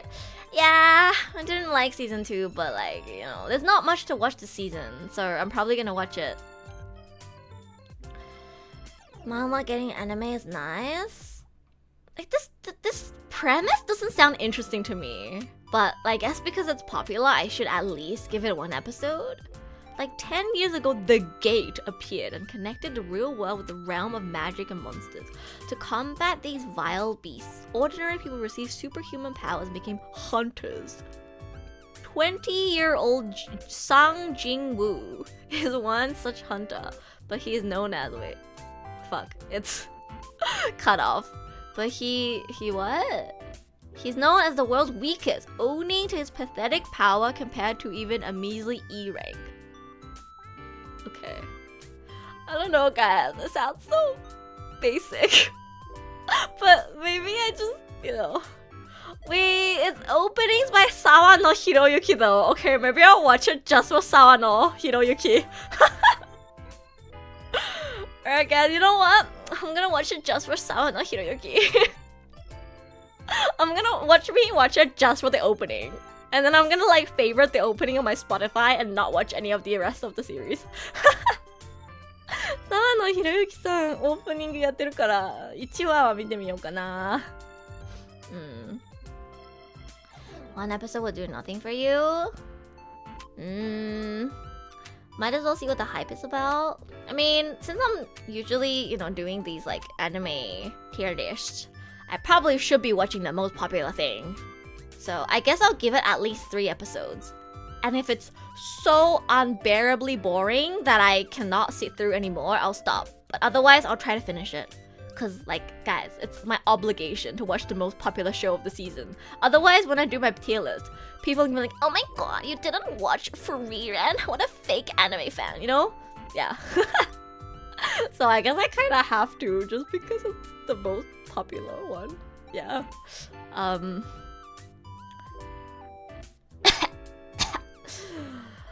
I have to watch Mashal season 2 because otherwise Angie is gonna disown me. Why am I watching so many shows out of obligation? Wait a second. So far, all of the shows that I'm watching out of obligation. Watching out of obligation because I watched 2 seasons. Watching out of obligation because it's popular. Watching out of obligation because otherwise my friend's gonna disown me. Sag.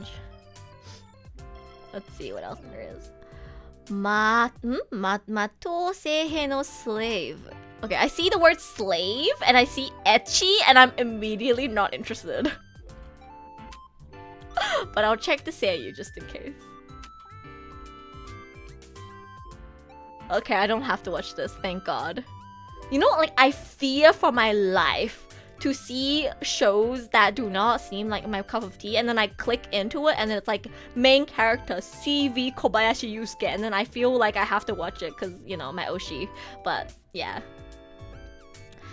this one is just the fact that it has the word slave in the title and ecchi. I don't think so. Dungeon Meshi. Huh. Is there anything that you guys really want to recommend for this season so I can keep an eye out for it? He's the slave? Oh. Does that make it any better? What your point is? Does it make it better because he's the slave? Wait, is this the main character? God, he looks so basic. Yes, I see. Nothing that really stands out, but Dungeon Meshi manga was popular. As a boy pet enthusiast, excuse me? This is slander. This does not appeal to me at all. Wait, I think I know this one. I think I remember my friend, like, being excited about this, and I was, like, judging him for it. Most of the anime I'm interested in watching came out yesterday. I have one that I'm excited for this season that I am already watching. Where is it? Wait. エルは楽しみにしてたやつあります。どこちょっと待って。もう昨日見始めたんだけど。あれ Wait, I don't see it. Where is it? I have one that is currently the most exciting one for me this season. I'm looking for it. Where is it? はい。指先と連々見てる。これめっちゃ楽しみにしてた。I watched the first episode yesterday. This one! I'm watching it right now. This one I was really looking forward to for a long time. I'll get to this in order, but yeah, Mufin's got it. The Yubisaki Torere is a really famous shoujo manga that all of my friends have collectively said is a good series, so I was really looking forward to it. Let's see what else there is. Oh my god, Bokuyama is getting a season 2.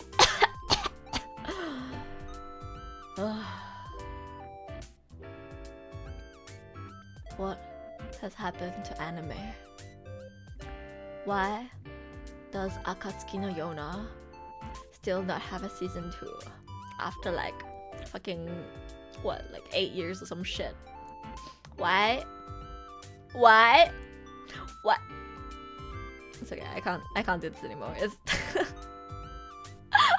shit, here we go again.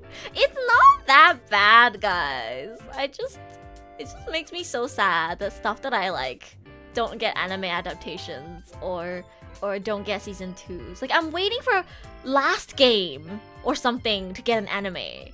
Like, give me another season of Konobi, you know? Give me another season of Blue Period. Give me of Akatsuki no Yona. Give me an anime adaptation of Hironaka no Ryusei of Last Game. Last Game would be hype, right? Dude, I want an anime of Last Game so bad.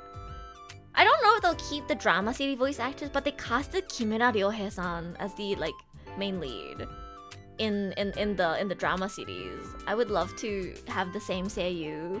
I would love to have the same seiyuu in the anime too, but it's yeah. OMG Last Game, yeah, I really like Last Game. It was one of my favorite mangas in middle school. But yeah, I won't say much. I'm just salty. I admit, I'm just salty that the stuff that I like doesn't get anime adaptations, I guess. Jakukara? Oh wait, this is the second season. I mean, I haven't watched the first season, so... Oh my god, Blue Exorcist. I feel like I'm gonna get cancelled. I'm sorry, Suzu. I don't really like Blue Exorcist. I don't dislike it, but I don't find it entertaining at all. I'm probably not going to watch this. I'm not gonna lie, I watched it partly just because I liked Nobu a lot. I never really found it that entertaining. What do you guys think of Blue Exorcist? 青のエクソシストあんま好きじゃないんだよね。Cancelled, it's so Jova. I don't know, do you guys like Blue Exorcist? I don't like it that much. Like, I'm not attached to any of the characters. You never watched it? Damn. I don't know, I don't find myself attached to anyone. Like, Kuro is my favorite character. Best boy! Yeah, Kuro is my favorite character, and yeah. Like, I don't even remember what happened in the first, like, season, because it's been so fucking long. There's too much time between the seasons that come out. No, I really like Rin as well, Suzu. I get that. I really like Rin. Rin's such a cutie. He's a really good character. I really like Rin. Oh my gosh, he's 15. I've outgrown him. Wait, actually no, he's older than me. I'm born later than 1995, so it's fine. Yeah. I really like Rin, but the story itself, I have never been super invested in. Wait, you haven't watched it, Nicholas? Damn, Nicholas has watched over like what 900 shows and hasn't watched Blue Exorcist? Sheesh. But yeah, 青のエクソシストは個人的に嫌いじゃないけど好きでもないみたいな感じですね。だから多分見ないわ。I'm probably not gonna watch the new season because I don't feel very strongly about it. But 指先と天然はすごーく楽しみにしてた。I was super excited for this one. It's one of the shoujos that gets really high praise. And it's one of the only romances that it's like actually set in adulthood. They're in uni. They're not high school students. And I think I've gotten to an age where I really appreciate romance that's set in, like, after high school. I'm so tired of watching middle school and high school kids. I don't relate anymore. I need more romance set in college and, like, at the workplace. I need more romance between adults. And this one's set in uni. So... that's already rare. Like, I can't think of another romance set in uni on the top of my head besides Golden Time. And it's about a girl who is hearing impaired, so she can't hear, and it's, what do you call, like, it's very different because she has a disability. The way they interact is a little different to how you'd see in traditional romances, and so far it's very sweet and very well animated, and I think the characters are very likable, and from what I've heard, From my friends, the other characters that appear are really good too, so I'm super excited to keep watching this one. Yeah. Sabine voices the heroine. Real life was an anime about adults being placed inside teenage bodies and falling in love with other adults in teenage bodies without knowing they're adults. Yeah, I watched Real Life. I really like Real Life as well. Technically, Kanokari is, but Kanokari is trash. Kanokari is not romance. It's trash. It's in a category called trash. I don't consider Kanokari romance. It's in this category that girlfriend and 100 girlfriend also belongs in, called trash. It's not romance, it's trash. We have to make a distinction. I'm sorry. Trash in a good way, you know, popcorn entertainment. Next day さん、コンエル今秋アニメのランキングが終わって冬アニメ何見ようかなって話してるところです。Gonna give a try to the Garu anime. Wait, which one is the Garu anime? Suzu, what's the title?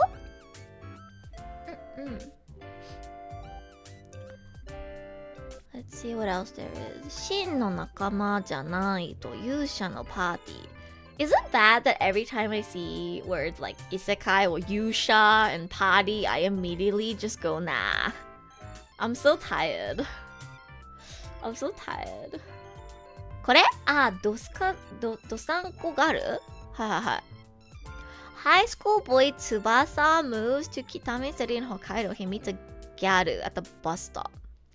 The sight of her standing alone against the white snowski, bare leg despite the freezing cold, captures his heart. So it's love at first sight. Not interested. I might give this a go. Depends on the seiyuu. Okay, Hanamori Yumiri is in this. I will watch this. Alright. Okay, yep, okay. Seiyuu got me. Yep. Yumiri is in this. Shimazaki Nobunaga voices the dude. Okay, I'll watch this just for the seiyuu. Yep. Alright. これ見ます。声優さんでやられました。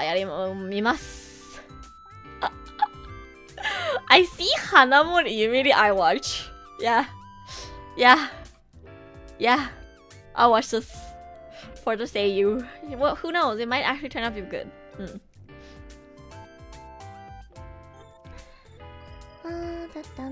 よくある。声優さんでやられました。I'm not. I might be a bit too harsh on Love at First Sight. Cause okay, let me talk a bit more about Yubisaki to Renren. Cause I watched the first episode, right? They kinda get together in one episode. Or like the romance is kind of already starting in one episode. Like it's kind of already established that they have an interest in each other from episode 1. So I guess in some sense, they don't really have that much time to, you know, be friends first, etc. before the romance starts. But I'm okay with it because it wasn't like they looked at each other and then we're like, oh my god, she's captured my heart, or like he's captured my heart. They had some interactions that made them interested in each other. I'm okay with that. I still prefer it if it's dragged out a bit more, but if they had some kind of interaction that's what makes the romance spark, then that's okay with me. This one sounds like he just looks at her and is interested, which kind of, you know, is not my cup of tea, but hey, who knows? Maybe after that they have good development. So I'm gonna watch it only because I like Gyarus. I see. Why didn't you watch this then? This is about Gyarus. There's so many shows about Gyarus. But yeah, do you guys get what I mean? It's not that if they get together in like a few episodes, it's immediately bad. If they have some sort of interaction that shows more than just what they look like, you know, like a bit of maybe like they help each other out or something like that, and then they like are interested. I think that's valid and I'm okay with that. And especially if they have more development from here on out, I actually like that. But stuff where it's like they look at them and then immediately there's a spark, Not really my thing. I watched the first episode of Kimi Zero. Oh, did you stop because it wasn't good? I see. Who voices the Gyaru in this? Oh, it's Ayaneru. ギャル CV アヤネルはいいね。でも L はね、この子が気になる。Dude, she looks like such a girl boss. And she's voiced by Hanamori. I think I'm gonna be in love with her. この子はね、絶対多分 L のタイプだわ。この子はね、見た目からなんかかっこいい。あと CV 花森見る。L 多分この子好きだわ。I'm gonna watch it for this girl, guys. Low-key, I don't care about the Garu. I like this girl. She looks so girl boss. She looks so girl boss and she's voiced by Hanamori Yumiri. Anyways.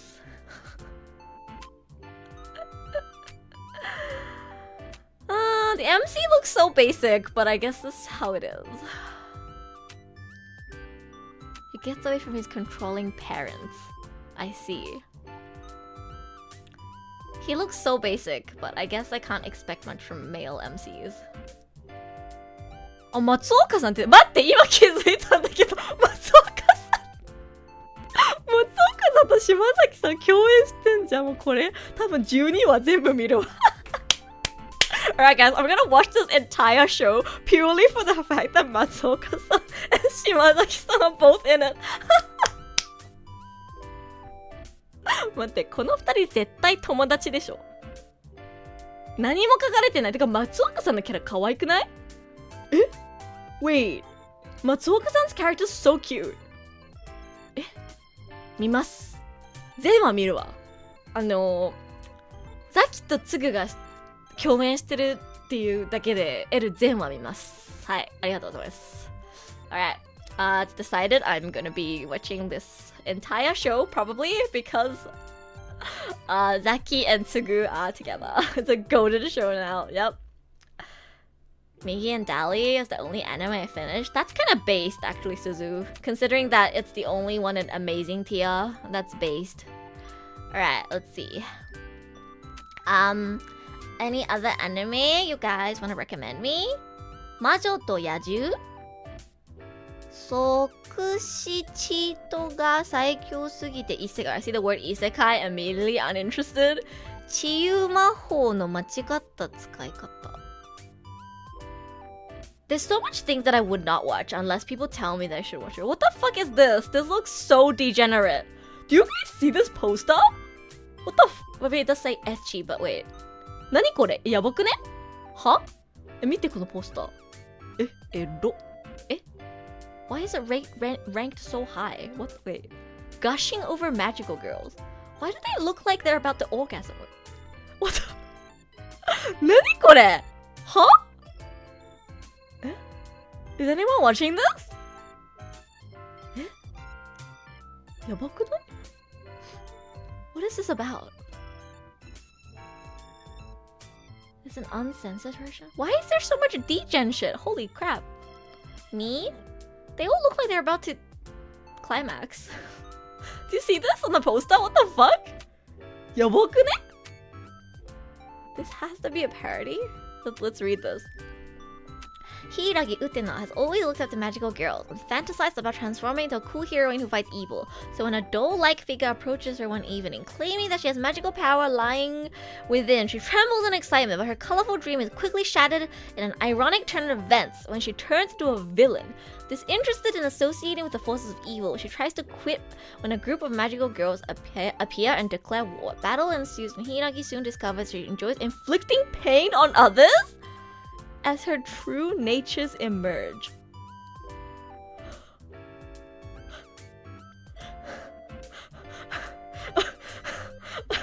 Okay.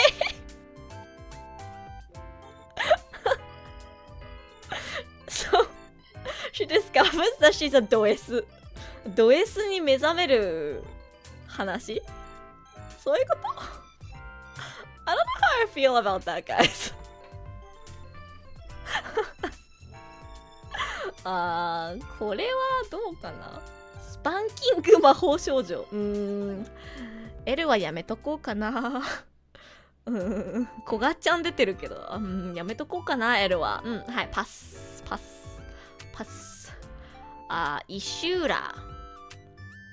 If I move past something, guys, you're gonna have to convince me to go back to her, okay? Because even for last season, a lot of stuff like 100 Girlfriends, I think I would have never picked up. Yuzuki family as well, I would have not picked up if Angie didn't tell me to watch it. Migi and Dali, I wasn't particularly interested in at first as well, so I'm gonna skip past a lot of shows unless you guys tell me to watch it. So you're gonna have to tell me if I shouldn't be skipping.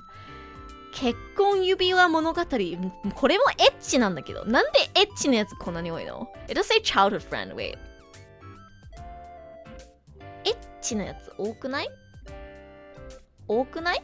エッチなやつ。It does say childhood friend, but childhood friend now we're interested. Yeah, Sato has been in love with a childhood friend and neighbor, Hime, ever since she and her grandfather appeared out of nowhere 10 years ago. Should I watch this just for the fact that it's childhood friend?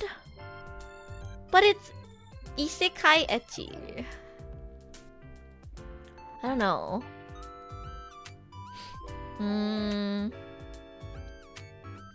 Should I watch this? Just for the fact that it's childhood friend? When has a season of ecchi anime need to stay warm? I see. Give it 2 episodes? I guess I can give it a try. I'm not super interested. Cause it's also harem. Like, you're telling me this guy is gonna have other women and not just his childhood friend? Kind of a turn off, honestly. You guys already know me. I went on a tangent about these 2 shows. You know me. Like, clearly he's not just going to have a thing with his childhood friend. There's other, like, women in this poster. You know? I got Akane on this. Akane's in, like, everything. I'll think about it. If I feel like I'm bored and I don't have enough to watch, I might have a look.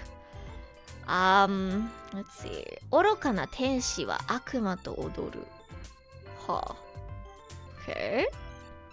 A demon infiltrated in a high school.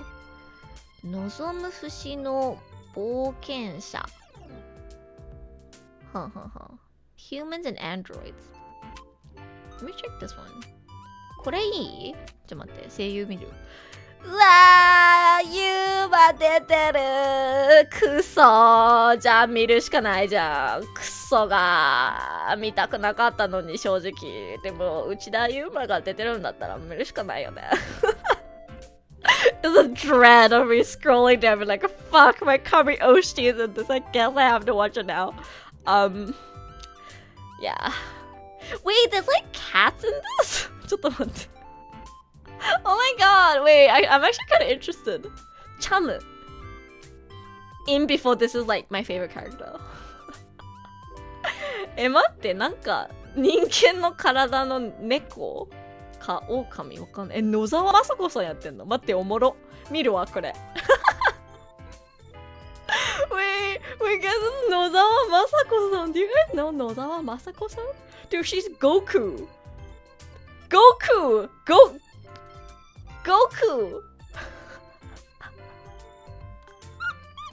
待って、おもろいわ。見る。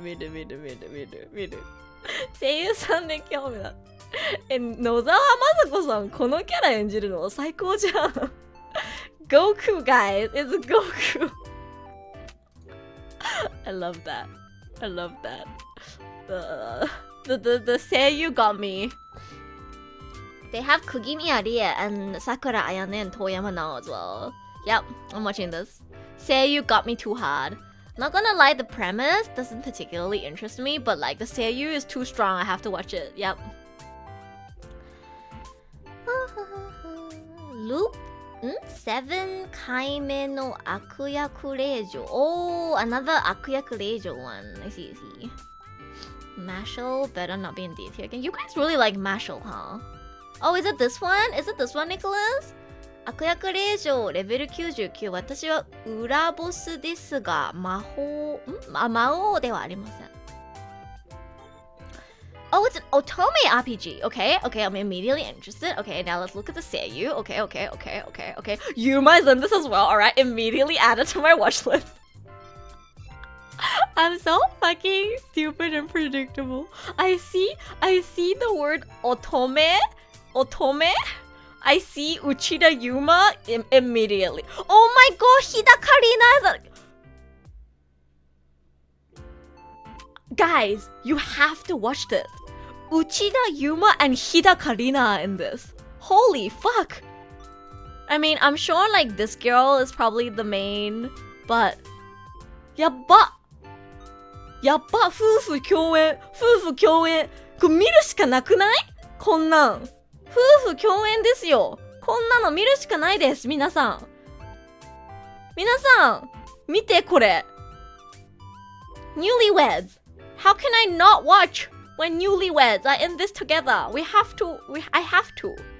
I really like ファイちゃん as well. ファイちゃんも好きだから。 Newlyweds. Waki Azumi got married recently too. これはもう見るしかないでしょ。 Newlyweds. I was not expecting to see newlyweds in this.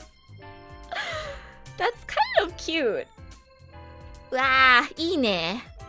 結婚したばっかりで同じ作品で見れるのは嬉しいよ。ファンの目線からして。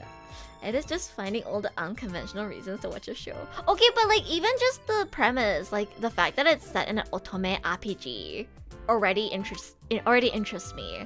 But I have to admit the main reason why I'm interested is because I like the seiyuu. Like again, I love Fai-chan. I like Taku as well. I like Amasaki Kohei as well. I also, again, Yuma's my Kamiyoshi, you guys already know this. And the fact that Hida Karina is in this as well and they just got married is like emoy. 夫婦共演。はい、見ます。主役は悪役令嬢の中でもレアの黒髪。確かに悪役令嬢って黒髪少ないよね。確かにデザイン結構好きかも。ユメリア・ドルクネス。I'm interested. I'm excited for this one now. It's very rare to see an 悪役令嬢 that has black hair too. Usually they have blonde hair. So, 楽しみこれは普通に。月界 Elise? Where is that? Did I go past it already? Let me know if oh, it's here. Okay, wait. Let's go through them one by one. Has the word isekai, immediately uninterested. Urusei Yatsura, I think I gave you guys my opinion. I did not enjoy season 1, so I will not be watching season 2. Does not appeal to me. You might like it. I don't think it appealed to me. She kind of just abuses him. I like tsunderes, but I don't like it when the tsundere is just abusive. So I didn't enjoy Urusei Yatsura. うるせえやつらはね、あんま好きじゃなかったな。オープニングがめっちゃ良かったんだけど。I really like the opening. ってやつ。あれはめっちゃ良かった、オープニング。でも作品はあんま好きじゃないかな。Alright. 月界 Elise. Let me read the premise first, so I'm not completely biased. Dr. Song Ji-hyun is considered a prodigy. Oh, is this a what do you call manhwa? A Korean manhwa? Huh. Okay, he's a surgeon. I see. Interesting. Okay, no, I'm already interested just from the premise. This sounds like something I'd watch, regardless of the seiyuu. So I'm guessing since Nicholas says check the seiyuu, it also has my oshis. Let's see. Scroll. はい。石川優さん、足花さんも出てる。はい。細谷さんもなんか久しぶりだね。相馬も出てる。そうだね。見ます。This one is the premise though, not the seiyuu that's telling me. I explained this previously, guys, but for me, female seiyuu, it's not about whether I like them or not, it's about how much I like their performance. And for me, for example, Hana Moriyumiri would make me very interested in watching a show, and like Yuki Aoi does as well. But I don't particularly I guess for example, Kito Akari, I love her as a person and I like her voice, but I don't particularly love her performance. And so that wouldn't be a reason for me to watch a show. Yeah. I don't watch shows just because Maya's in it. See? I only watch like the Akuyaku Reijo one from a while ago because Maya voices a boy. That's different. That's Maya shonen voice Tasukaru. This one, the synopsis got me. This one, I actually think the synopsis is interesting. So I'm gonna watch this one actually for the synopsis. Wow, for a proper reason. これもいい。これはね、ストーリー面白そう。島さん isn't it, but he's a supporting character. Damn, he voices a character called Chris. はい。何も書かれてないからね、どういう人かはわからない。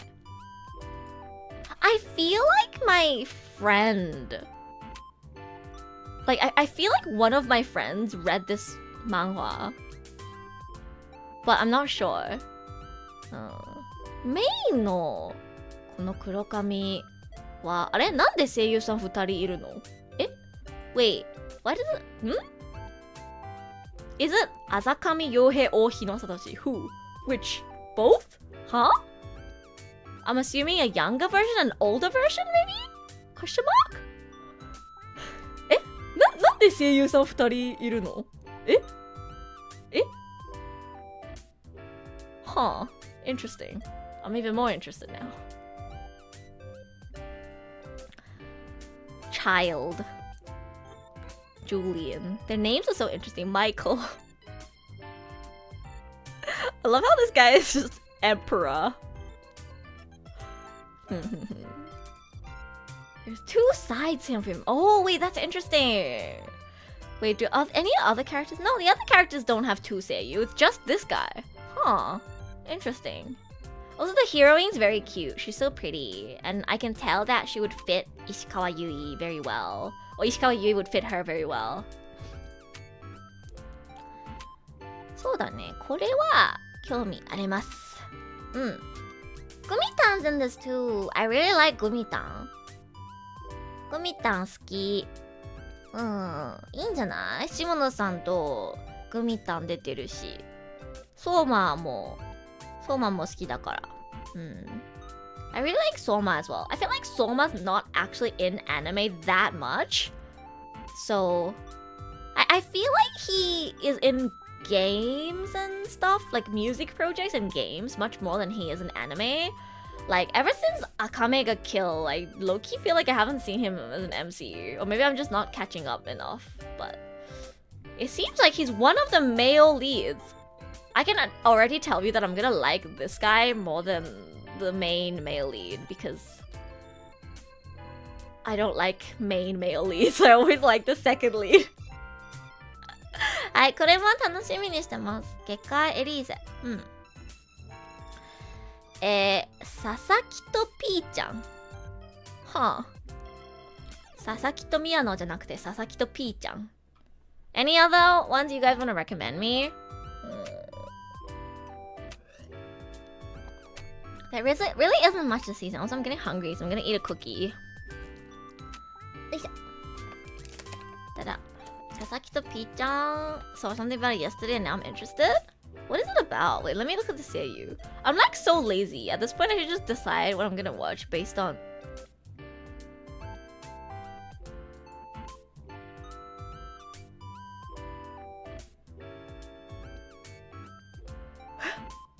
Kawaii Miru. Burb! I'm watching this.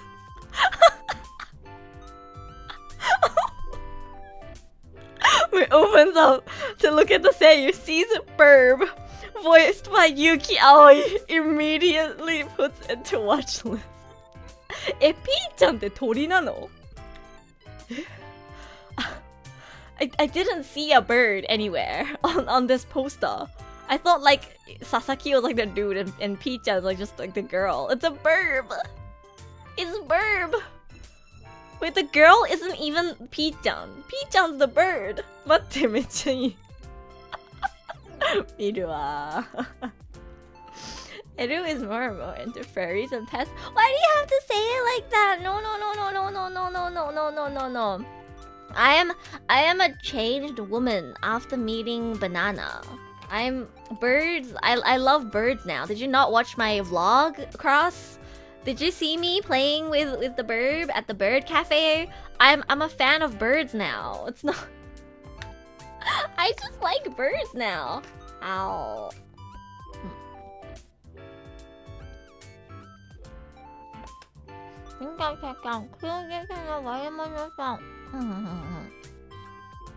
はい。鳥ちゃんが可愛くて CV 結城葵ということで見てみますこれ。しかもさっき触れなかったけどリエリ出てるし、あとイノリンも見るわこんなん。ミユエルも出てる。I mean the main reason why it captured me was a bird, CV, Yuki Aoi, and I also think it's great that it's Sugita-san who's the main. If you guys don't know, Sugita-san and Yuki Aoi have some really funny interactions. They also have Takahashi Rie and Minase Inori. いや見るしかないでしょこんなん。声優のために見ます。あと鳥が可愛いから見る。If it's boring, I probably won't finish it, but I'm interested now because I wasn't expecting P-chan to be a bird. Commenting with Sugita as the MC with Burb. I know! It sounds so interesting. And the other characters in the show are voiced by Seiyu that I like too, so I'm gonna check this one out for sure. How? Alright. What's this? What else is this? Oh, これ?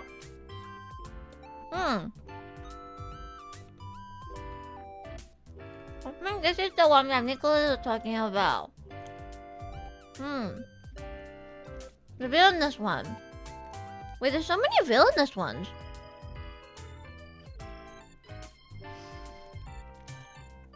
And what is it about? I don't really care. I don't care what it's about. I'm gonna watch it just because it's a bird voiced by Yuki Aoi. That's enough of a reason. That's why I watched Butareba, because it's a pig voiced by Matsuoka-san. This is the life of a Seiyu fan. Let's see. Oh, やっべやっべ待って。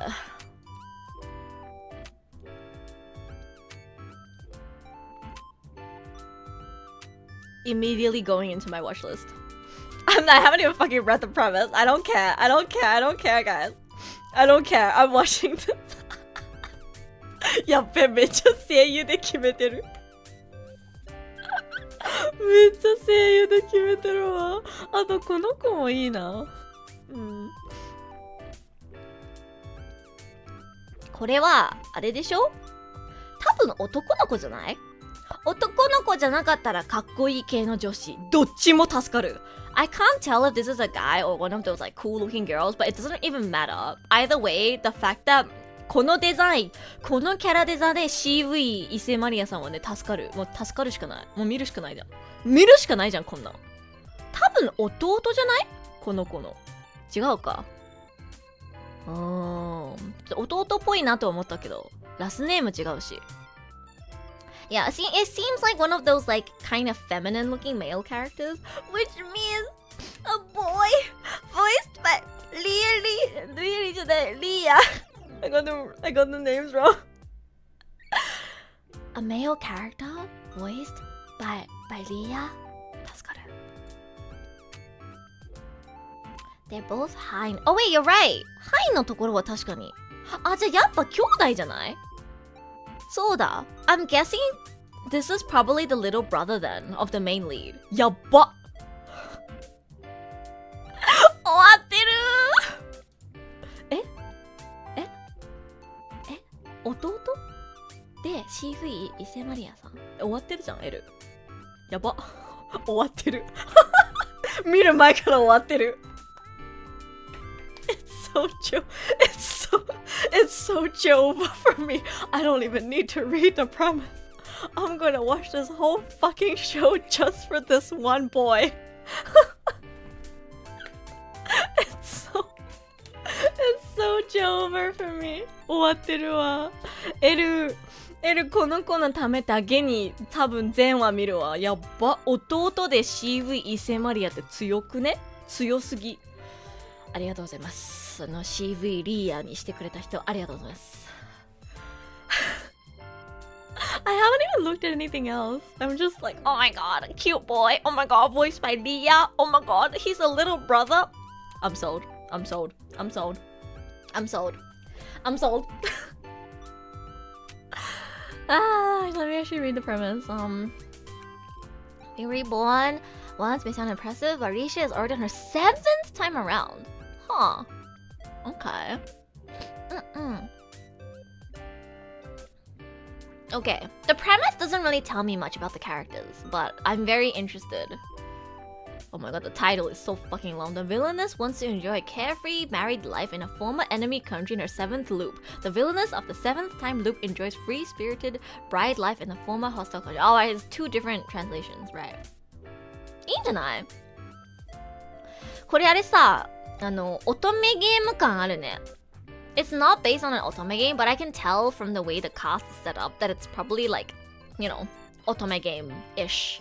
Like, you know, this man is probably not the only man who's gonna have romantic interaction with her. From what I can see. All of these other guys probably to some extent are going to have romantic interactions with her as well. And, yeah, let's go. あー、トッキさん、トッキさん、オープニングやるし、いいね、いいね、いいね、いいね。トッキーのsing the opening song. はい、フェッドのトッキー、he's a フレミネです。I really like Toki. I've liked him ever since he was like really, really small. And it makes me happy seeing him, you know, get more roles. One of my good IRL friends is a Toki Oshi, so I've known him for a really long time. そうか、トキくんオープニングやるのか。よかったな。はい、楽しみ。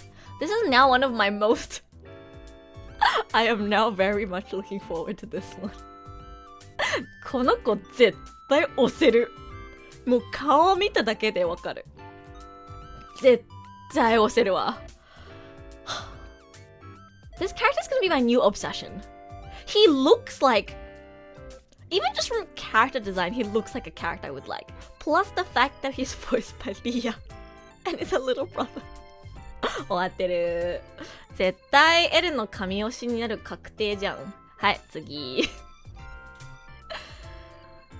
Alright. Now. Unless, we'll see. We'll see. I think Movin said this one is also pretty good. 休日の悪者さん Why does he look like a hentai protagonist? はいはいはい。あー、浅沼さん久しぶりだわ。Oh, wait, Ume is in this. Ume. You see this Troy? Wait, is Troy even watching? Ume. Oh. 悪者さん on my list too. Let's see what it's about.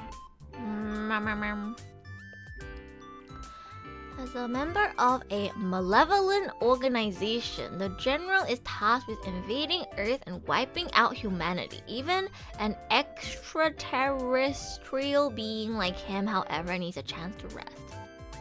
Okay. I mean, I'm not particularly sold on the premise or the cast, but the panda interests me, so I'll put it into my watch list. His name is just Black. They're all named after, what do you call colors? Blue, black, red, pink. Rooney, is Rooney a color? Is Trigger a color?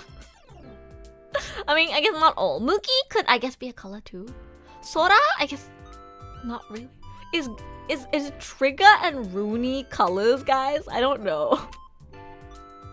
Black. He looks so emo. Hi, CV Umehara Yuichiro. Oh, I'm interested in the panda, so I'm gonna check this out just for the panda.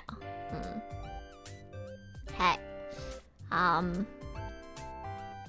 最弱テーマはゴミ拾いの旅を始めました。It's another isekai. I'm not just an isekai hater, guys, but if it's not particularly interesting, I usually don't go out of my way to watch isekais. Shaman King. Wait, is this the anime for Shaman King? Why is it Shaman King Flowers? Oh, I'm guessing it's like a sequel to Shaman King. Featuring like the sun. Ha ha ha ha. Hi Card, haven't watched season 1. Momochi san chi no ayakashi oji. Huh. It's shoujo. Okay, I'm interested. Wait.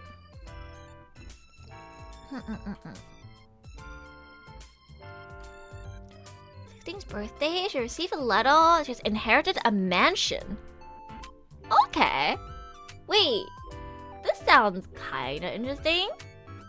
Okay. 声優さんはメイン知らないけど、知らない。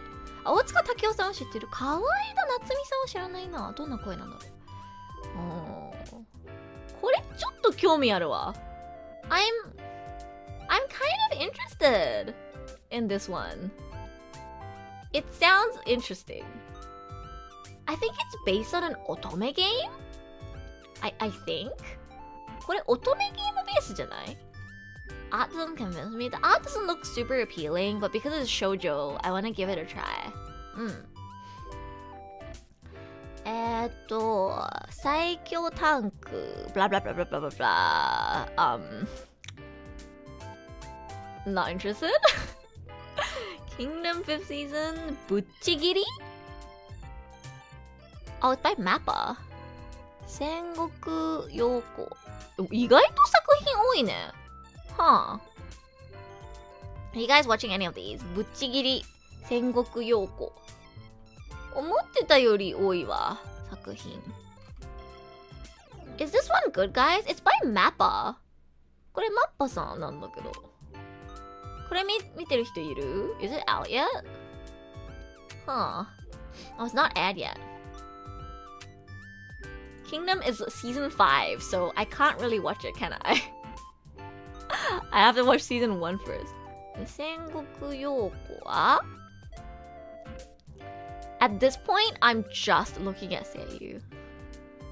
あ、木村良平さん出てる。It's ordered by popularity, so at this point, they're all relatively unknown. I see. I mean, if you guys don't know about them, then I don't go out of my way to watch stuff unless people recommend me them, so... The Insta scrolls in the videos. I'm too lazy to read. 姫様拷問? Not interested? 本の道. Huh.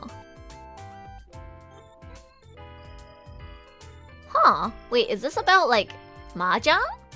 これ麻雀アニメかな? じゃない? 麻雀アニメっぽいんだけど。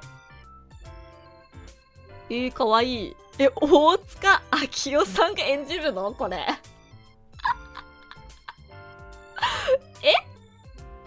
大塚明夫さんが。チョンボ。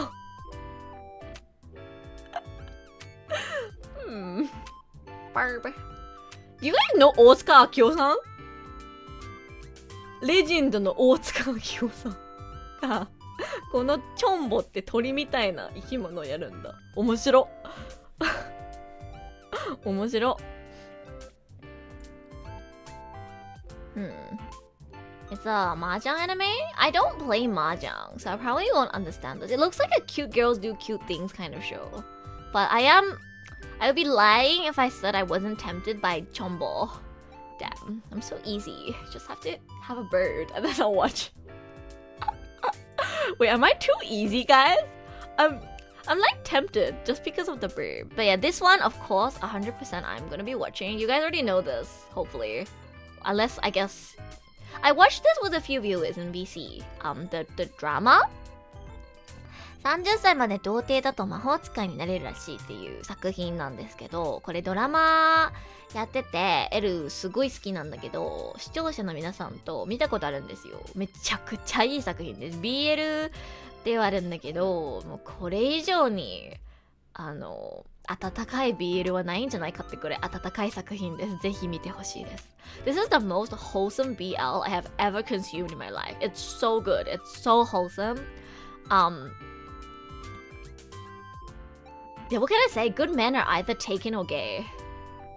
Or both. Moving on. I don't even have much to say about this because I've already watched the drama 3 times. I want to watch the Thai drama adaptation of it too. It's clearly the fact that it has so many drama adaptation and it's getting an anime as well, like shows how good and popular it is. It's very wholesome. It's super wholesome.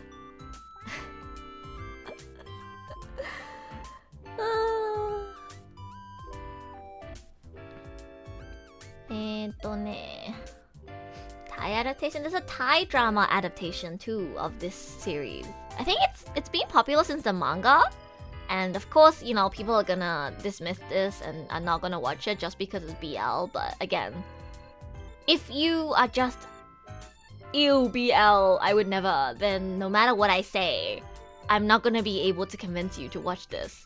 But you know, if you're open to watching different genres and you want to trust Eru, this is a good show. Like, objectively, it's really good. The characters are really wholesome, and the interactions are really wholesome. It's actually really good. There seems to be an Eternal Boy sequel. It says movie, but it's split into 3 episodes. Really? That's exciting. I want to check that out too. Ew BL coming from you, Suzu? Or do you not like wholesome BL? Do you only like BL when they like fuck each other really hard? Cause I'm the opposite. I don't like BL when they're too aggressive. Cause my impression of BL too is like a lot of series I give it a try and then they're like they they're a bit too aggressive, you know, like they meet and then they just fuck. You know, Edu prefers it a little more on the wholesome side. This is slander. No, I'm asking you a question. What do you prefer? Do you like it when they're like more aggressive? Or do you like it when it's like, oh my god, hand holding doki doki? Or do you like it in between?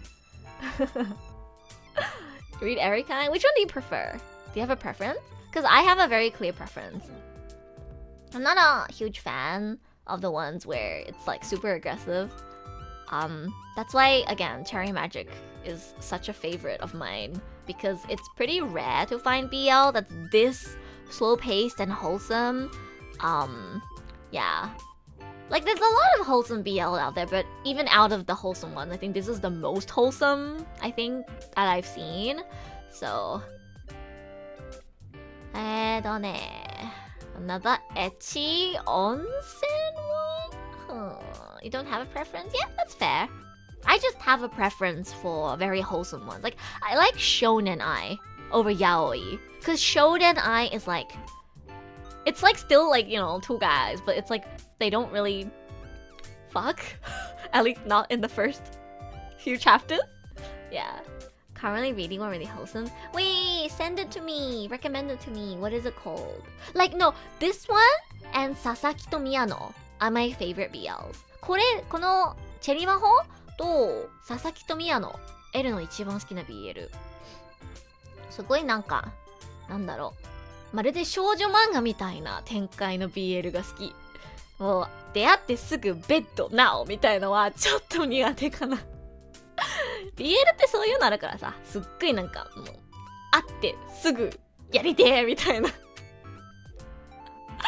うん。L は、チェリマホと佐々木と宮野みたいなのが好き。うん。佐々木と宮野 biggest fan. Oh my god, handshake, handshake, handshake, handshake, handshake, Suzu handshake. I love Sasaki to Miyano.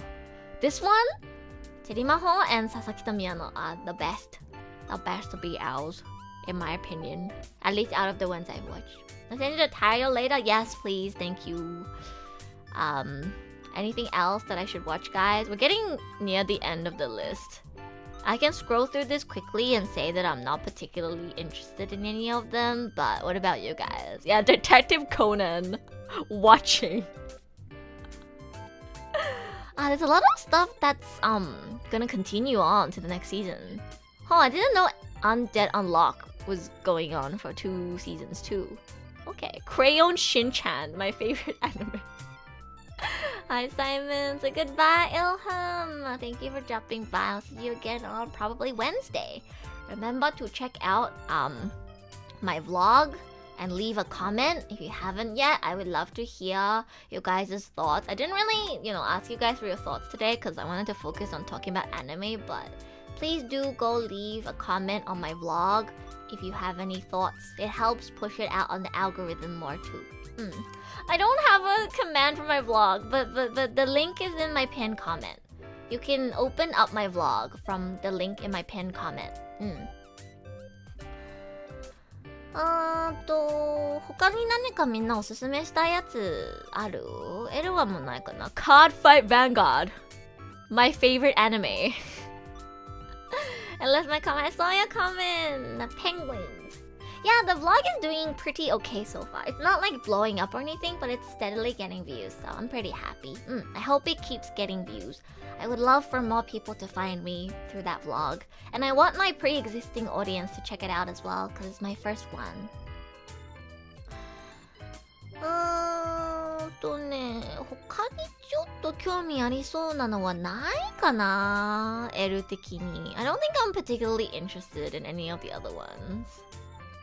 I mean, a lot of these are second seasons or part 2s. These ones don't really interest me. This one doesn't even have a synopsis. This one also doesn't have a synopsis. This is the 12th season.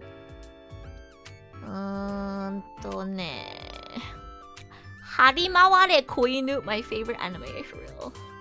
プリキュラってずっとやってるね、本当に。はい。そんな感じですかね。Of course, I'll be still watching Frieren. I'll still be watching Kusuria. I want to catch up to Undead Unluck if I can. I did want to watch this. I just kind of forgot. And yeah, I think... Oh wait, Butareba is also running for 2 seasons? Damn. ニクールのアニメ多くない？あ、そうでもないか。ただ終わってないだけか。アンデドアンラックもそう。アンデドアンラックはニクール。はい。ニクールの作品多いね。No, it's 12 episodes, but for some reason it's in the it's in the continuing section. I don't know why. But yeah, alright. I think we're done then. Alright, let me go back and I guess read out all the titles that I've decided I'm gonna watch and then we'll wrap up for today. Okay, we ready? Note down some of these guys if you want to watch them with me, because I mean there's no guarantee that I'm gonna watch all of them to the end, but hey, there were surprisingly more series that I'm interested in than I thought. So エルは冬アニメ2024年の冬アニメ見る作品今から全部タイトル言います。今決めたやつのね。So the ones that I put into watching. So I'll be checking out Solo Leveling purely because it's popular. I'll be watching the 3rd season of Classroom of the Elite purely because I watched 2 seasons and I feel obligated to continue. I'll be watching Mashal 2nd season purely because my best friend will disown me if I don't. I might watch Bokuyaba season 2 just because I hope it gets better. We'll see. I'll be watching Yubisaki to Renren. This is one of Eru's top recommendations for this season. I've already watched episode 1. It was really good. The animation's really gorgeous. I think they're doing it justice so far, and it's one of the most popular shoujo manga out there. So, if you've been like, oh, Eru, you keep telling us to watch shoujo, but which one should I watch? Watch this. This one is a very highly regarded shoujo. If you wanna check out some more shoujo, make sure that you are watching Yubisaki to Renren this season. Eru はこれめちゃくちゃ好きです。マーシャルシーズン2は見ますよ。見ます。友達が好きだから見なきゃ怒られちゃう。And I guess I'll be watching this one just because 島崎信長 and 松岡義嗣 are both in. And also 花森ゆみり。I'll be watching this one because I believe this is one that Yuma and Hidaka Rina are in. Oh no, this is the one that Yuma's in and also has like these cat-looking creatures that are voiced by big veteran seiyuu, and therefore I'm kind of interested.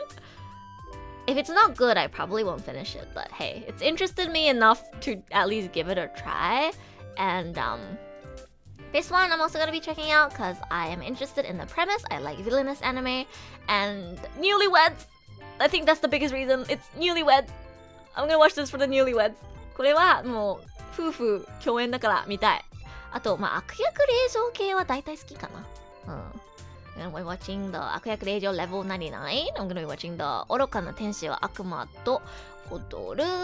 And I'm gonna be watching... Oh my god, I'm watching so many. Holy shit.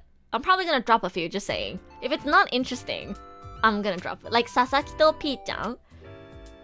You know, the P-chan got me.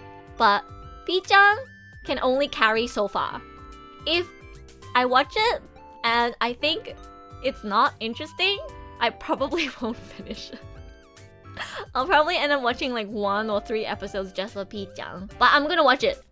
Because I love P-chan. I've only known P-chan one day, but if anything happened to P-chan, I would kill everyone and then kill myself. P-chan, お願い. P-chan の肩にかかってるんだ. If P-chan can make this show really good, I'll finish it. Yeah. I'm really excited to watch Gekai Elise. This might be one of the ones I'm looking forward to the most. I really like the premise. これはね、めっちゃ楽しみ。普通に。I'm really looking forward to this one. This one, I think, this one, Elise, and the villainous one, the first villainous one, and Yubisaki to Renren are like some of the ones I'm looking forward to the most. And also this one, the Loop 7 villainous one.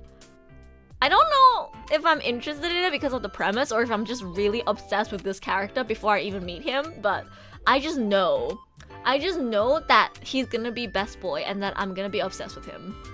Yeah. So I'll be watching Sasaki P-chan, Gekai Elise, and Loop 7, something too long. I'm not gonna read the whole thing. I'll be watching Kyujitsu no Warumono-san. If it's interesting, I will also finish it, but I'm probably only gonna give this 1 to 3 episodes and see if it catches my attention, because the seiyuu and premise doesn't really interest me too much, so it's gonna depend on how much I actually enjoy when I watch it. It's comedy and movements that it was enjoyable, so who knows, maybe when I actually watch it, I'll really like it. I'll be checking out Momochi sanちのayakashi oji, just because it's a shoujo, and it sounds kind of interesting. I want to see what it's about, so I'll probably give it 1 to 3 episodes as well. And of course, wait, I thought I added it to my list. Wait, it's just not showing up. Okay. And yeah, I'll be watching 30歳まで童貞だと魔法使いになれるらしい because I'm a huge fan of the drama, and you know, if a J-drama that you like gets an anime adaptation, of course you have to watch that too. And I think that's it. はい。これで全部かな？はい。Alright, let me count how many that is. 1, 2, 3, 4, 5, 6. I'm watching this entire row. 7, 8, 9, 10, 11, 12, 13. Okay, yeah, guys. That's just about right. I don't think I can handle any more. I mean, I'm probably gonna drop at least one of these, I think. I doubt every single one of them is gonna interest me so much that I finish them. But I do try to watch like at least 9 to 10 shows and finish them per season, so I think this is just about right. And the ones continuing from last season too, yeah. So, it's quite a lot, yeah. I'm gonna make a prediction, guys. I think I'm gonna drop... I think I'm gonna drop this one. Maybe. It really depends. It really depends on how hard Yuma carries or whether it's actually interesting. I think I might end up dropping this one. It depends on how good it is, but I might drop the Garu one too if Matsuoka-san and Shimazaki-san's characters don't interact. If their characters don't interact, I might drop this one. But if as long as they interact, I'm not dropping it. If I watch 4, 5 episodes of Mashal season 2 and I don't like it at all, I might drop it. hopefully Angie won't disown me since I watched at least 5 episodes. If I don't like solo leveling, I'm not gonna force myself to finish it just because it's popular. I'll give it at least 3 episodes because apparently 1 episode isn't enough. But honestly, it doesn't sound like something I would enjoy personally. So yeah, and I might end up dropping Classroom of the Elite season 3 because again, I didn't like season 2 and so far season 3 isn't super interesting. I watched episode 1 and it was really boring. So I say I'm gonna watch it out of obligation, but obligation is an obligation at the end. So if I watch a few episodes and it doesn't capture me, I'm probably gonna drop it. It does sound like the most basic thing, I know. But like again, it is the most anticipated show for the next season, so I think I should at least give it a try.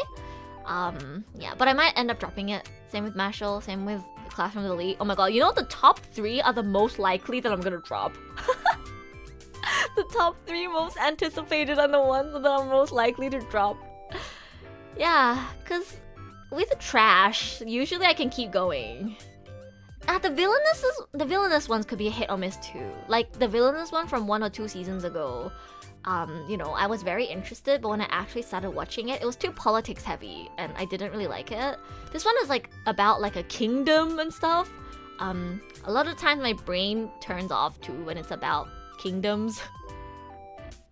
like this one seems a little, you know, what do you call, complicated in what's gonna happen, sir. Who knows? It seems a little complicated. Like demon lord stuff. But it is an otome RPG, so we'll see. We'll have to see. I started falling asleep in that one. Yeah. I might end up dropping this one. It really is gonna depend on how much it hooks me. These 2 seem promising though. Gekkan Elise and Loop 7 seem promising. I don't see myself dropping Loop 7. Like low-key, just this boy alone can carry me through the show no matter how boring it is. Like, the plot can be a 2 out of 10, and I will keep watching just because I'm so stupid that I will watch it for one boy. You underestimate how stupid I can be for one boy. Like, low-key, sometimes I don't even know if I like Yowamushi Pedal or if I'm just hopelessly in love with this man called Manami Sangaku. You don't understand. One character can carry a show so hard for me. And Pete-chan is gonna have to carry this show. Wait, is it out already? Oh, it's out already. Alright, I guess I'll be watching this next. Hope it's good. Yeah. 意外とね、見応えがある作品いました。I thought the next season was gonna be super boring and I'll be watching like 5 shows at most. But after actually looking through the list, there's some things that genuinely interest me besides the obvious ones like Yubisaki to Renren that I already knew about, and you know, the Cherry Magic one and the sequels. Huh, okay. 意外と思ってたよりも見たい作品ありました。It's a lot of webtoon adaptations, yeah. Well, I hope you guys found some stuff that you are interested in watching as well. Oh, wait, Zeta, you keep joining when I'm about to end. Zeta, I want to talk to you, Zeta, but you keep joining, like, literally when I'm about to end. I just picked what I want to watch for winter and went through the entire list. And I was like, alright, I'm gonna wrap up now, and then you say hi. 残念. Also thought I was only gonna watch 5. Thanks for going over them. I know, right? I didn't think I was gonna watch much, but there's actually a lot that I'm interested in. So I guess it'll be another good season. One daylight saving will be fixed. God, I hope daylight savings will be gone soon. Oh my god, Flying Rock 2. Wait, why are you guys all joining when I'm about to end? Wait, Flying Rock, you're in Asia. Isn't it really late right now in the Philippines? I'm about to end, guys. We're just over 5 hours, which is a really good spot to end, I think. How's the stream? It was a great stream. As usual, I quite highly recommend watching my anime Taylor's VODs because I got pretty heated Like, okay, talking about what anime to watch is very calm, because, like, I don't have any strong opinions, right? But I can tell you that I got very heated talking about girlfriend, 100 girlfriend. And I fangirled a lot over some anime like Goofy Boss, because my beloved Hakuto is in it. And yeah, I think we had some passionate talk today. So if you missed out on the tier list, I will be putting in timestamps. I think I saw Crispy making timestamps. Thank you, Crispy. Arigato. So yeah, I'll be adding in timestamps for when I talked about each show. And yeah, check it out. This is the ranking, the list. This is the ranking. If you were to watch one show from my recommendations, I recommend Migi and Dali. For why? Watch the VOD. I give pretty, like, I think good summaries and reasonings for why I think each show is good or not good. So, oh my god, Himawari as well. Wait, why are you guys all joining when I'm about to end? Hello? This is so sad. I would have loved to have discussions with you guys. Ah, just got back to my hotel from work. Guess who I met? Wait, who did you meet? Wait, don't leave me hanging. Wait, who? Oh, sorry. No, don't be sorry. I'm just sad because I wished, you guys were here earlier so we could, like, talk about anime together. Because I had some very hot takes and we had some good discussions. So, like, I would have loved it if you guys were here when I was going off about them so we can talk about it together. But yeah, hope you guys enjoy the VOD if you want to hear my thoughts on fall 2023 anime. You're grinding against an event, I see. A singer? Who? 歌手って言われても歌手いっぱいいるからな。もうリサさん。I don't know, Hyoari. There's so many singers out there. Say you are technically singers too. Me and Dali OST is stuck in my head. Do you mean the opening or like the OST? Which OST? No, the music in Migi and Dali was so good. I think Soraru did the opening? The opening's really good, and the OSTs are really good as well. Really gets you at the edge of your seat. But yeah, please check out Migi and Dali. Please check out Yuzuki family. Please check out Kusuria. Please catch up to the latest season of Dr. Stone. Yeah, and please avoid Ojo to Banken Kun at all costs.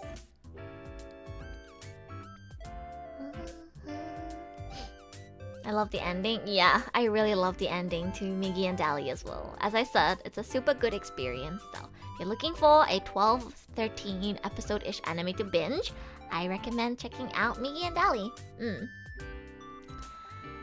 I guess I should wrap up now. The creepy vibes music. Right, yeah, that track is really powerful. It gets you at the edge of your seat. Looking forward to the VOD. Please let me know your thoughts in the comment section if you like really want to comment on something.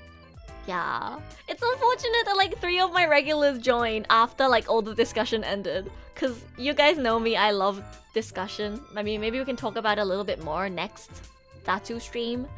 But yeah, hope you guys enjoyed the VOD. I will be adding in some timestamps.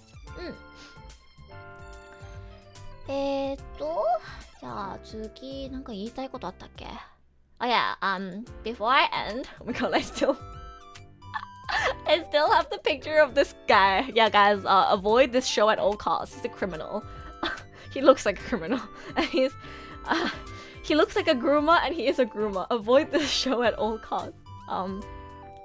I just want to say, because I didn't get to in the beginning of the stream, please do check out my Japan vlog if you haven't yet. I worked very, very hard on it, and I think it turned out to be a really good video. I'm really proud of it. If you watched it once, I don't know, go back and rewatch your favorite part. I've rewatched it 5 times. Yeah, I'm really proud of it, and you might find some little things that you didn't notice before if you rewatch it. Like, maybe you can find my reflection. Maybe you can be like, I wonder if that's Angie. I enjoyed the vlog. I'm glad to hear that. Please do leave a comment on the vlog if you don't mind. If you don't have anything to say, that's okay. That's okay. But if you have anything to say about it, or if you just want to help me boost it on the algorithm, leaving a like, leaving a comment, and sharing the link will help YouTube be like, oh, this is a good video. People like it so much that they liked, commented, and shared. So if you, go back and watch it again, or you didn't comment the first time you watched it, please do go back and leave a comment. It can be anything. If you don't know what to say and you're a member of the channel, you can always just comment Eruhat. But yeah, please do leave a comment if you don't mind. It'll help push the vlog out on the algorithm. The vlog is doing pretty well so far. It's growing steadily. It's brought a few new people to my channel already. I think I got around 6-7 new subscribers from this vlog. So if you guys go leave a comment, share it around, I don't know, go share it in a Japan travel Reddit thread or something.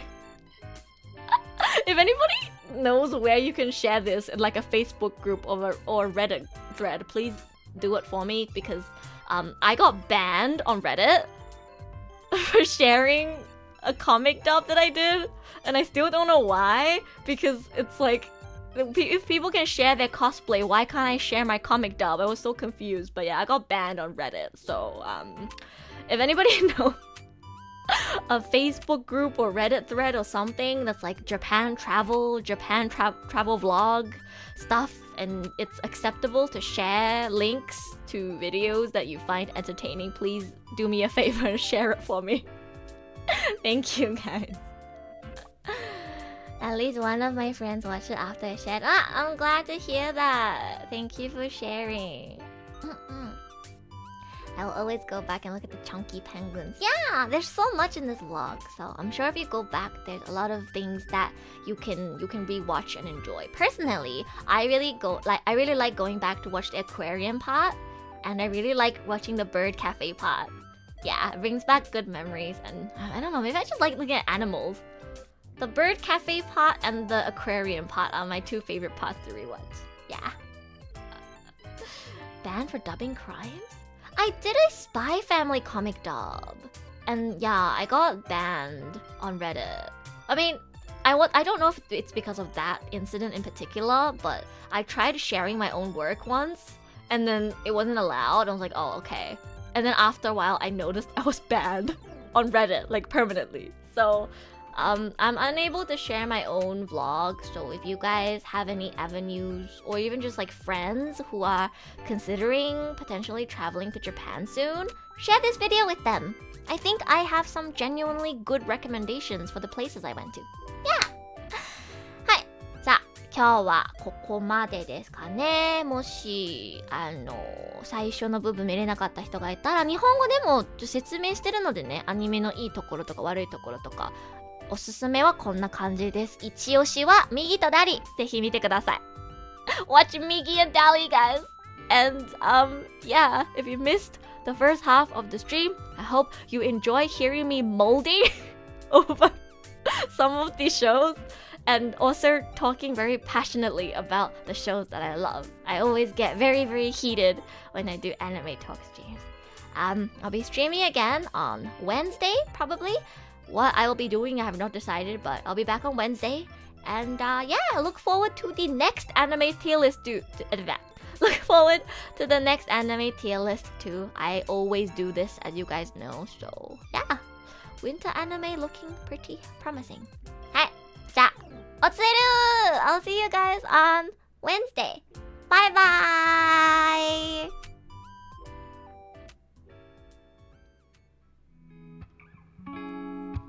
Good night. おやすみなさい. Or have a great day. See you guys again on Wednesday. Don't forget to go leave a comment on my vlog. Bye bye. また次の配信で会いましょう. I'll see you again in my next stream. Thank you for watching. また次の配信で会いましょう. I'll see you again in my next stream. Thank you for watching. また次の配信で会いましょう. I'll see you again in my next stream. Thank you for watching.